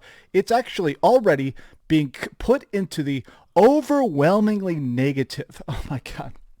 Reviews collapse. Dev admits it completely underestimated the excitement for the game. But wait, that's not all. The bad news continues. Now, some people are saying that Stalker 2 is in a good state. Some people are saying it's almost unplayable. But we do know for a fact that people are playing it. Stalker 2 is selling very well, but I've seen a lot of people incredibly upset that the game just itself is filled with tons of glitches, from reflections not working, lighting not working, just monsters spawning directly on top of you and being invincible, dead bodies T-posing. People are buying Stalker, but we're going to loop back on the buying of Stalker 2 because I think this is part of a grander point that I want to hit here. But here's the other thing I've seen a lot of people discussing, which is that right now we have the nominees for the Game Awards obviously coming up, and nothing Xbox related has pretty much any nominations. I think Hellblade 2 got most interesting narrative, but it's very obvious it's not going to win that. Well, last night the Golden Joystick Awards happened, and literally every single thing that won is either a PlayStation 5 exclusive or is a PlayStation 5 game. Best Studio went to Team Asobi for Astrobot. I think it was it. Best Console Game went to Helldivers 2. Best Multiplayer Game. Best Console Game went to Helldivers? Hell nah. Best Soundtrack, Best Storytelling, Final Fantasy VII Rebirth. I mean, it's pretty obvious that it was a clean sweep. What the fuck? Helldivers? Alright, awesome. Thanks, nigga. Alright. Yeah, nah. Now, this is purexbox.com, and even they are having... I don't even know what the fuck the golden joysticks are, but yeah, that's an L, bro. To phrase it as politely as possible, Xbox has a quiet night as Golden Joystick winners are revealed. But I think the other part of it that's been in my mind, I feel like I keep thinking about how they have tried to pivot with Game Pass. It's pretty obvious that... Dude, look at these slop-ass games. Little kitty, big city, played up. Stalker 2, Aliens, Dark Descent, and 9 Souls. Yeah, straight. This is definitely worth the $20 for the month, guys. These are some straight bangers. Hell yeah, dude. And these aren't even real Game Pass titles. They're like your games with gold titles. So they've already been in Game Pass. That Game Pass is in a very bad state. By Xbox's own financial reports, the idea of subscription-based models, it's not really probably blowing up the way they originally intended. I think that when they first brainstormed the idea of Game Pass. Apparently internally, Phil Spencer thinks that Game Pass is the best idea ever. And on paper, it seems like it should have taken off. Instead of getting people to buy, 2 or 3 $70 games every single year, you get people to pay $15 a month or $10 a month as it originally was, and you get 100 million people to do it. And so more people are enjoying more games, and it's more money for more developers. I mean, it makes sense on paper, but what ended up happening is because Xbox isn't making enough games, and a lot of their games honestly are launching broken, unfinished, like we're seeing this week with Stalker 2 pretty much being unplayable. Well, again, that's not their game. So, I mean, obviously, if they're going to partner with it and put their name on it, they should have worked with the devs to make sure it actually functioned properly on Xbox, in my personal opinion. But to be fair, it is not a Microsoft game, so it's not really a fair comparison, I guess. A lot of reviewers have called it unplayable, and literally... No, it's playable. You just don't want to play it. Unplayable games like Flight Sim, I think it's starting to signal to people that Game Pass is definitely on the verge of total collapse. In fact, what's even interesting to me is when you see stuff like this, Xbox Game Pass games for November are confirmed, but you'll notice it says standard, ultimate, PC. This multi-tiered system of Game Pass, I think, is part of what's causing confusion. I get a chance to talk to casual gamers a lot, or what I almost feel like are mid-tier gamers, people that... Yeah, so these 2 games were already in Ultimate Game Pass, so they're just going to standard now. This is basically your games with gold title, and these are the 2 games you're getting for the month with Ultimate. Trash. Buy stuff, that love stuff, that are plugged into new releases, but they're not, sitting there on Blue Sky or Twitter actually tracking every update and news article. And a lot of times they do not understand why there's multiple Xboxes, why there's Xbox as an app on PC. A lot of people just don't get that. Or if they do get that, it's because they only pay attention to one ecosystem, right? So I almost feel like the fact that Ultimate has not really taken off the way they wanted, one of the main reasons they invented the highest tiers of Game Pass is because of the purchase of Call of Duty. This was a massive acquisition, costing $69 billion for Microsoft, and it's pretty obvious that the whole idea was Microsoft saying, okay, we're going to write one big paycheck, one massive paycheck to you for Xbox, but you got to find a way to finally be profitable. Xbox has been burning billions of dollars now for years and years and years. And so this seemed like their big Hail Mary, their chance to basically say, okay, please subscribe to Game Pass, because this year, Call of Duty Black Ops 6 did go directly into Game Pass, but only the highest tier of it, the most expensive price increased tier of it. And it seems like, honestly, it didn't shift things as much as people probably hoped on Team Green's side. It seems like there was a spending boost, so some people did probably go from basic tier of Game Pass to Game Pass Ultimate to make sure they had Call of Duty, but what ended up happening is nobody bought the game on Xbox. Nobody bought the game at all on Xbox, which means that every single... Xbox. Who cares? Person that bought it, I think a lot of the numbers I've seen, 85% of people only bought it on the PlayStation 5, which is good. I'm not going to say those sales are bad. In fact, that is still a lot of money that's going to Xbox. Now, keep in mind... Well, it's also a lot of money that's going to Sony, too, because, Sony puts up zero money to make Call of Duty, distribute, develop, advertise, any of that shit. Sony gets 20 to 30%. I forget what the exact number is for COD, but they get like 30%, and they do nothing. So it's literally a free check to Sony. When stuff sells on other systems, there's a 30% price cut. If Xbox puts games on PlayStation and they sell it for $100, Xbox gets $70 and $30 goes... Yeah, but I think Call of Duty has like a special rate with PlayStation, but I'm not sure if that still holds or not. to PlayStation. So Sony is definitely happy about this because the extreme popularity of Black Ops 6 means they have extra billions of dollars now for their own development and own exclusives. There has been talks about the fact that it's now officially confirmed that From Software is currently in full-blown discussions about being purchased by Sony. That's officially declared. It's not a rumor. It is officially declared. And so I've seen a lot of people joking about the fact that, honestly, Sony just got so many billions and billions and billions of dollars off Game Pass with zero work, zero investment of their own. They're like, okay, now they're going to buy From Software using that Call of Duty money. I almost think that this is, again, a big signal to how Game Pass is just dying. Like, look at this. Going to this post here by Matt Piscatella, or I guess they call him Skeets here.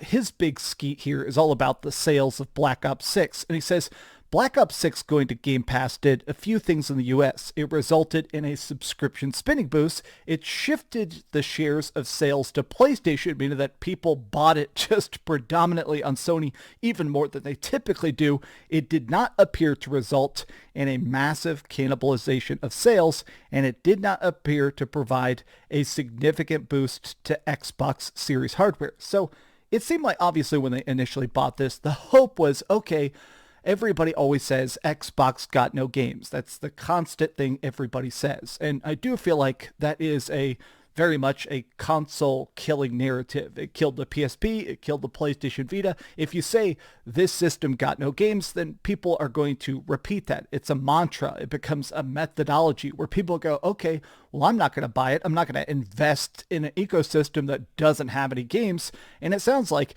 even the purchasing of Black Ops 6, making it a console game in this era of putting it on Game Pass directly, did not get people to go out and buy an Xbox. But I guess that's not a huge shock, but it is a surprise when you also include Stalker 2, when you include Flight Sim, when you include the fact that Indiana Jones is about to come out. Maybe we'll see these sales numbers reflected at the end of the year, but I have a strong inkling that I think Xbox is just going to be a pure flatline. I think they're going to just be dead all holiday, but maybe I'll be wrong. But here it is. So all the open questions. Yeah, I mean, the fact that they're only $50 off for, Black Friday when they were $150 off last year is pretty much, I think, a admission of defeat. Especially when the PlayStations are $75 off. Like, why the fuck would you buy a Series X for $450 when you could go get a PS5 digital for what is it, like $375 with a game? Or you could get the disc version for $425 with a game? It's like, yeah, nah. That shit ain't selling, bro. Nobody is going to be buying the fucking Xbox this time around. So, I don't know, bro. It's just like they've given up. You can tell. They know it's not going to sell, so there's no point. They're like, yeah, we're not going to take a loss on these consoles anymore.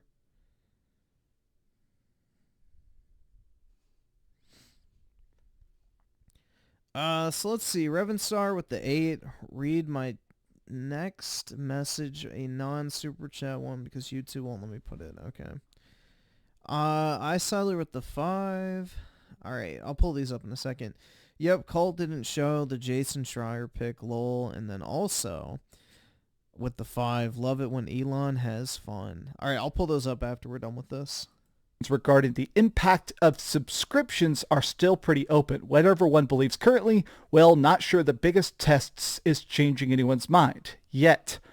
So it seems like even from industry analysts, they're kind of saying, okay, Black Ops 6 is big. It's huge. So this is a post from today. Here's a post from 11 days ago. And he says, Call of Duty engagement following the release of Black Ops 6 can only be defined by the term bonkers. We've yet to see anything like it in our engagement tracking data. Call of Duty Black Ops 6, including subscriptions and content, are very well. More on this next Friday.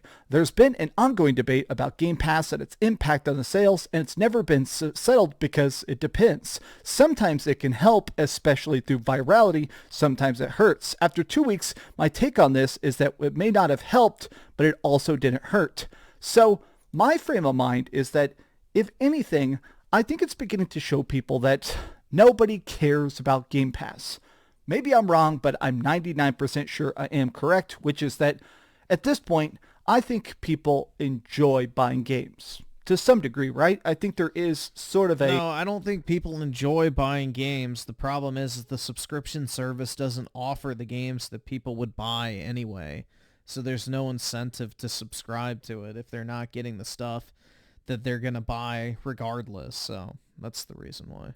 I don't know, an effort of, I have saved up, I want to purchase this, I want to own it forever, right? In fact, let's see here. I got literally right here next to me, I've got my Christmas gifts. Hopefully my friends don't see this, but I'm giving I'm giving a copy of Octopath Traveler 2 to one of my friends. That's why it's factory sealed. And I just bought FF7 Rebirth for my best friend Nick. He already knows I'm giving it to him, so it's not a spoiler. But my point is the fact that I think people enjoy going out, buying a game, spending that money, playing it, having a physical disc of it.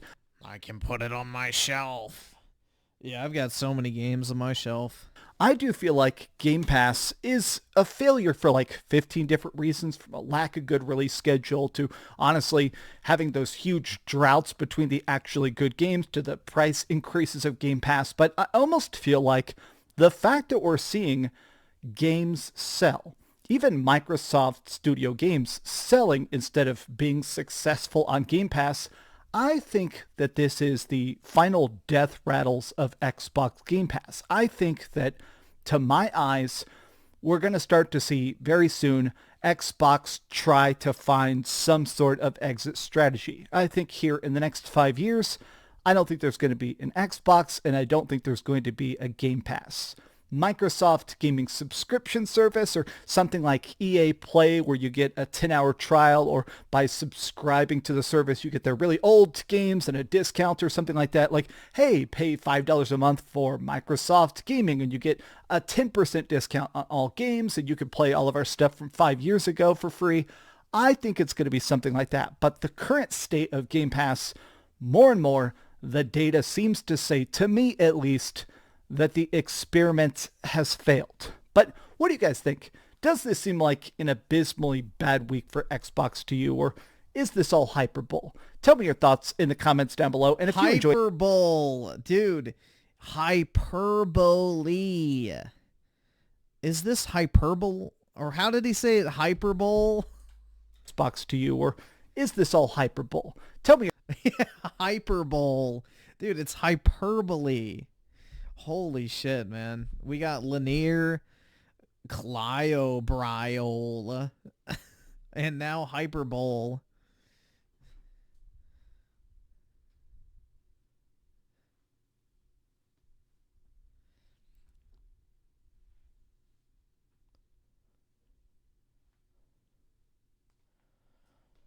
Oh my god, bruh. Your thoughts in the comments down below. And but if you remember, people watch Dreamcast Guy for his elite vocabulary, as he stated. Enjoyed this video, be sure to give it a like, subscribe if you haven't already, and please keep dreaming. I have never actually worn this shirt in a long time. I'm going to show you this. So I had a... Thank God we nailed that. Friend once who said that I have a slow, methodic voice. She said, you kind of sound like a cult leader. So I bought this shirt as a joke. And obviously, I am never going to wear this in public, but it says cult leader. And I think it's a very funny shirt, but at the same time, it's one of those things where I'm like, look, man, Texas has had some cults. You know, we had the Waco thing and all that. So I'm not going to wear this out and about. Why? A shirt that says cult leader? Who cares? Like, dude, people wear those fucking hentai, like, fucking hoodies out in public nowadays. Nobody's gonna care.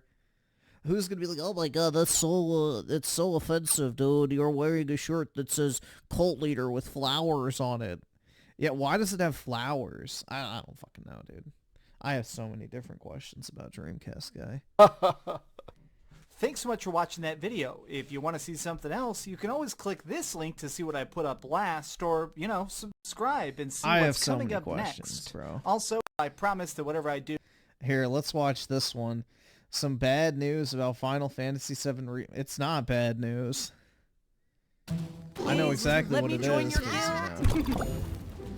I want to be a part of a Dude, team. she's so hot. Hey there, gamers. Let's see. So I saw there. We'll pull up your tweets real quick. Go to site. I think we pulled this one up. Yeah. Okay, we did that one.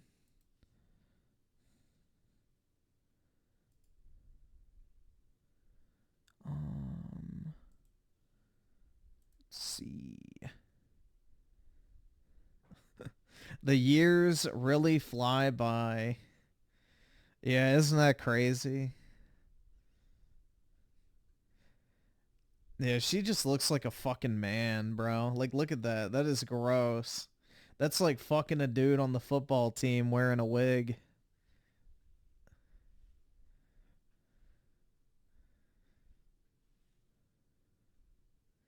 Nasty AF.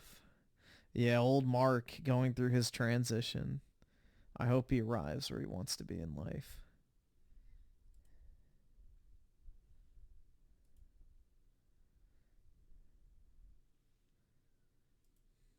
Dreamcast guy here, and today we're talking about the Final Fantasy VII Remake trilogy because people have been incredibly curious about how this is all going to end.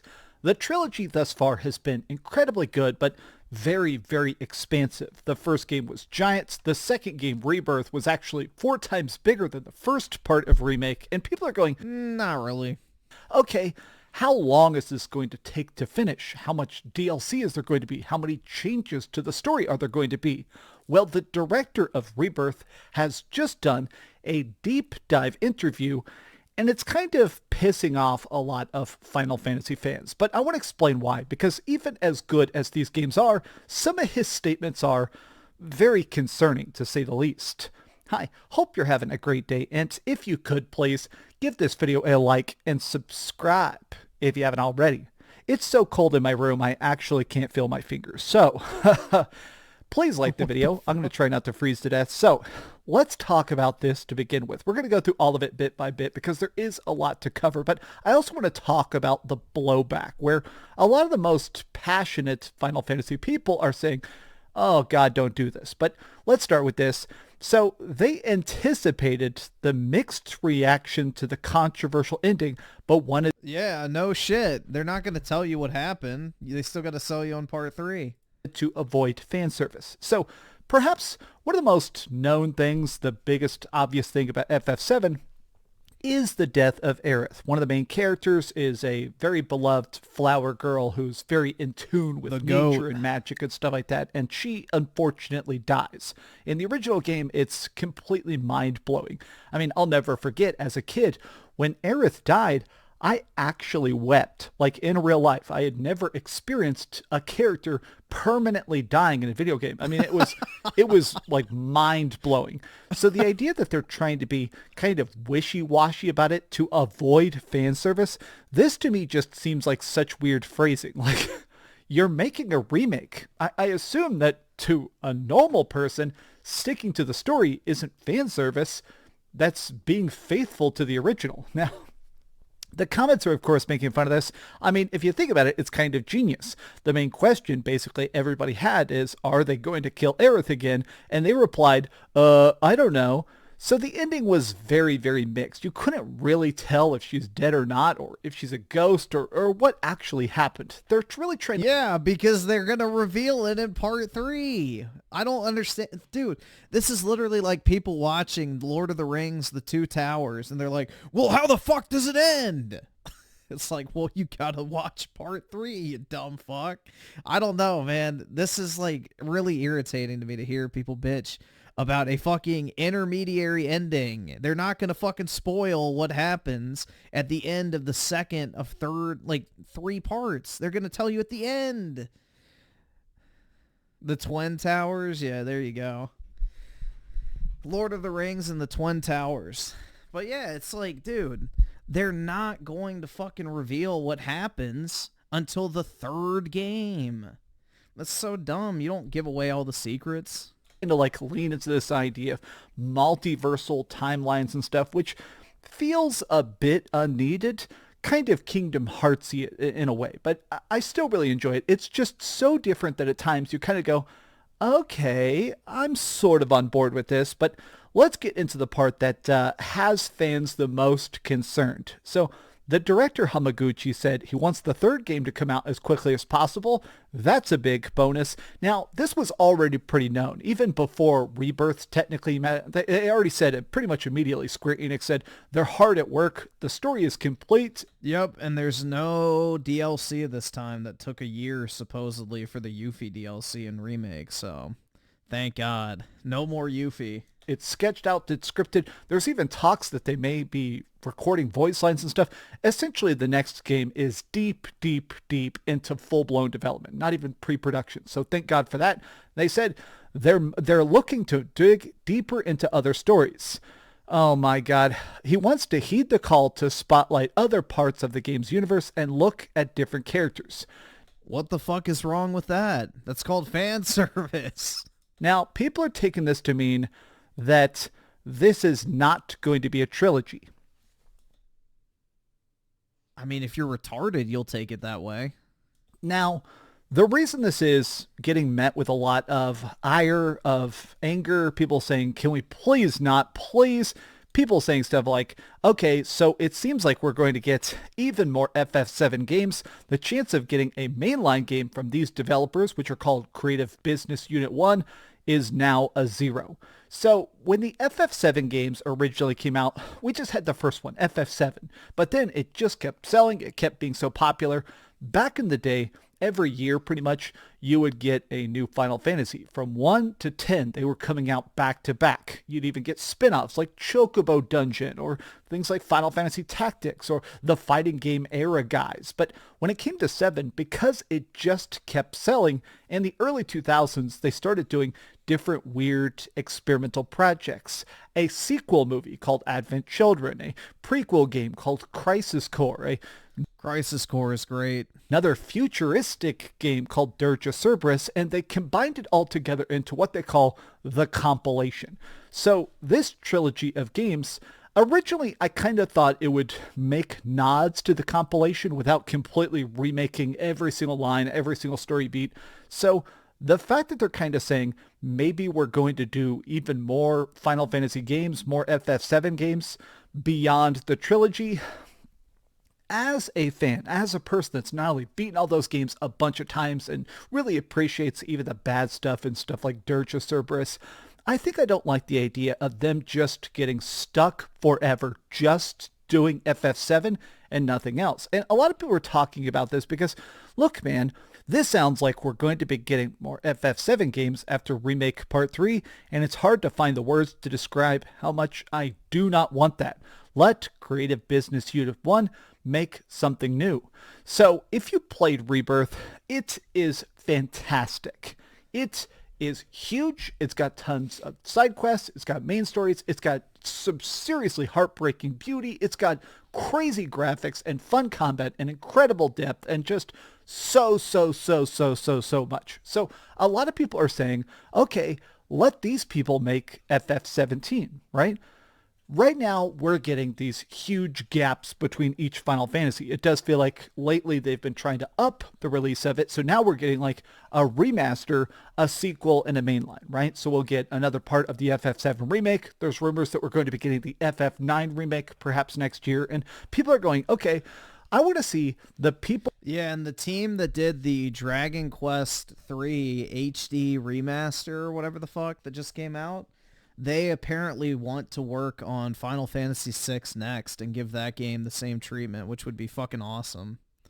So apparently Final Fantasy VI might be getting an HD 2D remake or whatever the fuck you want to call it, but that'll be pretty cool if that actually works out. Long queue with the 6 months, more Final Fantasy VII, sign me up. Yeah, I don't understand how people are taking this as, yeah, they're going to make more than 3 games. It's like, that's not what they're saying. They're just saying they're going to focus on other stories within it in addition to finishing part 3. Like, it's basically going to be like Rebirth, where you had characters from Crisis Core or Dirge of Cerberus or whatever in the fucking, you know, actual game itself, instead of being in like an auxiliary product. people that made Rebirth specifically, these people are so talented. What would they do with the idea, with the scope of FF17? What would it become? What would it look like? What would the time period be? I want to see these people specifically take their own crack at it, right? It's disappointing to think that they are possibly going to get stuck in the FF7 universe forever, but let me continue here. Another quote that people are discussing is that they further confirmed that they are not doing any DLC episodes for Rebirth the way they did with the first game. The first game got a little extra piece called Intergrade, where you got to play this extra mission called Intermission, where you played as Yuffie. I really, really like Intermission, but people are essentially thinking this is very doom and gloom. I want to talk about what my theory for this is and what, maybe I'm being cope, maybe I'm being overly optimistic, but let me spitball something. So I really, really liked Final Fantasy 15. I think a lot of people did. I think it's got its haters, but... Yeah, Final Fantasy 15 is so good, bro.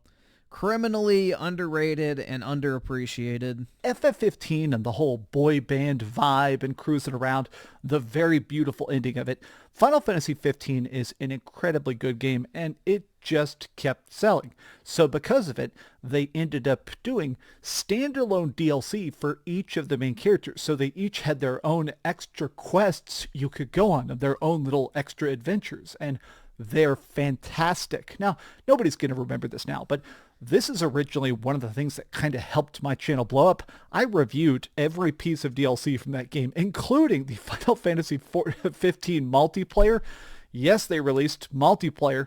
I am kind of hoping that what we get after 7 is not just another full-blown game. I don't want to see 15 Final Fantasy 7 games. I hope that what they do is they finish the trilogy, they package that together, and then we just see expansions. I want to see what they did with what, honestly, I thought it was really, really good. I want to see more stuff like FF15. Standalone chapters that are in the game, you buy them through the game, but are essentially extra explorations. Then we could do a Dirge of Cerberus DLC where we're playing as Vincent, or do a prequel DLC where we do some extra random stuff as Zack, or maybe an Advent Children one where we get to see some sort of extra stuff about Sephiroth in the live stream. Well, the thing is if the theories are correct, there will be no need for Advent Children DLC in this game, but that's an entirely different topic. I think that would be better than a bunch of back-to-back, full-blown, 5-year development cycle games set. Or they'll just put like a brief mention of those things in the games, or Easter eggs, or side quests, or, you know. I mean, I don't know why we're acting like they didn't already fucking do this in part 1 and part 2, but, you know. In the FF7 universe. Now, I'm sure some people are going to go, if you love 7 so much, wouldn't you want a bunch of games? I think I am just happy that they are sticking to the original vision as much as they have. Like, yeah, there's changes. Yeah, there's vagaries. Yeah, there's some tweaks to tone that I'm not exactly pleased with. But I'm kind of just excited again for fresh Final Fantasy. That next chapter that is going to be mind-blowing and better and different. I love 7, but I want more than just 7. The important thing for players is to wonder where the story is going and whether it will change or not. If it's the same as OG, there will be no anticipation or excitement. Veterans will know what's coming next, and that would be no fun, only nostalgic. Now, some people are talking about this quote as well because it's essentially, is this a red herring? Is this a distraction? Are they basically saying, oh, look, we might change the story, we might not, who knows? This is just marketing bait. It is just them trying to say, oh, what's going to actually happen? Maybe we'll revive Aerith. Now, to be clear, I think the story is going to end in the exact same place. I still think we're going to fight Sephiroth. I still think they're going to see Meteor. I think they're going to do pretty much as best as possible. They're going to stick... Well, Cloud's going to be the one that calls down Meteor, so that'll be interesting. ...to the original story. Like, with additions and tweaks, but I still think it's going to end in the exact same way, maybe with some multiversal flourishes, but I think this is still the same package, even if the coat of paint is slightly different. I wanted to ramble about this because FF7 is my favorite game of all time, and I am enjoying the remake trilogy. All right, he says it's his favorite game of all time, but I'm pretty sure he said that about other games too. I am definitely in the camp, though, where I don't want 10 FF7 games. I just don't want it. Even as a person that loves it, please let these people do something else. But that's just my thoughts. Thank you for watching this video. Damn, if you could, please give this video a like, subscribe if you haven't already, and please keep dreaming. Oh, here, for the people that watched all the way to the end. This little fucker has this rope toy, and he swallows the strings that he bites off, and it upsets his stomach. I guarantee that's what it is, because I'm looking at him right now, and he's got a rope hanging off his mouth. Little fucker. Video. Look at this. Look at my kitty. My kitty fell asleep in my arms and started snoring. Look at this good baby. Oh, fur baby. Fur baby dude. My kitty fell asleep in my arms and oh yeah, my kitty fell asleep. What started snoring. Look at this good baby. Oh.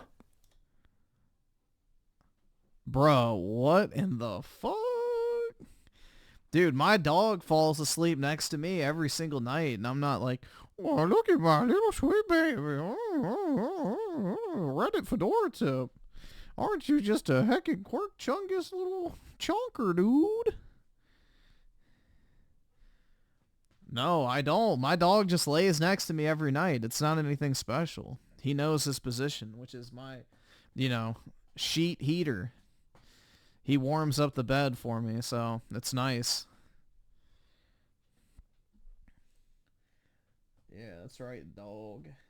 Know your role.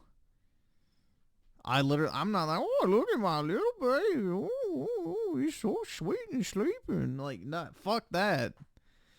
I talk to my dog pretty normally. I don't use the fucking Gaby voice. All right, speaking of dog, I need to go take him out. So. Oh my God, I love my cat so much. This is Jack. Jack's a little tuxedo, and he is adorable. Get a tuxedo cat or a black cat. Black cats, I have a theory. Every black cat is the nicest cat in the universe. I've had a couple black cats, primo perfecto cats. Thanks so much for watching. Yeah, I feel the same way about my. Never mind. Watching that video. If you want to see something else, you can. I can think of something else black that you should bring into your life, but that's for another time. All right, I'll be back, guys. I'm going to go take him out real quick. Give me...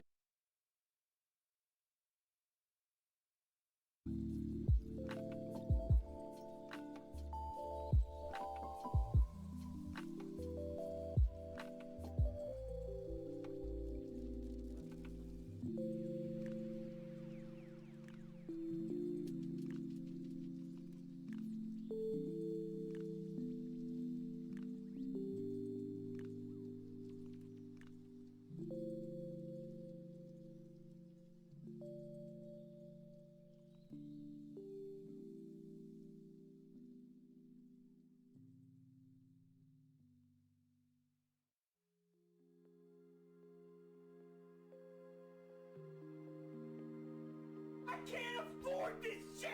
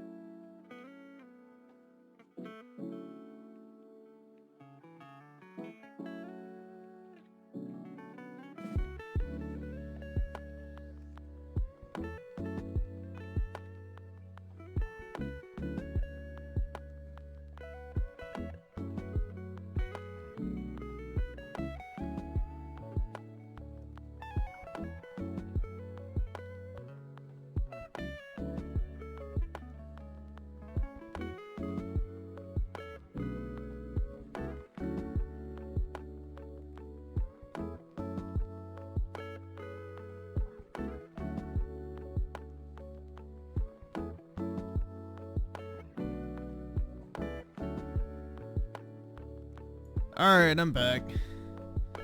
Yep, my theory was correct. He had the shits because he ate that fucking string. So.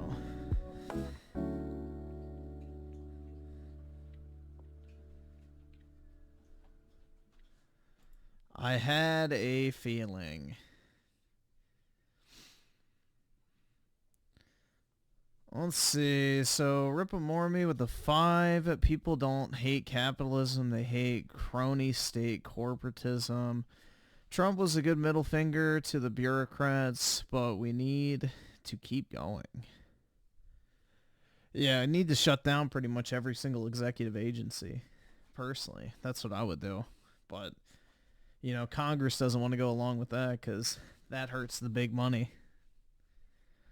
And also with the 5, we've been fully seated. We fully seated the distrust in government. Time to take it to the logical conclusion. Anyway, how you doing? Pretty good, man. Cannot complain. But most people aren't willing to sacrifice the benefits of big government. That's the issue.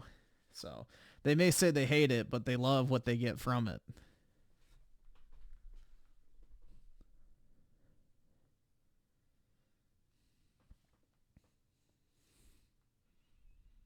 I've been culturally enriched. That's right. I took 3 black penises up the ass on my way back up.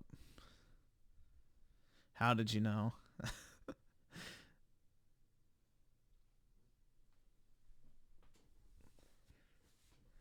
Up to my gaming chair. I got culturally enriched 3 times. Luckily, they were 2 pump chumps, so it was over quickly. But, you know, I will not have to wipe for the next week.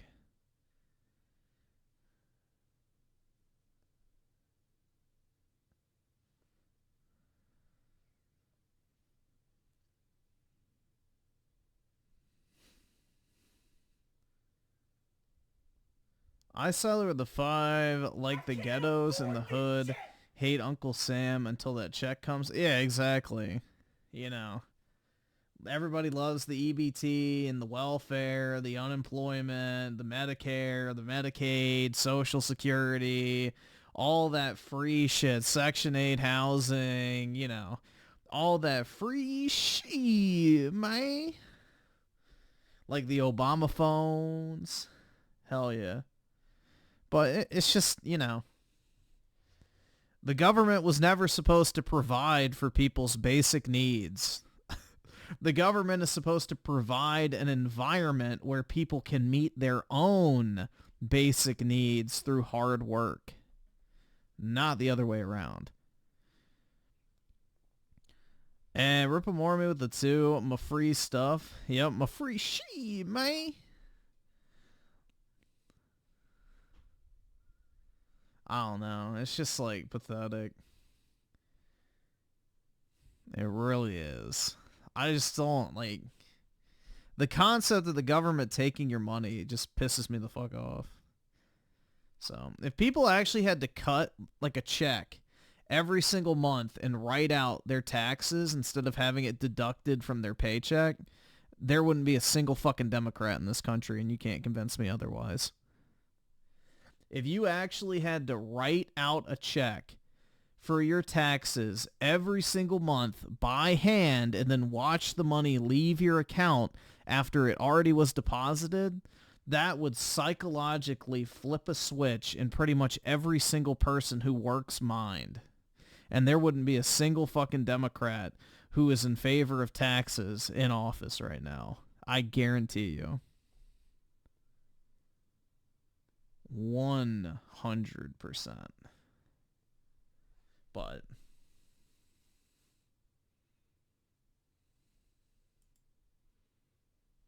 the fuck?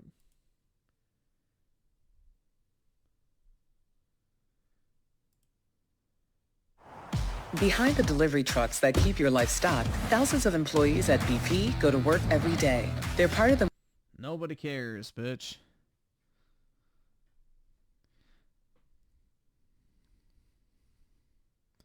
Well, the defense budget is one of the few areas of government spending that's actually worthwhile. Because whether you want to admit it or not, the U.S. military standing throughout the rest of the world is what enables the United States to maintain economic power and prosperity on a global scale. So without the military, the U.S. economy would not be anywhere near as good as it is. So it's one of the few areas of government spending that's actually warranted, in my opinion. The issue I have with defense spending is that we're not spending money in a way that maximizes returns. When we go and deploy troops to a certain area, we should be extracting as many resources as possible on the way out to pay ourselves back for the expense of going to war and then also to provide benefit to the normal, you know, citizens of the country. So we need to pillage, for lack of a better term. Salutations, everybody. It is Matty here today, and we are sitting down to talk about Avowed. I went hands-on with this game for a couple of hours via a digital preview opportunity provided by Xbox, so I got to play it here in the comfort of my own home. And this preview is really well timed because Xbox has been insisting for a while that Avowed was delayed out of 2024 because, you know, there's just a lot of games coming out right now, particularly in the realm of Xbox. You had Stalker 2, you had Microsoft Flight Simulator 2024 when it's actually playable, Black Ops 6, and of course Indiana Jones is coming up soon as well. So it kind of made sense, but the timing of this preview is great because the rumor was that Avowed was going to release in November. So taking a look at this build was a odd angle for me to be like, what if it did come out this month? How would we be feeling about it? So it's a good gut check on that front. I got to see the game's first open area in Dawnshore and explore all it had within it. I also got to see the game's prologue and character creator. I can talk about... It looks so bland, dude. Like, look at that background. It just looks bad. That with you, but I can't show anything, unfortunately, as of this point in time. So the question is, if Avowed was to release in this month, like originally it was supposed to, would it have been in a great enough state? Did Xbox truly delay it because it was already fine, but, you know, it's just in a better spot now? I don't know too much about that one. I do think there are some tech issues here. They're not in a massive abundance here, but there are some things that definitely need ironing out before the game's to release. I'll get into all of it, but first, a quick word from today's sponsor. The following video is sponsored by Helix Sleep. All right, real talk time. That's an oxymoron, an American flag Disney shirt. Those commie fucks hate America.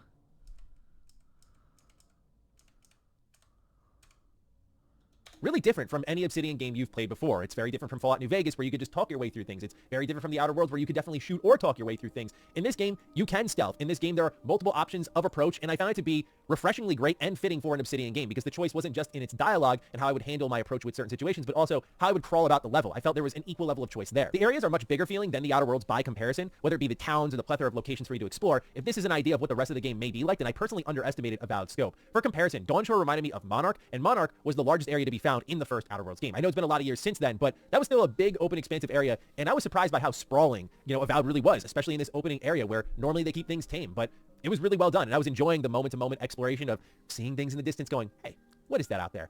And checking it out and finding something cool within. That was a great feeling that I've missed for a long while. But really, I think the level design clicked for me when I was approaching a Zorip base. And it was this fortress that was just full of enemies. And I went through pretty much head on up the middle. And it wasn't until afterwards that I was doing what I call a loot sweep, you know, checking out all the dead bodies, seeing what I missed along the way. Not everyone's dead. I can freely pick from all the chests and everything. That I found a Zorip on the outside, asleep next to an explosive container. So I figured, well, this is an easy kill. So I shot the explosive container, and it popped open a hole in the wall that opened up a completely different entrance to this fortress that would have allowed me to enter from the backside, and actually got a couple more stealth kills than the more guns blazing approach that I took. Quite literally, I did have a gun in my hand in this fantasy game. It's wild. We'll talk about builds in a little bit. But that was a moment I went, oh wow, there was more.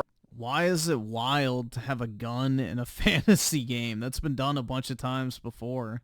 Options here than I really thought were available to me. Like, I went up the gut, stealth where I could, but there was actually this side entrance that could have been like that one game from Amazon, New World, literally has that exact premise. It's not really unique.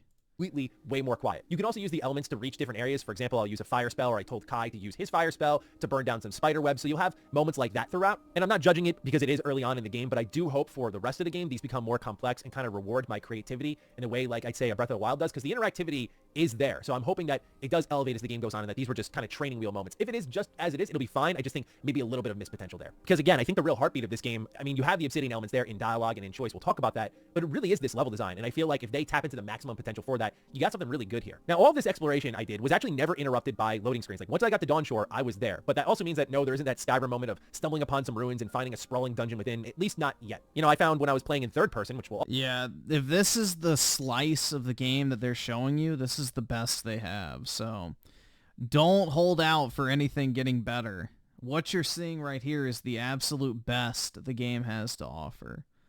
Because, you know, they're not going to save, like, the amazing shit to not be shown in previews. They're going to show the most amazing shit in the previews. We'll also talk about in a little bit, this tower, and I was scaling it, platforming it, and at the end I found this totem that you can set up within your camp, and I guess there's multiple of these collectibles, and so that's kind of the driver for the exploration in this game, is the cool loot that you're going to find, and there are a lot of unique pieces, at least labeled as such. I don't know across the stretch of the game how that's going to scale out, but I kept getting really unique pieces of weapons and armor that look completely different from anything else I was seeing in the game, which you already know, that just drives me forward. That just checks something off for me that goes so far. You can't go everywhere, at least not right away. There is a little bit of rubber banding. For example, I found a godless ruin, and it was inhabited by a bunch of bandits, and they were kind of like tier 2, it seemed like. They had a little number 2 next to their health bars, and I tried to take them out anyway, but they wiped your boy out really quickly, so I had to stay humble. From Barbie. I shouldn't have. Yeah, you shouldn't have had this fucking ad. Another day, I'll come back to them a bit later. So you can't just go complete unhinged exploration, but there is a lot of fulfilling stuff to find. I found an abandoned shack, and I ended up jumping on the roof and breaking down the roof itself and dropping in and finding a chest in there. So there's a lot of good stuff to find here, and I just loved exploring the levels because especially as someone who loves Obsidian games, it was just very different. Like most of the times you're just on the ground, and I appreciate that. That's totally fine for me. So this is a big evolution in that, and I think they've handled it really well so far. Now, when you're not exploring, you can settle down at party camps. You can upgrade stuff while you're at the party camps, but I think the best draw here is going to be having a chat with your party member. So I got to sit down and talk with Kai, and this is a good time to highlight something I mentioned in my first preview of Avowed, which is that the conversations in this game can be very long in a good way. Like I love that when I'm choosing to settle down and have a chat with one of my party members that we can really get into the weeds of it. Like we were just recapping all the things that I don't understand this shit, man. Why do people want to talk to fucking video game NPCs like they're real people? Like, bro, I don't have any fucking friends in real life. I imagine that these guys do. Like, why don't you just talk to your fucking friends? Why do you want to spend like hours talking to fucking NPCs? Like, I don't get that shit, man. I really don't. Like, as somebody who doesn't interact socially with people, it's like, bro, why the fuck would I want to sit there and talk to a video game character, much less if you're out there, you know, in the real world interacting with people on an actual daily basis? It's fucking odd, man. I don't get it. Like, I want to play the game, not talk to my fucking companions. But whatever.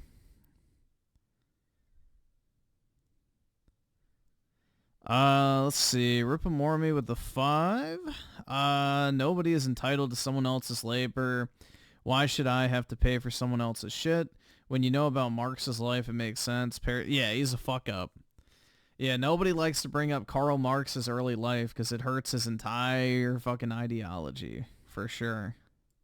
that happened since we first met. And then there were plenty of questions afterwards that I could have asked Kai just to learn more about him, learn more about this world. And I just love how, similar to an older BioWare game, I can just dive deep into these characters and spend a lot of time talking to them. So I really enjoyed those moments of respite, especially because at nighttime when you're at the party camp, the way the lighting's done, the way the environment looks, really, really pretty game. And I mean, just, it's a looker in general. I mentioned this in my first preview as well back in August, but I feel even more sure of it now that this is Obsidian's best looking game yet. And I definitely think it is one of the better looking games I've seen in recent memory. The world, the character models, the lighting, it's just really well done. But this is where there's a little bit of an asterisk on that. We delayed the game because it was just a better month for the game to release in, and as well, better for the Xbox business, because there are technical hiccups that you'll find. For example, when I was first starting to explore Dawnshore, it is very pretty, but I was seeing the world loading in right before my eyes, just sets of trees, buildings, things were constantly loading in before me. Fortunately, we do have a few months until the game's release where that is something I can just like Stalker 2, where 10 feet in front of you, the fucking environment pops in.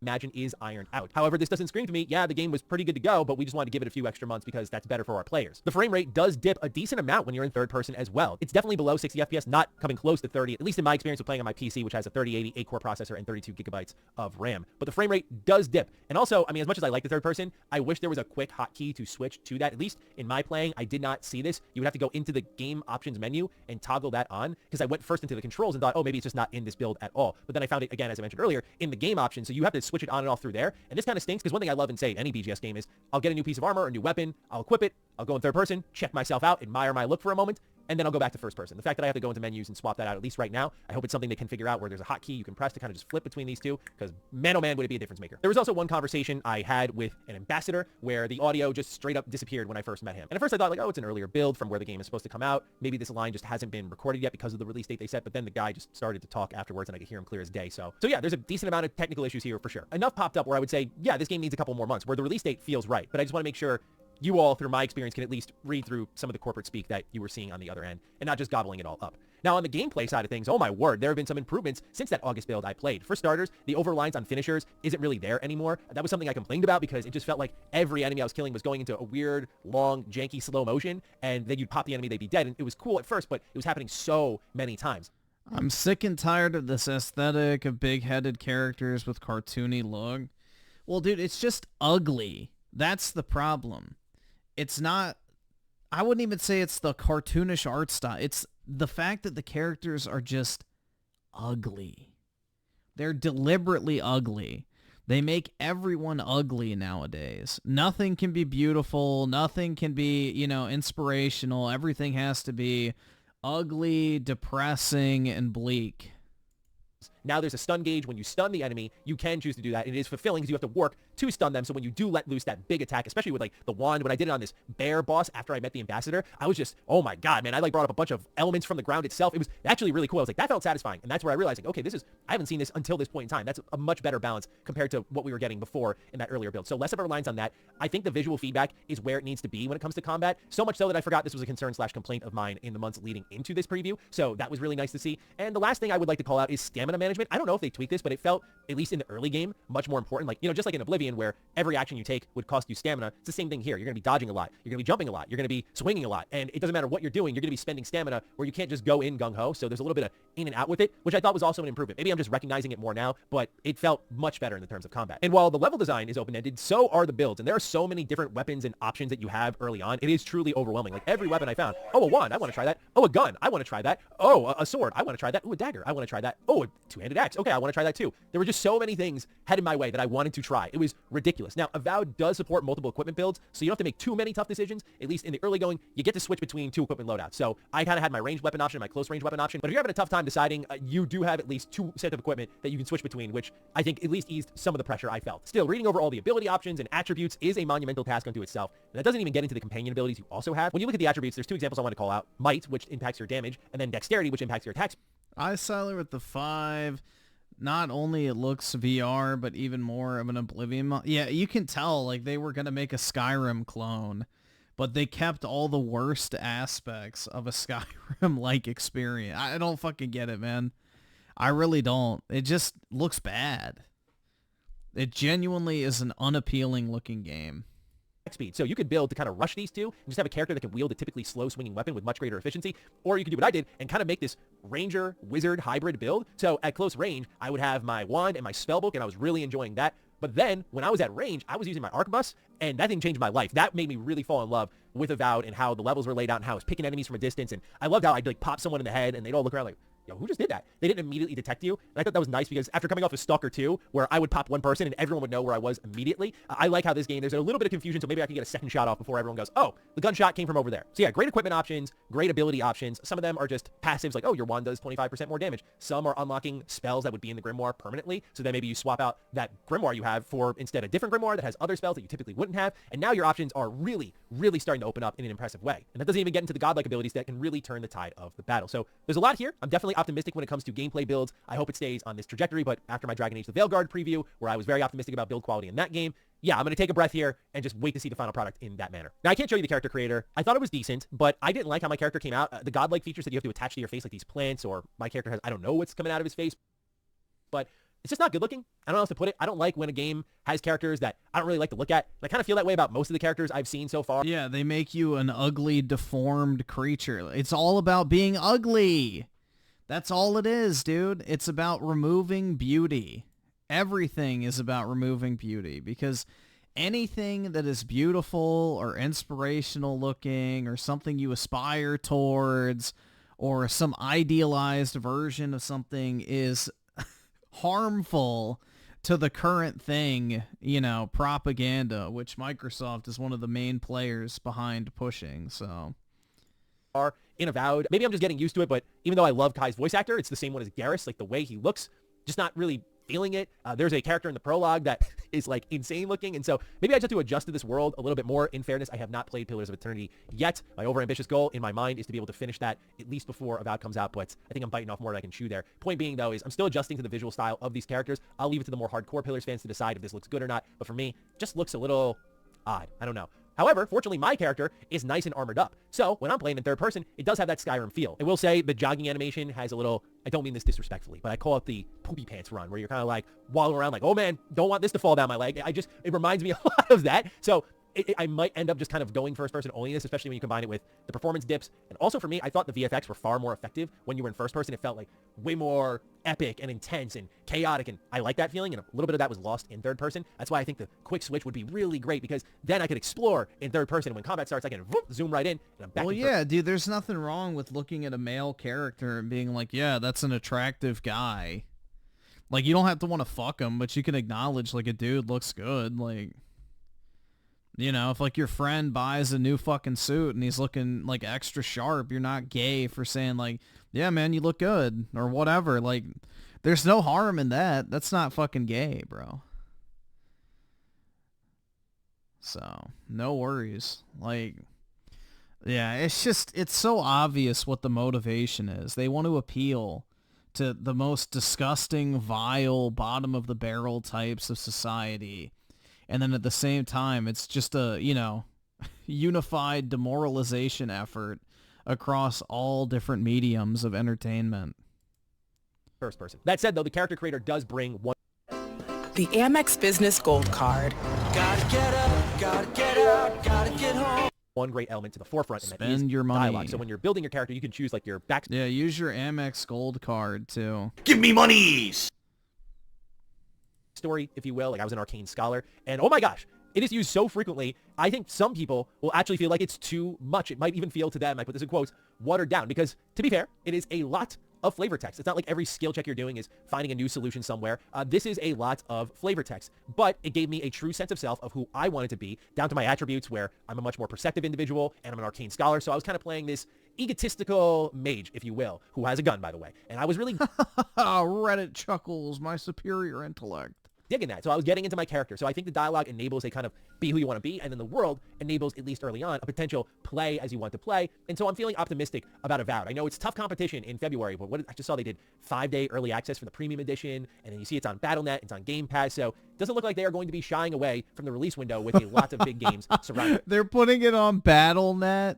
Dude, that's how you know Microsoft is getting desperate.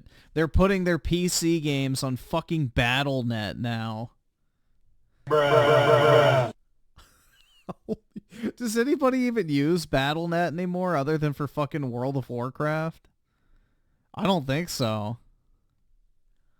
Avowed. And so hopefully it finds its home there where people do check it out, because right now this preview really did get me excited at the end of the day. This was kind of the Obsidian experience I was looking for when I first saw the developer direct. I feel like they didn't show the right things. And then when I saw the preview in August, I felt a little bit more encouraged by the amount of dialogue there. But it was just a small snippet. It was a dungeon. This is the more, walking, talking, killing that I expect from an Obsidian game, except it looked better and also had better exploration in a lot of ways. And so I'm very optimistic heading into the game's release. So I enjoyed it a lot. Very pumped to see what Obsidian's cooking in full. Hopefully I fall more in love with the characters, both appearance-wise as well as dialogue-wise. But right now, I feel like I got a lot to be more excited about with this game, provided they do just tighten up some of the technical kinks in this game. Otherwise, though, I'm looking forward to getting your thoughts on Avowed down below. Are you still excited for this game? Has Kingdom Come Deliverance 2 kind of stepped in and pushed it aside for you? Are there other games in February that have disturbed your excitement, or are you on that hype train for Avowed? Let me know down below. Other than that, I'll catch you all in the next video. Stay sexy, stay active. I love you all. Peace. Fucking Chrome dashboard crashed.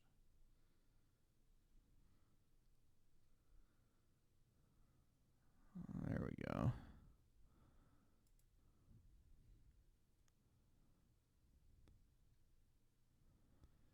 Pop out. Live.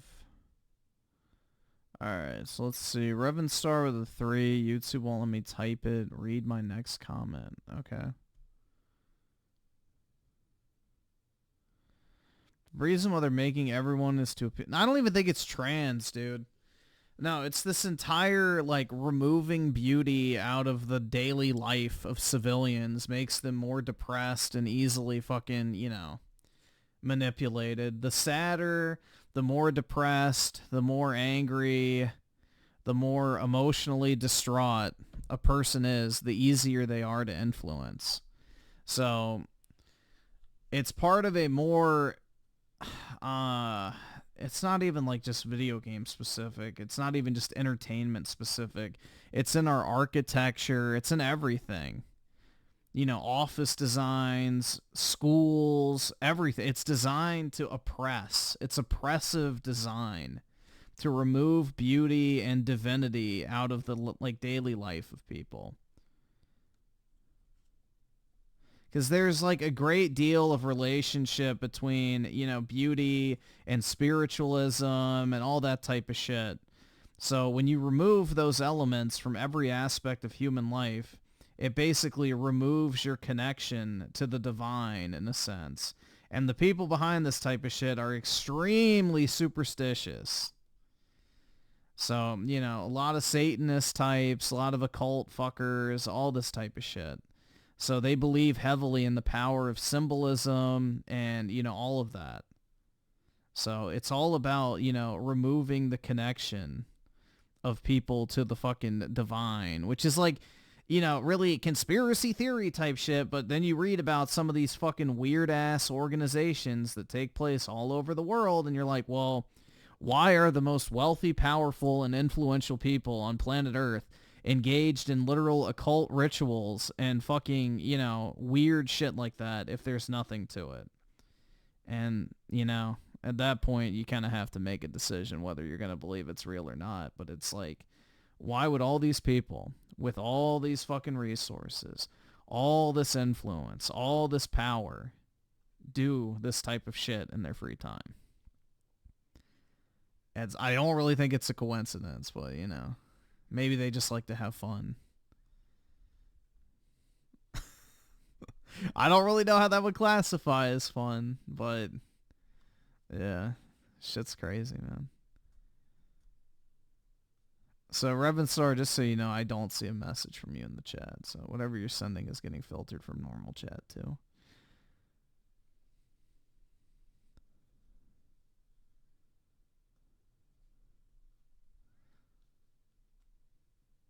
Anti-Semitic? I don't really think it's anything to do with being Jewish, bro. It's all sorts of fuckers. The occult's not really a Jewish thing.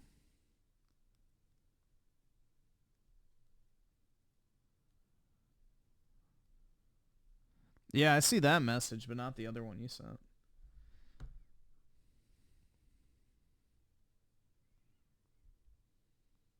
Let's see. So what else should we watch? Anything in here? Nah. Mr. Beast.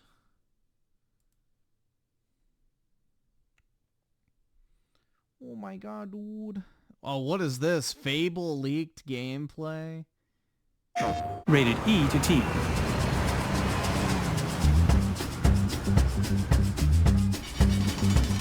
Well, I feel just like a Yo, that's child. That's where God of War fucking belongs.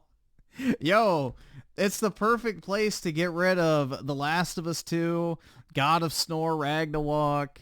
What else should we toss in the bin? Spider-Mid 2, Concord. It's perfect. It's even marked.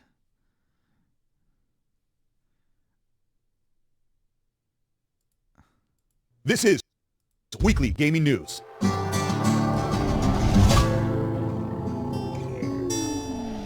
It's been a very busy week for Xbox. There is a ton of gaming news, leaks, previews, and reviews for games that are coming out, and total avalanche of game releases that start right now into the holiday and pour over into the beginning of next year. The first thing we got was a reveal for gameplay for Fable over into the beginning of next year. I thought he had the clear controller for a second. I was like, oh, I'm kind of jealous. Central got eyes on for Fable's gameplay from Playground Games, a game set to come out at the end of 2025. Jez said, I very recently saw some alpha gameplay footage from Fable. It looked fantastic. You can tell that this game has CD Projekt Red DNA. Playground Games picked a bunch of developers. I believe they picked up the combat design. Yes, nothing says CD Projekt Red DNA, especially with The Witcher.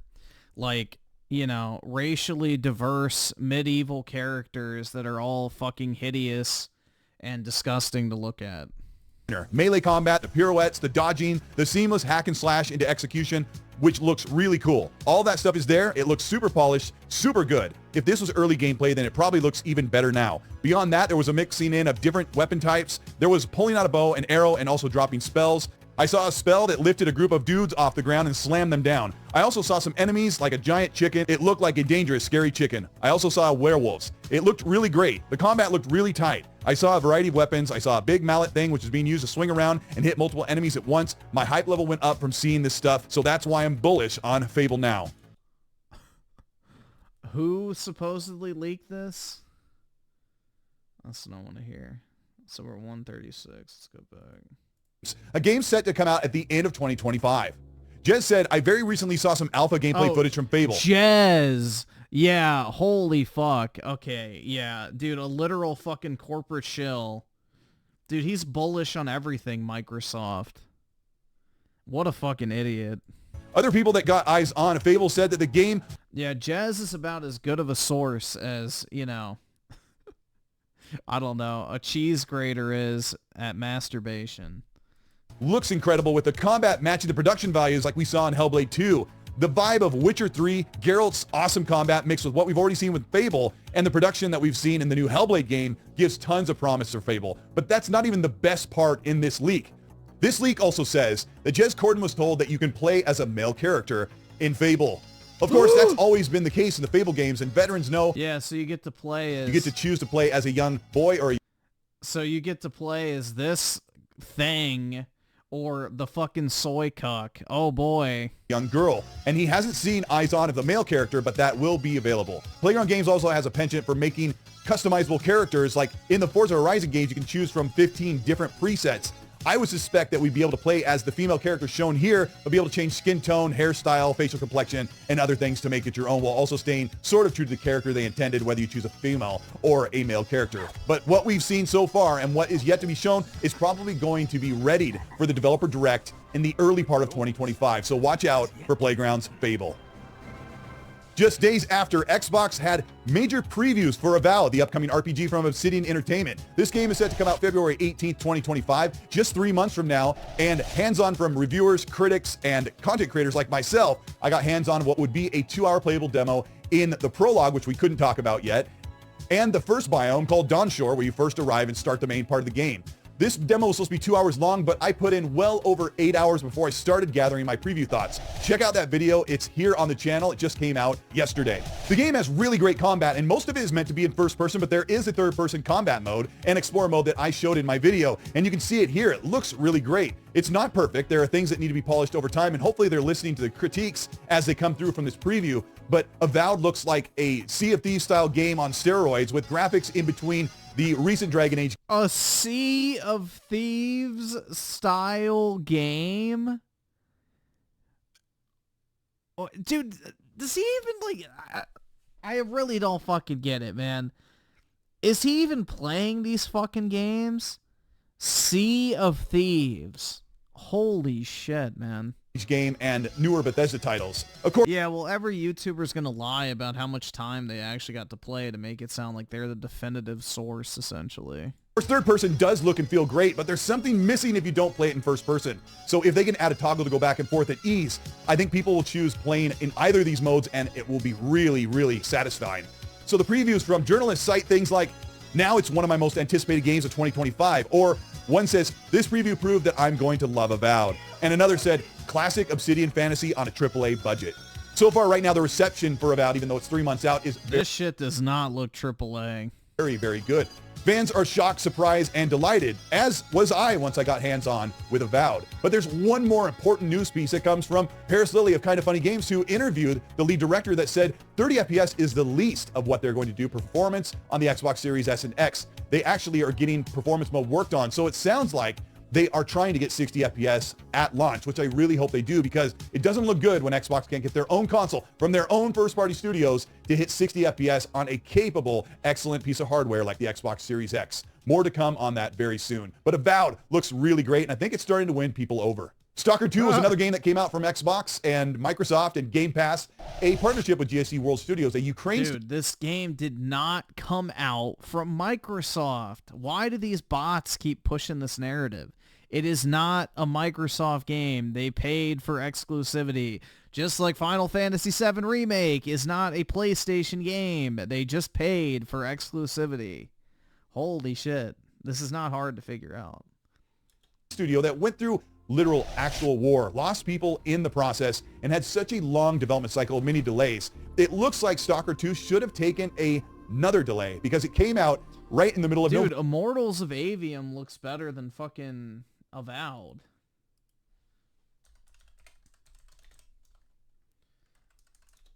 Oh shit. It looks better.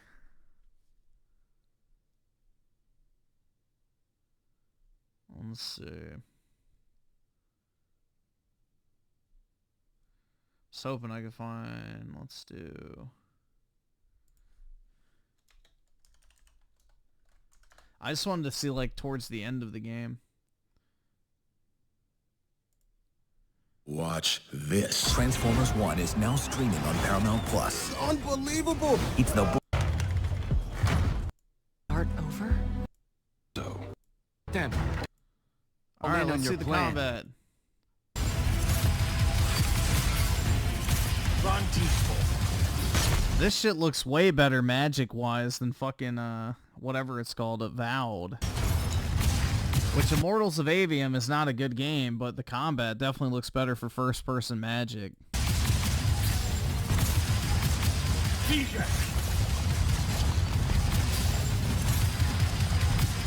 Run, Holy fuck, this guy cannot aim.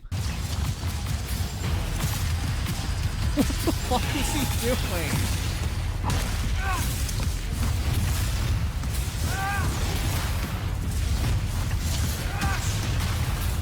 Yeah, this guy sucks.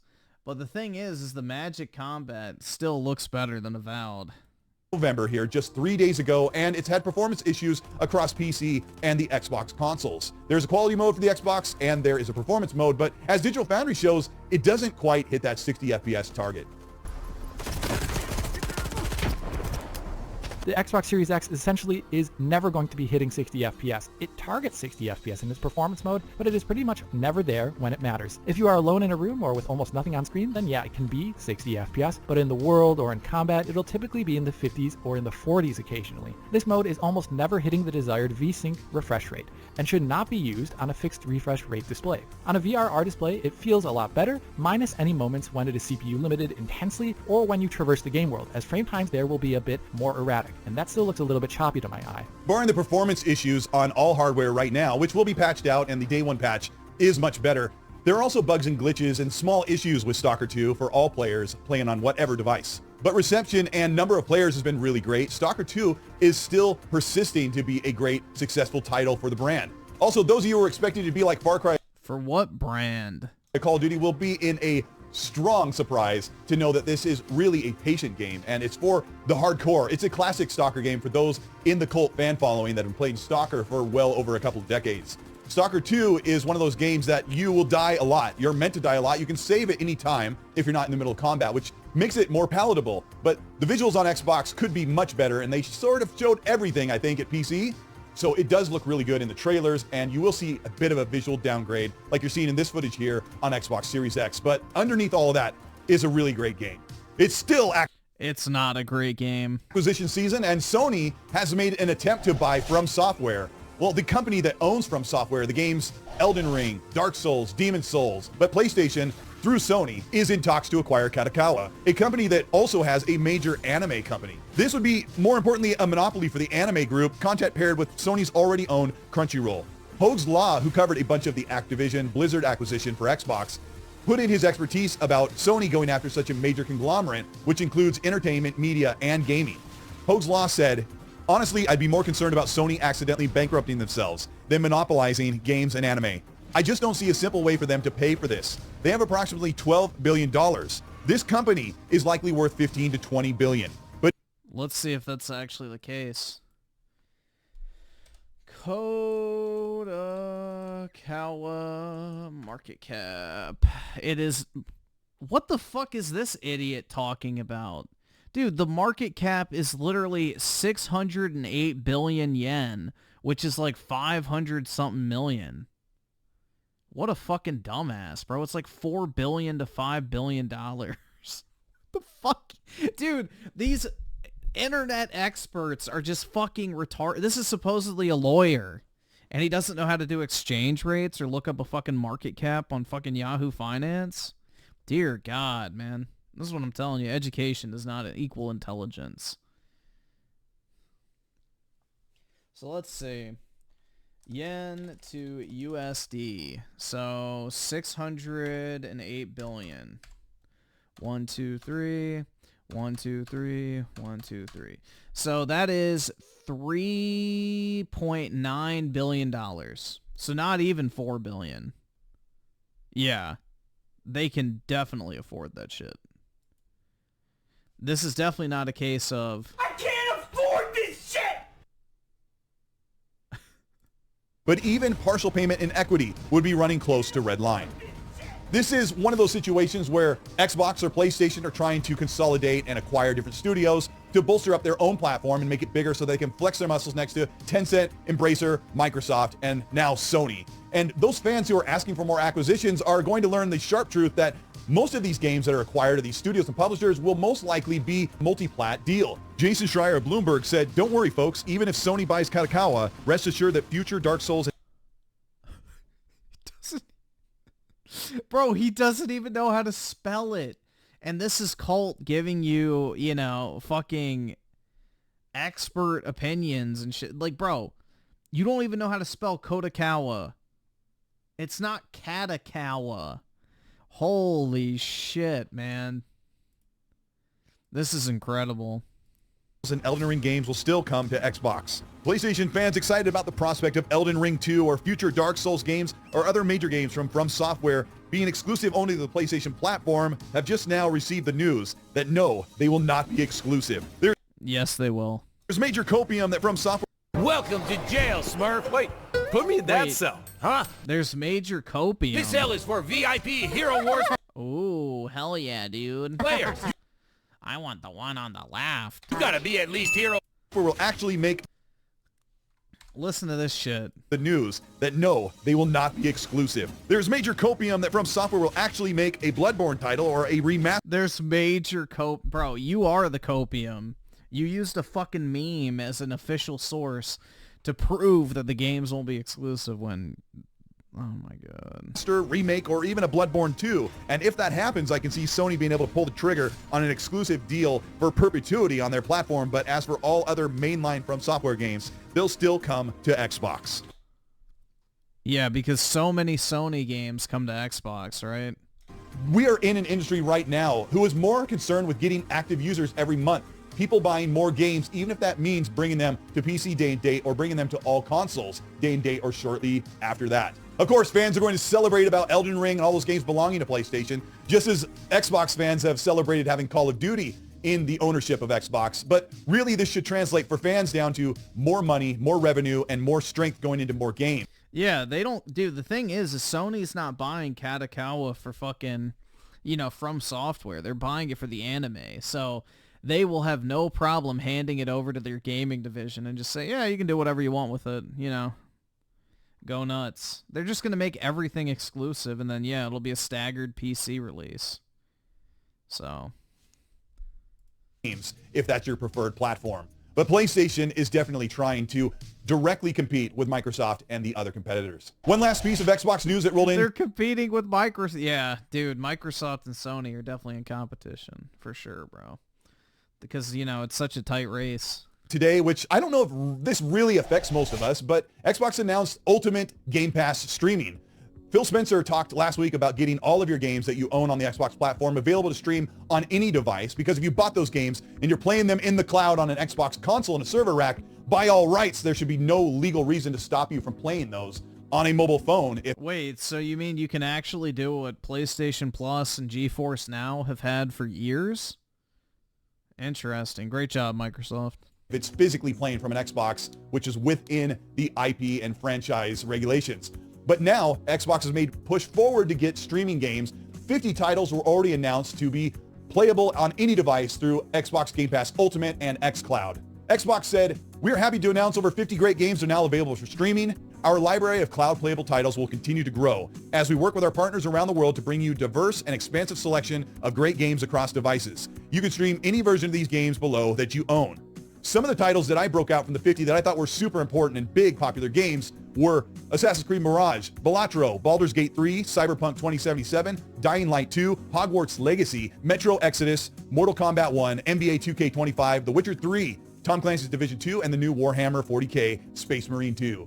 This is just a step in the direction of Xbox allowing us to play all our games wherever we want. Hopefully, natively will be the next thing, as I'm not super interested in playing cloud-based games, but that's what they're trying for, and it looks like Xbox is breaking ground with old, archaic franchise agreements. And that's your weekly gaming news. This is CultEastWood. Thank you so much for checking out this video. The weekly segment here where I'm breaking down the most important news items has been pretty enjoyable. I hope that you also like these news segments. The biggest thing for me was the Fable leak, and I don't know how much traction that got talking about Fable, as the game is at least a year out. I'm thinking actually it's dead. maybe even a year and a half. I just have this feeling that Fable is going to need another 3 to 6 months after they promised to be there at the end of 2025, and that's going to be a packed year no matter what game you are. I'm excited about Fable. I'm going to play as whatever character. Wait, what's coming out in 2025 that's going to make it a packed year? What's even announced? I don't think that much. I'll try both. I don't really care, but the game looks incredible, and it's probably Xbox's most promising game. Now, talking about a promising game, Avowed has really stepped up there, and hearing people say that it's way up on their list now, and for me, I've always wanted to play Avowed. I was really excited about it, but now, after playing it, and I couldn't put it down. Yeah, Hogwarts Legacy is really good. I actually really enjoyed it.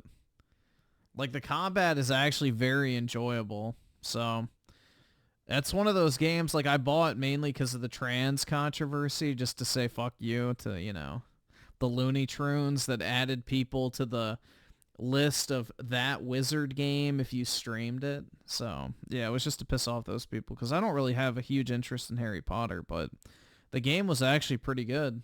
So, I ended up beating it, and it's definitely worth playing. So, I would definitely recommend, man. Steam says I have 18 hours on that preview build. Really excited for what they have, and I can't wait to get into that. Indiana Jones is coming in a couple of weeks, so we've got plenty to play. If you ended up enjoying this video, let me know by liking and subscribing to the channel. Hit the bell to be notified of new weekly content. If you want to further support the work we're doing here on the Cult Eastwood channel, trying to bring you 1 to 2, sometimes 3 videos a week, you know, so you stay entertained when you're not playing games. You can do that by hitting the join button below. It's over here. Yeah, that's where it's right there. Just hit that. It's $5. It'll get you early access, monthly merch giveaways, and custom emojis. And when you're in the live chat for the XCC podcast, you'll get your name there with custom emojis. And that's every Monday, 5 p.m. Pacific, 8 p.m. Eastern. We appreciate everybody who checks out that show with Middle-Aged Game Guy and I. We'll talk more about the weekly news and get into some rumored stuff as well. There's a lot going on. Middle-Aged Game Guy. Is that Colt's alter ego? Oh my god, that's funny. Middle-Aged Game Guy. Oh my god. Jesus. Alright, so let's see. Revenstar with the 3. Political correct. Alright. If he does the voice, I don't want to watch it. I cannot fucking stand grade A under it. That guy is so fucking annoying. Bruh, if he's doing the retard voice, I'm not watching that. I'm sorry. Like, that is fucking painful. I cannot stand that guy. Which one is it? Political correctness. Alright, we'll see, but if it's the voice, I don't know.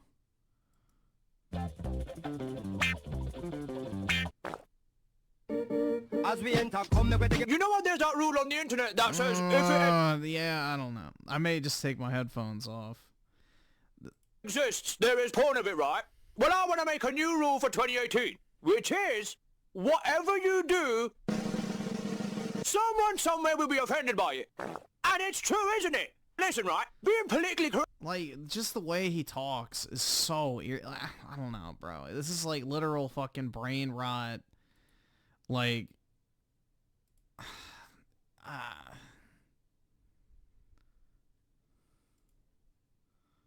Correct, used to be easy as fuck. But in 2018, right, a few extra things have been added to that list. Yeah, I never understood why this guy was popular. No spreading your legs on public transport, no wearing clothes from other cultures, no explaining things, God forbid you have a penis and have a better job than a woman, no being what? Now fuck here, now, it's like you can't brush your teeth anymore without someone seeing it as sexist somehow, do you know what I mean? Like, not only can you not do any of these things anymore, right, just because it might hurt someone's feelings, but in 2018, right, shit has hit the fan so hard, yeah, that... Like, it's literally the worst characteristic traits of British. Times 10. We've got to a point where you can't even say the word mankind anymore. We like to say people kind, not necessarily mankind. Exactly. Yes. Well, obviously, mate, come on. How is someone supposed to not be offended by that? The word has man in it, for crying out loud. Right there. You might as well be shoving your dick right in my face if you're going to do that shit. That's outrageous. Right, that's so offensive. And God forbid anyone get offended in 2018. Do you know what I mean? No, the wage gap is non-existent if you consider the fact that women go into fields that are much lower pay in general. So, spending doesn't have anything to do with it. Fuck me, mate. I'd rather get murdered and raped than get offended. Right? It's nothing worse than being offended, is it? So I'd rather be raped than listen to this. Make sure you don't do the worst thing imaginable and offend someone. Hello there. I'm gonna make a few videos telling you all how to be politically correct in 2018. Starting with today's lesson, shit you can't say. Okay, so the word mankind is off limits because the word man might be offensive to some people, right? But if this is a reason to ban a word, then there are some phrases that need to be banned too. Like the following. To make sure we don't offend vegans and PETA, the phrase killing two birds with one stone is now off limits too. Okay? To ensure we don't offend any more gay people, right? The phrase, let me set the record straight, is to never be spoken again, yeah? And motivational phrases Skip it like, up, keep it up, buddy, are now punishable by death because they're offensive to people with erectile dysfunction. And it's not just the word mankind either. We here at Grade A Underage Studios have received complaints from some feminist viewers about some other words they don't like. So let's hear from them, since they've suddenly become so fucking important nowadays. I went to my doctor for depression and vaginal irritation, right? And he sent me to someone called the rapist. Excuse me? I personally find it kind of sexist and misogynistic, right? That the opposite of sadness is called happiness. Penis! What are you trying to say? That you can't be happy unless you got a penis? This patriarchy is suffocating me, man. If you ask me, right, the word global triggers and offends me because I'm a flat earther. What? Yeah, me too, mate. And I know that the earth's not a globe.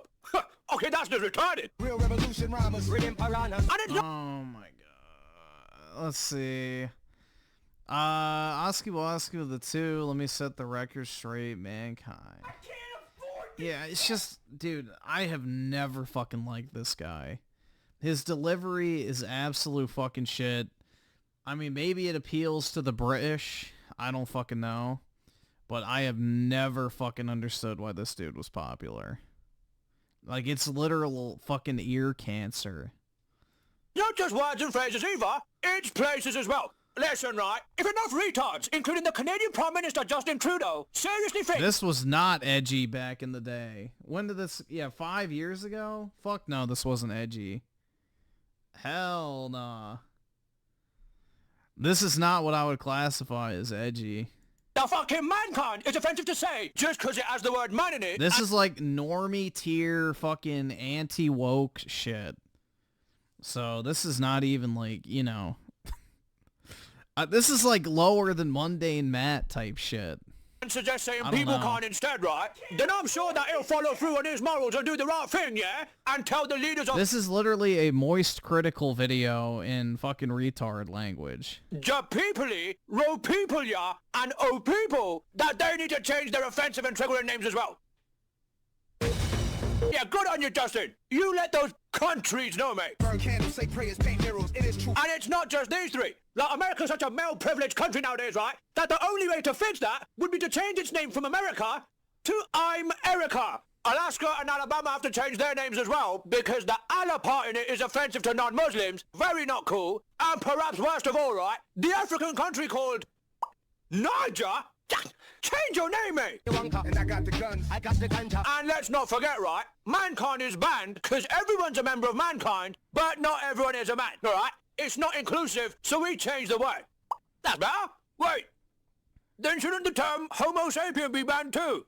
What? Look, because everyone... Yeah, it's like, bro, it's like those cringe-ass conservative fucking influencers that make like the most boomer-pilled fucking shit ever. Where they take a great point and then turn it into like the most undigestible fucking slop that you can imagine.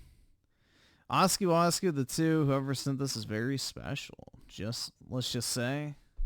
I don't know, bro. Everyone's a Homo sapien, right? But not everyone's a...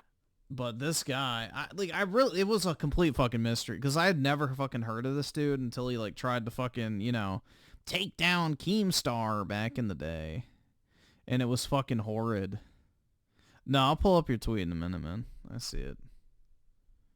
A homo. It breaks the exact same rule that mankind does. So for consistency's sake, right, should an Homo sapien be banned too, Grade? Moving on. We can blaze it up on your block if you want to. And again, right, this all started because feminists made a big deal over mankind having the word man in it, right? But do you know what other word also has man in it? Woman. And human too. Oh my God, I'm a woman and I'm a human. Barely. We can't have that. Change the man to That's better. Mummy, why does it say son and not daughter?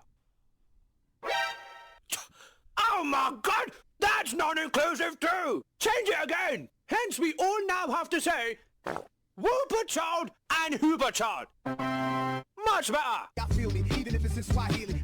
Listen, I have a dream, right? That one day, all of peoplekind will finally get along. Every man, Whooper child and child, right? People the world over, from Japeoply to Ropeoplia. Is this me? I don't even know if children, like, this entire genre to me is like completely a mystery. I imagine this is popular with Redditors, is my guess. Spaghetti Monster Mama all the way to African American. Not only will that lower the hate, but it will increase the love too. Hitting two cis white men. Yeah, apparently he was like some Indian guy who lived in Britain. So, yeah, I don't know, bro. It might be his native language and how he has an accent. I have no fucking idea. But the shit always made me cringe. Stone. So let me set the record somewhere on the sexuality spectrum. Political correctness is the way forward, right? It should be seen as correct to want to be politically correct instead of just overall correct. So fuck the truth and honesty, right? Making sure we don't offend anyone is what we should put all of our efforts into. Hello again? And if we do that, the world will truly know our genitals. You what? Fucking no! It's over! Thank God. That was a blast from the past I did not need. Let's see. So, Revenstar the 3, Timeout iSeller. I can't believe you recommended it. Alright. And then Oski Waska the 5, so it was Revenstar. Don't mind me then. Alright, I see. You took care of it. And then Neonverse Animations the 2. This sounds like a trying to speak Irish. Yeah, it's an Indian dude trying to speak like he's British, I guess. I don't fucking know. Like, that whole format is like literal ear cancer to me. Yeah, this is it. Yeah, I don't know, man. But the thing is he was like super popular back in the day, and it's like, yeah, I just think there is a large level of fucking tism that loves that type of shit. They're like, yo, what is this? Washington, D.C., the clash of the rich and the poor? We've got passion, we've got determination. Let's see Like, and the if we rich. set our sights on something, you better believe it's happening. Not your typical DC tour. Okay. That's enough sugar for like 2 days. No, I mean, you're in good shape, but... So I'm not pointing the camera on you. With nowhere to no job. Yeah. Other than coal mining. The good thing about being in Anacostia is there's something to aspire to, which is right there in your... Oh, I've been here before. That's, shit, what's that area called? Well, it's right by the Nationals Stadium, but... like the harbor or some shit. But yeah, that's like an oyster bar place. Like eyesight. That's where one of my company events was held. Right? And that is important for a lot of communities and young people who are brought up in these communities. Salt the exposure. line. Yep. And they got pissed at me because I walked over, like it was completely packed. So we had like walked out into this area to go and stand because you couldn't fucking move in there. And like the fucking guy was like freaking out because I carried my glass past the railing. It's like, what the fuck, dude?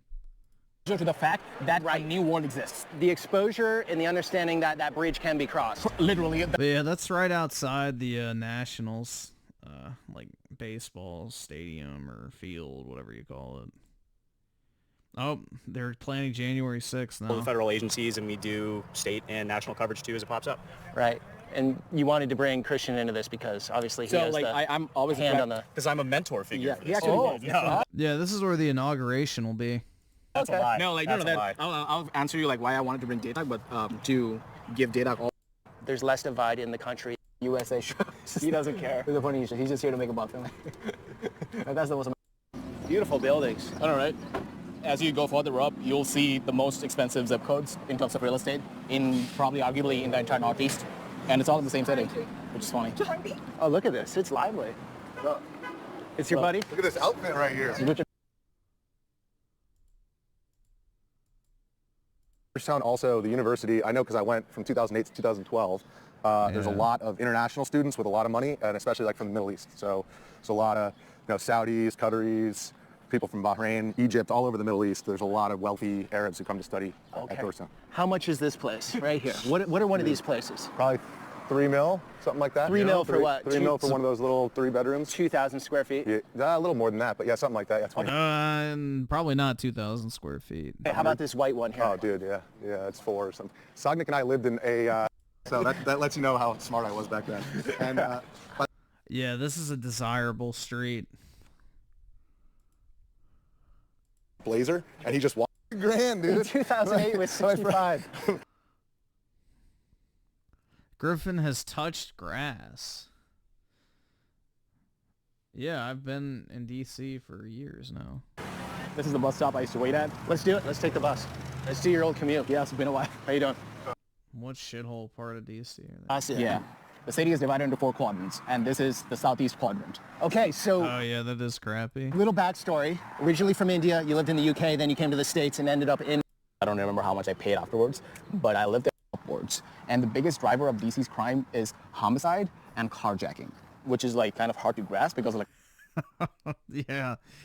As of now, if you look around, it looks pretty residential. Right. Okay, so before this was old... Yeah, not at night. Old working class neighborhood, right? So DC's biggest economy are the federal jobs, obviously. And media, that's the biggest circle of people where I lived, actually. Yeah. Here are the working class people who are like running the city, basically. Okay. Like doing the jobs of like, I don't know, like they work at McDonald's. Scrubbing the toilets. They're driving the bus. They're driving the metro.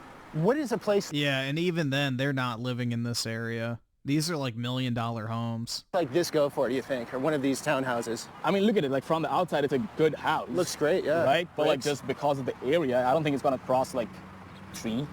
Okay. I'm staying in Georgetown. Yeah. It's interesting. There are more... Yeah, no working class people are living out there, bro. Those are like $1 million+ houses. More American flags here than Georgetown. That's funny because like I lived in Georgetown for 4 years, and Georgetown's population is usually like rich retirees, and every next flag is a Ukraine flag, or this house, we don't tolerate racism flags. And so like if an alien came down, they would know which country it is. Thank you. That's a tight edge. Nice work, man. Yeah, man, thank you. As a kid who had a lawn mowing business, I can see the detail going on. Damn, you're taking your life into your own hands going to these type of stores. Clear fruit, you think that's healthy? Yeah. It's probably sugar. Let me see it. No, it's fruit.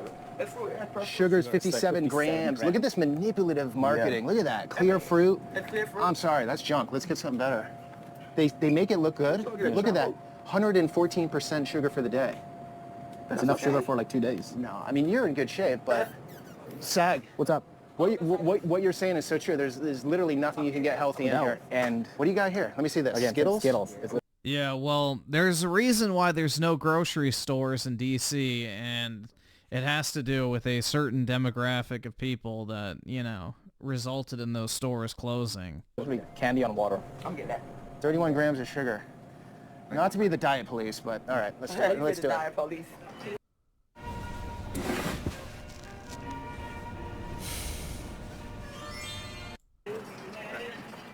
Take care. Good. Yeah, if you go into like, you know, McDonald's in DC, they took out all the tables and chairs so that homeless people can't fucking sit inside. Luck.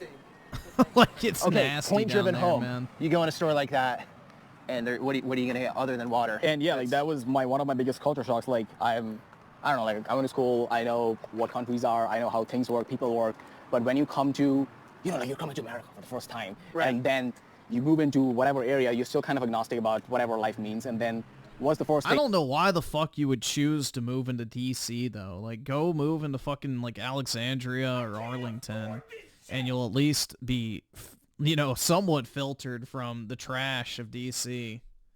Someone needs in the Maslow's hierarchy. Food, right? What kind of food is good for you? I don't know, like home-cooked chicken, rice, beef, potatoes. I'm not asking for like a steak or anything, just like the basic stuff. And I couldn't get it anywhere here. I had to get on one of these buses to get my groceries done because all the options here are these. Again, I'm not putting anything down. I love pizzas too. I love good fried food here and there too. But like when I'm doing my groceries for the week, I need food. And that's what I like. I didn't know that food desert was a thing in the country with the highest GDP ever. Yeah. so that kind of caught me off guard. So now you're getting into, Yeah, well, the food desert is not because of a lack of demand. It's because of a lack of payment with that demand. Let's just put it that way. Jesus. Now you're with the grocery store. There's a reason why certain hair care products need to be locked up. You're getting into the classic gentrification argument. So the argument is like if you start a Trader Joe's or a Whole Foods in an area like this, people are going to push back because they would think that it's a telltale sign of, you know, there's no other way to put it, white people moving into their community. Right. Like what I am, we are called yuppies, young, upwardly mobile professionals. Yeah. Right? Okay. I didn't even know that acronym. Yeah, it's called yuppies. I know what yuppies are, but I never even thought it through. Yeah. Like that. And when yuppies move into a city or a particular neighborhood, everyone gets all threatened because it's like, oh, they're going to drive the prices up. Yeah. Which happens. Rightfully so. Yeah, which happens. So like, how do you balance this out? Because like, you need those people coming in to quote unquote drive the economy. But at the same time, if that is coming at the cost of, you know, the local communities which have been living here forever, being displaced, then it's not an ideal situation. Like, look around. Like, these are the people who have been living here forever. Yeah. And I am like, even though I came here with no money, I still, you know, like, I have a job. I was doing something here. I was getting after something. Okay, some of the... Yeah, well, they can get a fucking job too. So there's no excuse for being a fucking bum. These people are living off EBT cards and welfare. That's a choice. They have access to just as many, if not more, federal jobs than anybody who moves into that area. Yeah. Some are working hard. There's a mixed bag, right? Correct, yeah. Like, fair to say? Most are not. Like, just like every group of people. Yeah. We're going to go down here, bus stop. Dude, the only thing you'll find more than fucking rats and piss-soaked fucking homeless people are bums doing absolutely fucking nothing all day. This is the bus stop where I What's up, guys? How you doing? You ain't the police. I'm not the police. He got plenty of numbers. Give me a rundown of what y'all doing. We're making a video on DC. So from Anacostia to the political nerve center, that being Capitol Hill, to Georgetown, showing that there are many different universes in one place. Okay. What are your thoughts on that? Yeah, I like that. What about Anacostia? Tell us what's going on. Anacostia, they need to clean it up. Okay. They need to clean I don't have no door on my door. I have no foot. I have no door. I've been living like that for almost damn near 2 years. On your apartment or what? Yes, on my apartment. I'm about to give you everything. Man. And I stay in Anacostia area. Okay. This is how I'm living. See the trash out there? You want to turn this around so the sun's not This up? is how I'm living. Yeah. You see this? I can barely see it. So why aren't you cleaning it up though? You can clean that up, right? Listen, sir, it's a place. If you just look. Yeah. I couldn't Clean see. it up. But the shit keep leaking. Oh, okay. So you're See my door? This my front door. So when you're in your apartment, Look, it's look at leaking. this. Okay. This is my front door. I can sort of see, but it's broken. Yeah, well, why don't you get it fixed? Is that what's going on? Man, I ain't won't pay for that. Okay. All right, ma'am. No, because I got a drug donut car on. You got $15 on, okay? I'm sorry, ma'am. I got no cash on me. Take care. Look at that. They fucking hijacked the Lime bike. Here, ladies. All the best. God bless. Let's go this way, Sag. Okay. And then back. If I go to the city, that's the bus stop. Okay. Yeah. Sorry, sir. Go ahead. Sorry, we're making a video of him. Oh, absolutely. Yeah. And you're styling, sir. You're styling. Yeah, like, he should be on camera, not me. Look at him. Nobody. Wait a minute. Whoa, now. I'm making a video of him. That's nice, young man. Do your thing, young man. We're proud of you because we need more people in terms of broadcasting and on top of television. I used to live here, so yeah. Okay. Sir, what do you want to broadcast from Anacostia? Let us know. Oh, what do you want to say? If I broadcast, I will broadcast. Look, I do a documentary that actually shows, I hate to say the ghetto, but I am going to actually say humble beginnings. I'm actually going to say where, you know, a lot of people in high places forgot about. But okay, see, I'm black. I shouldn't be talking like this. See, I'm supposed to be selling you some drugs and trying to shoot you, but no. I like to go in front of police officers. Wait a minute, let me get this right. You black with no criminal record? Yeah, everybody black is not an enemy, y'all. Everybody black is not a menace to society. Here you go. Hey, take it with you. Matter of fact, I'm telling you what you're going to do. Like on the movies, you know, on the base, y'all gonna do that move and go right there. Central is right downtown. There you go. Subject has no problems. We tried this. You let a pair of sneakers and my hat to the side. Right. Stop that. Bad things happen to good people. And I'm just saying that instead of judging, why don't we just figure out, like you guys are doing now, figure out what's going on, like you're talking to me now. Everybody's not your enemy. Now, if this is now about 4 or 5 years ago, you talking to me? Oh, no, he probably going to rob me. Not at all. Get it down on you. I don't want my freedom jacked up. Yeah, in the daylight, you're okay for the most part, but at night, don't be out in D.C. Like, that is a hard rule in D.C. If you guys ever visit, if it gets dark out, Uber. Do not walk. No more than you do. Yeah. Now, I'm black. We say that. Now, we made our mistakes. Yes, we did. You know, that you can't keep them around the black people. That's not always true. We've lived up to a lot of stereotypes, but that's not completely all the way true. Yep. Got you, sir. Wish you good time. Yo, man. Take care. Congrats to you. Absolutely. See, like, people are nice. Like, people are nice. Like, here's the thing. Like, anytime we talk about people, community, you never come down upon, like, individual people or any groups of people because, like, you never know what they've been through. Oh, yeah. Because you don't know their circumstances. Like, it's like such a case-by-case basis argument. Like, when I came here, I had no clue. Like, black America, white America. Like, I was just here to get my own. Right. And for those outside of these areas, I also want to state there's not one white America, there's not one black America. Correct. There are many different, there are areas in Appalachia where 50% of the towns, people are face in the dirt on drugs. Correct, and they're white as hell. And they're white as they come. And then there are professional blacks here, and obviously people know that live in DC, and they run the But a foreigner from India, like you, when you were younger watching this video, would think, oh, all people are like this, all people are the same, like yeah. It's a nice positive sign. Yeah, we need places like this, because like DC has the highest truancy rate, like kids don't have anything to do. Truancy rate, you mean kids not showing up at school? Yeah, if you're not affluent. Kids don't have anything to do. They don't show up at school. So what makes you think they're going to show up at this place? If the parents aren't affluent, the kids don't have anything to do, and we need more places like these where kids can actually be socialized properly, so they're not like That doesn't solve truancy, you dumbass. Involved in like activities or whatever. Bahia Principe's Black Friday's here. Bro. Don't miss out on exclusive deals and book your dream. That's the Redskins. You don't say that anymore. What do you have what's going on here, sir? We got the ices out here. We got $3 cups, $2 cups. You got a juice business? And Yeah, we got what they call icy ice cones, freeze cups, snowballs. We had that on play right here every day from 6 to 9. Call the street, that's my business there too. Called the best wash in town, BWYT. We've been right there for three years now. How's business these days? Business is fair, it's fair. Right now, a lot of people don't like to come out. They want to stay in now. So What do you mean stay in? Far as, streets is bad now, you know what I'm saying? People scared of the streets now, so hopefully being right here? Yeah. Hopefully we can get people back out to come and support our businesses. You say the streets are bad, but as I walked around, things look pretty good, but I'm not reading it right, or what? Dude, this is like some fucking... Oh my god. Yeah. That's right, everybody. It's safe to walk around the streets of DC. Make sure you wear an expensive watch, expensive shoes, and, bring your wife's purse, especially if it's from a designer brand. You'll be perfectly okay. Well, come with the time, saying things right now, how the younger generations now, they're just, making it hard for people just to enjoy basic life things, There's more violence than 5 years ago? It's way more violent than 5 years ago, you know what I mean? We did have a little break before the pandemic. Everything was going good, and after the pandemic, I don't know what happened. People had a little more time to think of a lot of bad things to do. What do you think about Capitol Hill being right over that bridge? I think it's great. I love my state. I was born and raised right here in Washington, D.C. I'm in Washingtonian. I mean, it's great, to have politicians and people actually who's supposed to see what's going on here. Hopefully they would, ride through sometime and really see it too, But it's cool having them there, as long as they come and show support. Are they showing any support these days, do you feel? Nah. They even scared than us. They're more scared than us to come outside now, They're more scared than you to come outside? Yeah, they way scared now. I think as the world been, things going on out here. here. They should go walk around Chinatown and like outside of the Federal Triangle or like all that type of area. Like they need to go to the auxiliary areas like right off the mall. That shit's rough. It's politicians got a lot on their table right now, Yeah. The good like ones Chinatown, especially in DC, is pretty rough, dude. That's where the black Hebrew Israelites are out preaching.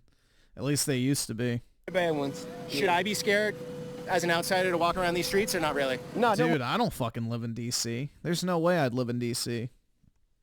I live in Virginia, outside of DC. So, yeah, do not move to DC. Live in like Virginia, in like the Arlington/Alexandria, McLean area.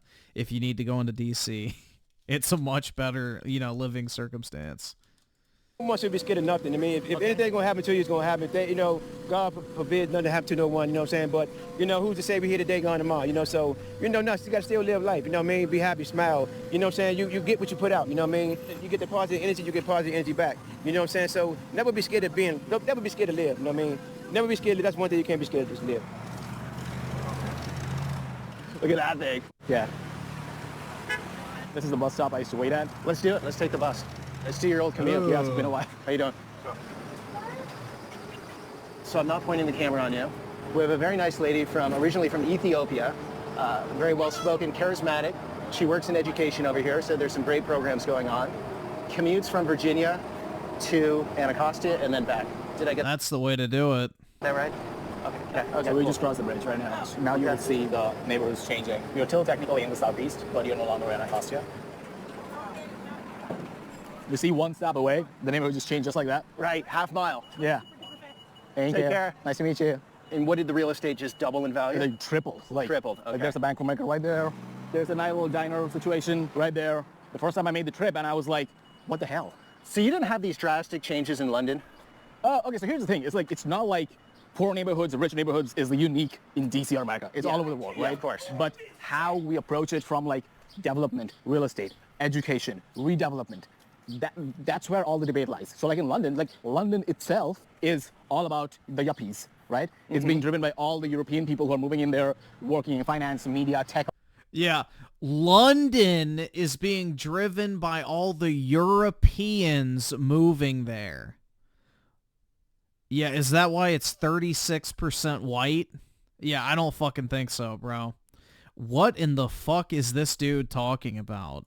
All that stuff. If you want to see the rural England, you have to go out of London. Yeah. Right? You have working class No, if population. you want to see England, you have to go outside of London now. Living in Liverpool, Manchester. Okay. That's unique about DC. DC itself is a big city, but it's divided into people like me, my colleagues, and then what we just saw. Yeah. And the unique thing about America, which doesn't get talked about enough, is that there is mobility within economic classes, which here's the thing. Why was I able to live there and at the same time eventually make the jump there? You have the Because you actually worked. education, the drive, the skills, work ethic. Correct. And if you have those things and if you're starting from ground zero, it's a lot easier to do that in America compared to anywhere else. Why is it harder for those people to do it than it was for me? It's because It's not harder. They just don't want to take the initiative. they have to unlearn years worth of things that they have grown up with. They have had the baggage of, I don't know, Jim Crow, redlining, and all that stuff. They do not have the baggage of Jim Crow in Washington, D.C., you fucking idiot. Dude, this guy is such a fucking leftist cuck. What the fuck is he talking about? That was in the South, you fucking mouth breather, and none of them were fucking alive for it. With no money, but at the same time, I didn't have to deal with all that negative baggage. Right? Yeah, in a 90% black neighborhood, they really had to deal with racism. I'm sure. Yeah, those 10% of whites must have really just been oppressing them. I mean, what fucking reality is this dumbass living in? But at the same time, if you're coming here from zero, this is the place to do it. Right. No, DC is not the place to do it, but... There are many that have gone from that hood.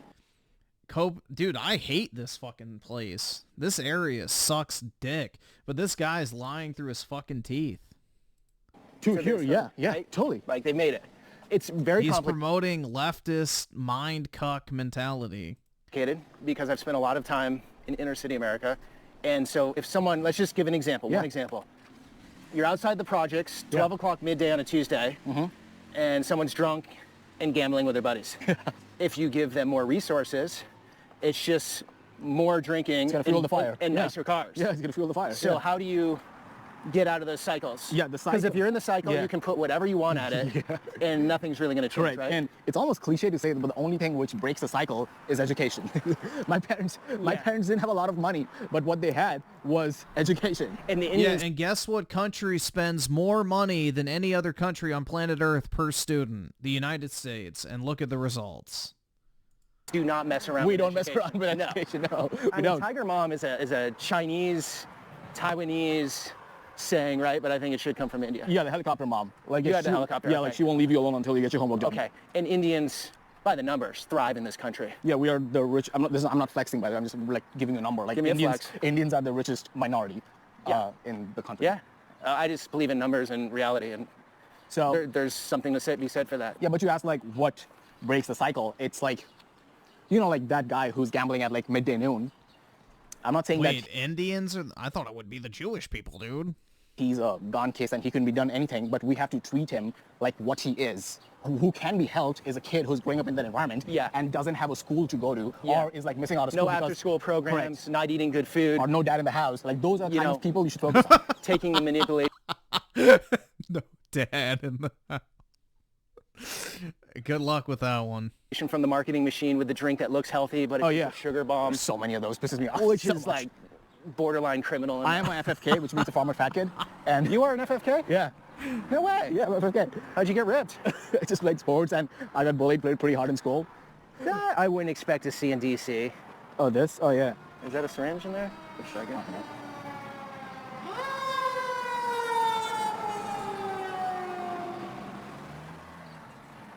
You asked me, like, what's the left and right solution to this?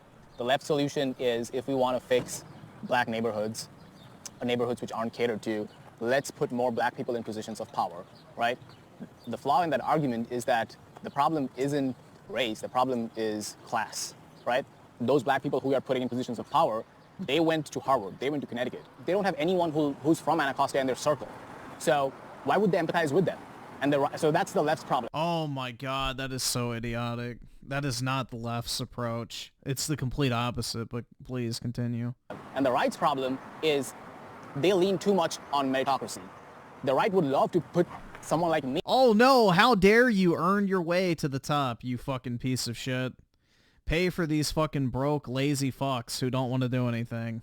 In a showcase and be like, if this immigrant can do this in America, you, the black guy who is killing himself in Anacostia, you can pick yourself up the bootstrap and fix yourself, not realizing they are... He's killing himself? Why? Like, they have gone through years and generations. Are they trans? Of, I don't know, Jim Crow, redlining. That's not easy. Yeah, but Jim Crow and redlining don't exist now. They don't exist now, 100%, they don't. And they never existed in the North, you fucking idiot. And America is, I would say, probably like a, I don't know, like a dangerous thing to say. Racism existed everywhere when racism was the thing. Slavery existed I heard everywhere. in India you have no racism. The Muslims and Hindus are just kumbaya together. Yeah. Racism existed everywhere when racism was a thing. So did slavery. The U.S. is the only country which risked a civil war to get rid of it, right? That doesn't get said that much often. So if you're not white... That wasn't the reason for the Civil War. So again, no idea what he's talking about. And if you want to see from ground up, like, this is the place to do it. And that doesn't get said often. I'm not saying that makes life easier for them, by the way, because they probably think that the system is still putting... No, what makes life easier for them is saying no to the fucking drugs, no to the fucking drinking all day, no to being a fucking bum, no to their fucking kids, no to getting divorced, no to having kids outside of wedlock, no to just, not doing anything. So you have to be the arbiter of your own change. You can put the dumbest, most lazy motherfucker in Harvard and they're still going to come out a dumbass and lazy. Doesn't matter. You don't change the person. The person has to change themselves. They have to actually want to make the change. And, if you keep giving them money, keep giving them fucking free housing, you keep, enabling the lifestyle, it's never going to fix itself. Because they have no desire to change. And that's not a race thing or anything. That is just a pure human nature thing. If you can get exactly what you want by doing nothing, why would you ever try? Boots down their throat. And maybe it is. I don't know what it's like to be them.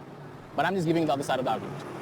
The argument here is like, oh, all they need is like modern amenities. So I'm just saying, like, if you put a Harvard or a Yale in there, it's not going to fix the problem. Because they don't have, like, their kids growing up without dads in their house.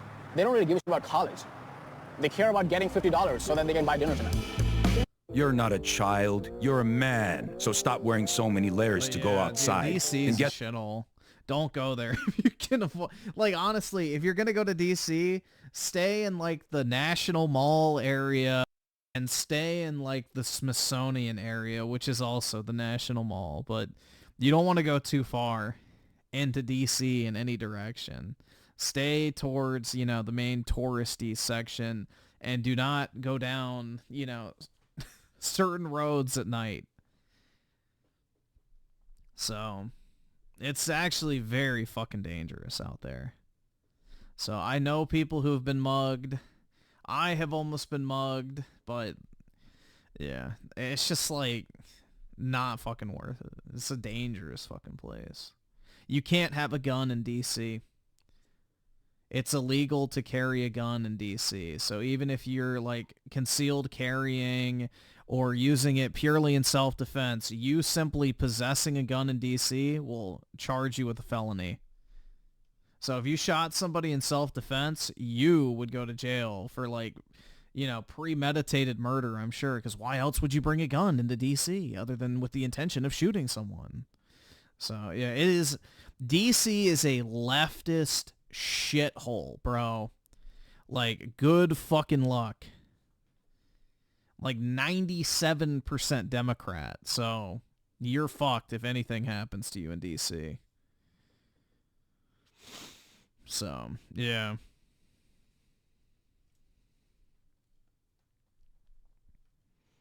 You do not want to be in there. Like, if you're going to have to, like, work or live in the DC area, definitely live on the Virginia side of it. Don't go into Maryland either. Maryland's awful, too.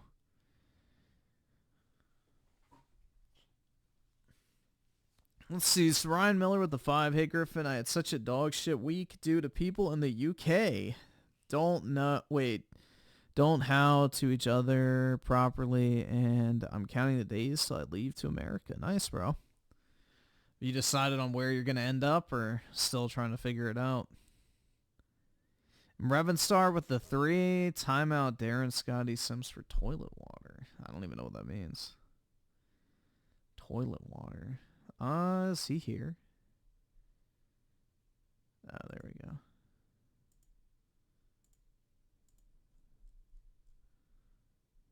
Lowell, Maryland, yeah.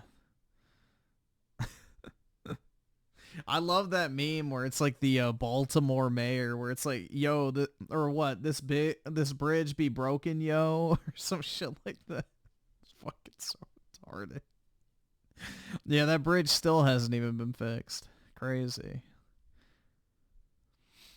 Neonverse Animations with the 5. It's a bit like Crawley in the morning. It's good at night. It's bad.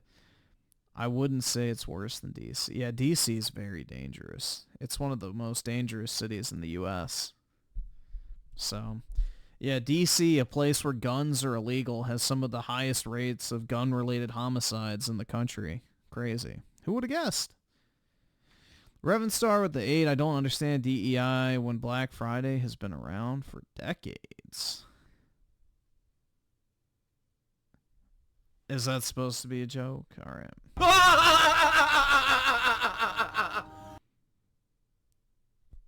Dude, well, I wouldn't even say it's just the Democrats' fault. It's the people who enable them.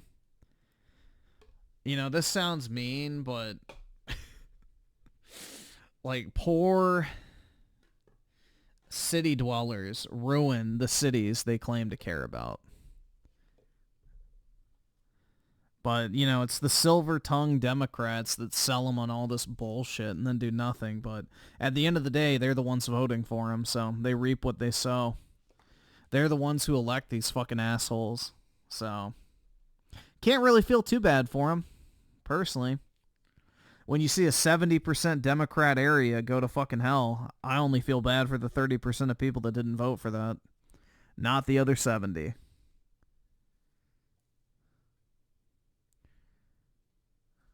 But, because that's exactly what you asked for.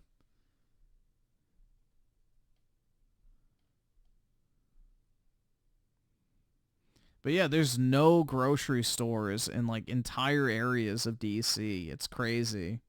Like only in the super like high-end regions will you find grocery stores. Like, bro, there's a Walmart in DC and that shit is fucking scary. If you want to take life into your own hands, go inside of the Walmart in DC, bro. That shit's dangerous. but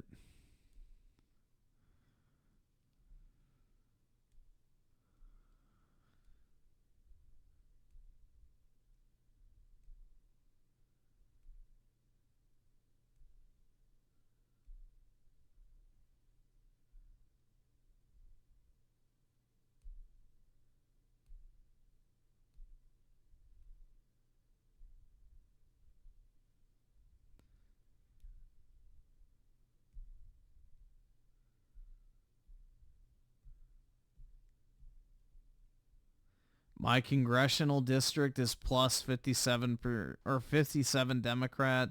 It's a shithole. Imagine that.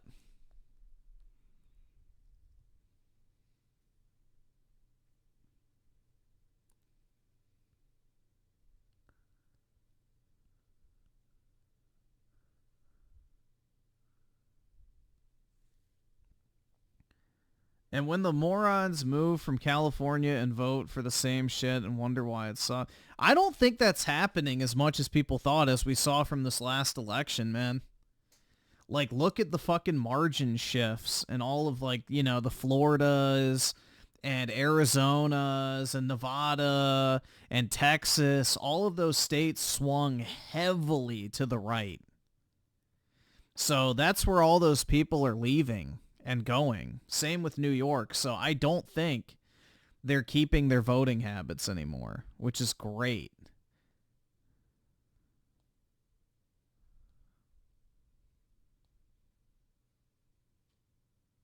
How is Texas becoming more blue, bro? Like, here, look.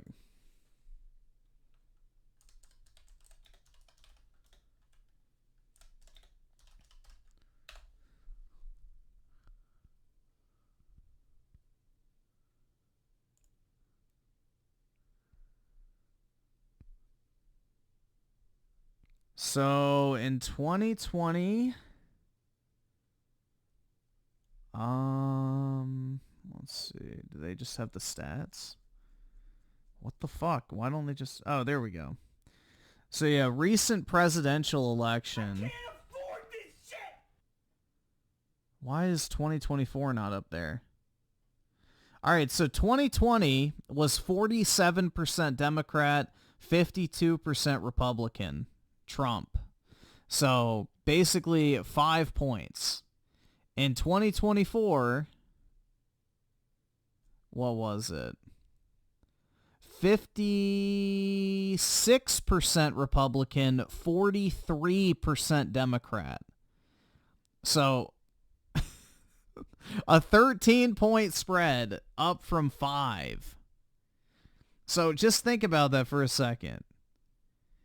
It shifted 8 points to the right.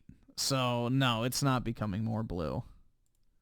In a 4-year period over COVID, which is when most people fled from California to Texas, it shifted 8 points to the right.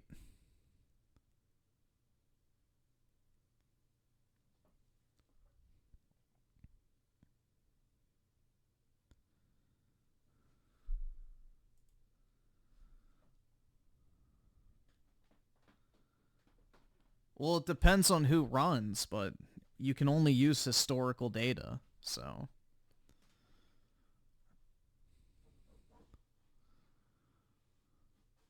let's see. Neonverse Animations, the 2. It sounds like Broadfield, but if it was, it might... Wait. Broadfield, but if was it own city. I don't know where Broadfield is. I'm guessing that's over in the UK. I'm not too familiar with over there. And Revan Star with the 8. Check out the face of Australian Trump. All right. I can't afford this shit! I don't really want to play Avowed. It doesn't look good. Australia follows suit when it comes to America. The amount of abuse I've copped online even in the past 12 hours from men saying the most horrifically sexist things thinking that it's funny. This is what Andrew Tate has laid the pathway for. This is what people like Joe Rogan do. I want to talk about Trump derangement syndrome because, you know, it's the thing at the moment. It's everywhere at the moment. Yeah. So what I want to focus on is Trump derangement syndrome in Australia. And there is a poster child at the moment for Trump derangement syndrome in Australia. And that poster child is Abby Chatfield. Oh, I hate that. Woo. See, I don't know anything about Abby Chatfield. I think I came across her like a few years ago. I understand she's like a radio chick. Is she like a model or something? Oh, I know all about this chick. She's like influencer / feminist. She made that show Fuckboy Island. She produced that. Does she sell dildos? I wouldn't be surprised. I think she's got a line of dildos. That's like the one thing I remember. Feminist dildos. What is a butt plug and how do you use it? So we all know Trump derangement syndrome is a thing, and it just baffles me how people can get so wound up about this guy. I'm sorry. No! Why? Dude, I mean, this is hashtag racist, but it was funny as fuck.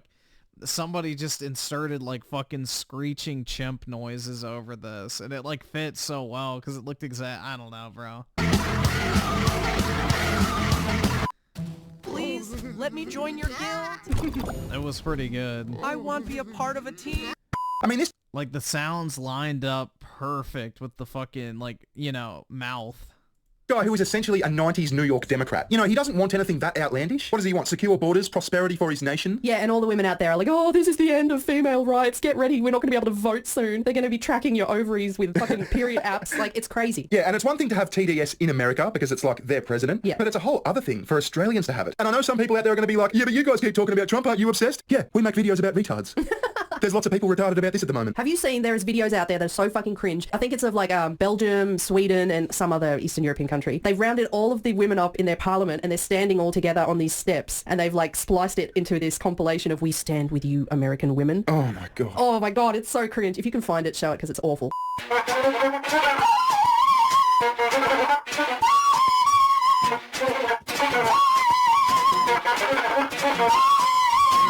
Yeah, so anyway, Abby Chatfield has released a couple of clips that have been doing the rounds. I saw this on Twitter last night. This isn't going to be a long video, but I thought we better cover it because it's, you know, our territory. It relates to the whole leftist meltdown Trump thing. So I thought this would be funny. Nice, let's look at it. If you're a woman in Australia and you think the US election doesn't affect us, just know they now have permission to be outwardly sexist and support a racist. Okay, pause. What's with the based claps? I know, I was just going to say, if you're a retarded Australian feminist, clap your hands. Yeah, it's so like black woman to do, isn't it? Yeah.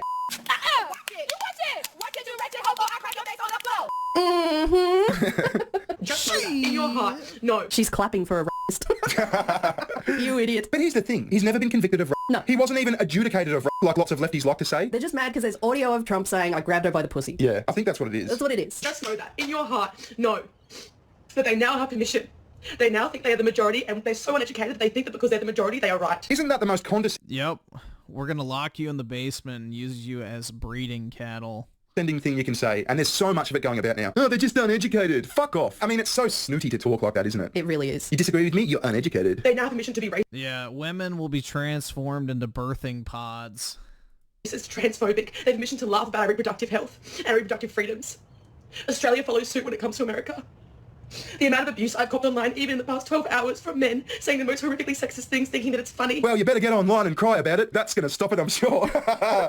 Listen, you made a TV show called Fuckboy Island. You sell dildos, I think. You're basically slandering men for being promiscuous. We can't do that about women, can we? No, hell no, can't call women sluts. Men, fuckboys. Yeah, and it's just so funny. I mean, it's like these people never got teased at school. Like, everyone got teased at school at some point. And they're just now realising, if you keep doing the thing that gets you shit, you're going to keep getting shit. Mm-hmm. This is what Andrew Tate has laid the pathway for. This is what people like Joe Rogan do. It's just... Andrew Tate, Joe Rogan, Donald Trump. What's wrong with Joe Rogan? I don't know. It's because he gave him a platform. What's Joe Rogan done? That's it. That's absolutely it. Well, do you remember when they said working out is right wing? No. This is like last year. Working out is now right wing. Like gym? Yeah, like, going to the gym. What? They are now allowed to say the quiet part out loud. And we're going to cop it. They were allowed to say it anyway. They were always allowed to say it. They just, A, didn't know who you were, B, didn't give a fuck about you, or C, were... I was teased in school. Yeah, I was never bullied, but pretty much me and all my friends used to shit on each other constantly, so... I don't know, bro. I'm glad I didn't grow up in the fucking, you know, safe space retard bubble era where, you know, everybody's a massive fucking bleeding vag 24/7. for being polite. Now you're being a massive bitch and they want to get on your nerves and it's working. That's right. The timing is perfect. The timing is perfect. My God, this woman is so fucking dumb for being an educated person. Anyway, so this clip happened, right? And it made the rounds and she's like, oh my God, I'm getting so much attention. People are like noticing that I'm a massive fuckhead. And so today, probably a couple of days ago by the time you guys see this, she came out with this one. The amount of trolling I've gotten in the past 12 hours is beyond disgusting, and it's by uneducated, disgusting, sexist pig men. Oh! It's unacceptable, it's sexist, it's trolling, it's sexist trolling by these disgusting pig men. How dare you be sexist, you fucking man. Like I said before, this is just one of those classic, I'm getting lots of shit on the internet, what should I do about it? I know, I'll get really mad and go on the internet. Yeah. That'll show them. That'll make them stop. It's so dumb. Do you understand this is going to be the lesson this teaches to men around the world? It's going to become Andrew Tate supporters everywhere you look. The sexism, the misogyny, the lack of education. Oh my God, just quit it, will you? She's inviting people into her comments section to just tear her apart. Is she like the Gen Z Big Red? I don't know, yeah, maybe. And has she got herpes? I think it's just a massive mole. This is going to have such a huge impact, and I'm already seeing it personally as someone on the internet, as a public figure. Women getting called stupid, hysterical. Stop being stupid and hysterical then. I know, you can hear your fucking dog whining in the background. He's sick of hearing your shit. Shut up. Your body, my choice. Oh, that was funny. That was so funny. I mean, obviously very, very wrong. No one agrees with that, but it's a fucking funny troll. It is an epic troll. So people are going around chanting, your body, my choice. Oh, what a glorious one-liner to piss off some feminists, eh? Oh, well. I mean, it's obviously not Trump's position. It's no one's position. You know what I mean? But it's just, you know it's going to cut him. You know it's going to get to him. It's a wind-up. It's a glorious wind-up. You know they're going to cry. You know they're going to do this, and it's entertaining.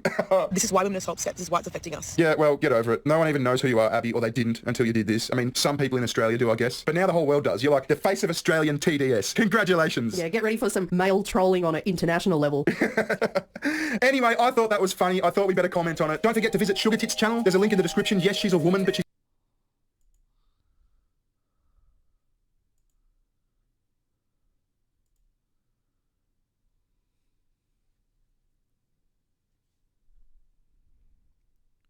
See. Not being a fat slob is racist? Exactly, man. And misogynistic. Remember, guys, there's nothing more that the globalists fear than white excellence. So, be the best version of yourself possible. Or just excellence in general. You know, be a strong, non-retarded, non-cucked, non-depressed male, and basically, you know, you're the lefty's worst nightmare. Like, that's why they're so desperate to effeminize black men, is because, as we saw in this recent election, you know, they're starting to lose their grasp on them. So, you know, black men are way too masculine for a lot of leftist policies. So they're trying to, you know, emasculate them and try to get them to accept, like, the homo shit and all of that garbage. So, you know, stay physically fit, eat well, you know, save money, invest, better yourself in every way you possibly can. And that's the best way to, you know, rise above the fucking cattle, essentially.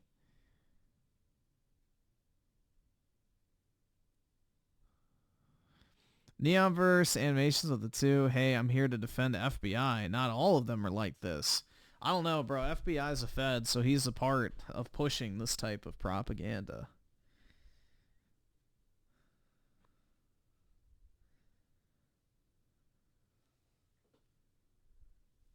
But yeah, there's nothing more than your government would love for you to be a fat, lazy, unmotivated, stupid, depressed, good little boy that orders McDonald's 3 times a day, you know, drinks their fucking sodas, goes out on the fucking weekends and spends $100 on fucking drinks, blows all their money on entertainment products, has no savings, has no fucking future, you know, no buying power, nothing. You own nothing and you'll be happy. So that's the dream. Make sure you pay your rent too. Revenstar with the 3, DEI, delusion, exclusion, intrusion. Yeah. They're going to have to rebrand DEI because Trump's not going to let any companies that promote it do business with the federal government, so they'll have to rebrand it as something else. Or they'll just do it silently behind the scenes.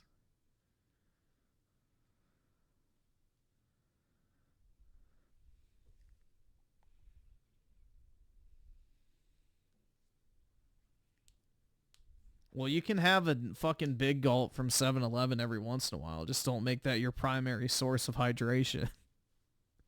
Or if you have to, get a diet instead so you aren't, you know, packing on the calories.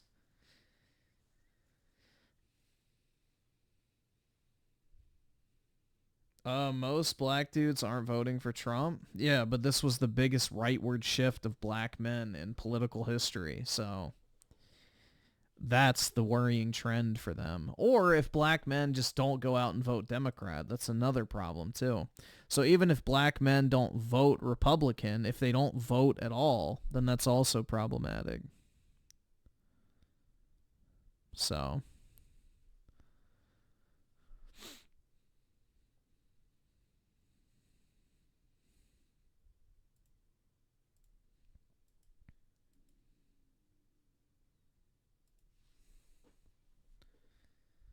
let's see. Neon-verse animations of the two. FBI just wants to live with the kangaroos. Nah, this is FBI's people. These are FBI's people. How can we call more for you today? We'll car more. Now I get it. Fuck is that? Like, how do you even arrive at that as a name for something? Like... what the fuck is that, dude? How do you even, like, I don't even know, man. In fucking, you know, Australia. So.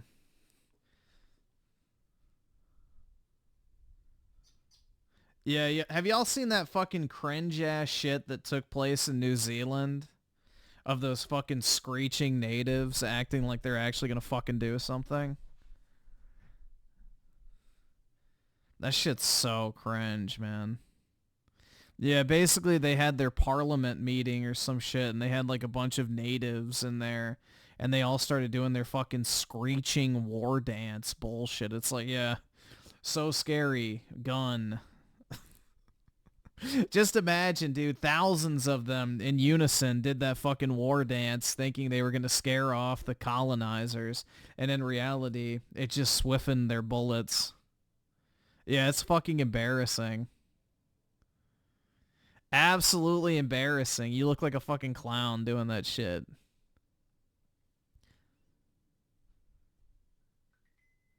Subhuman behavior, bro.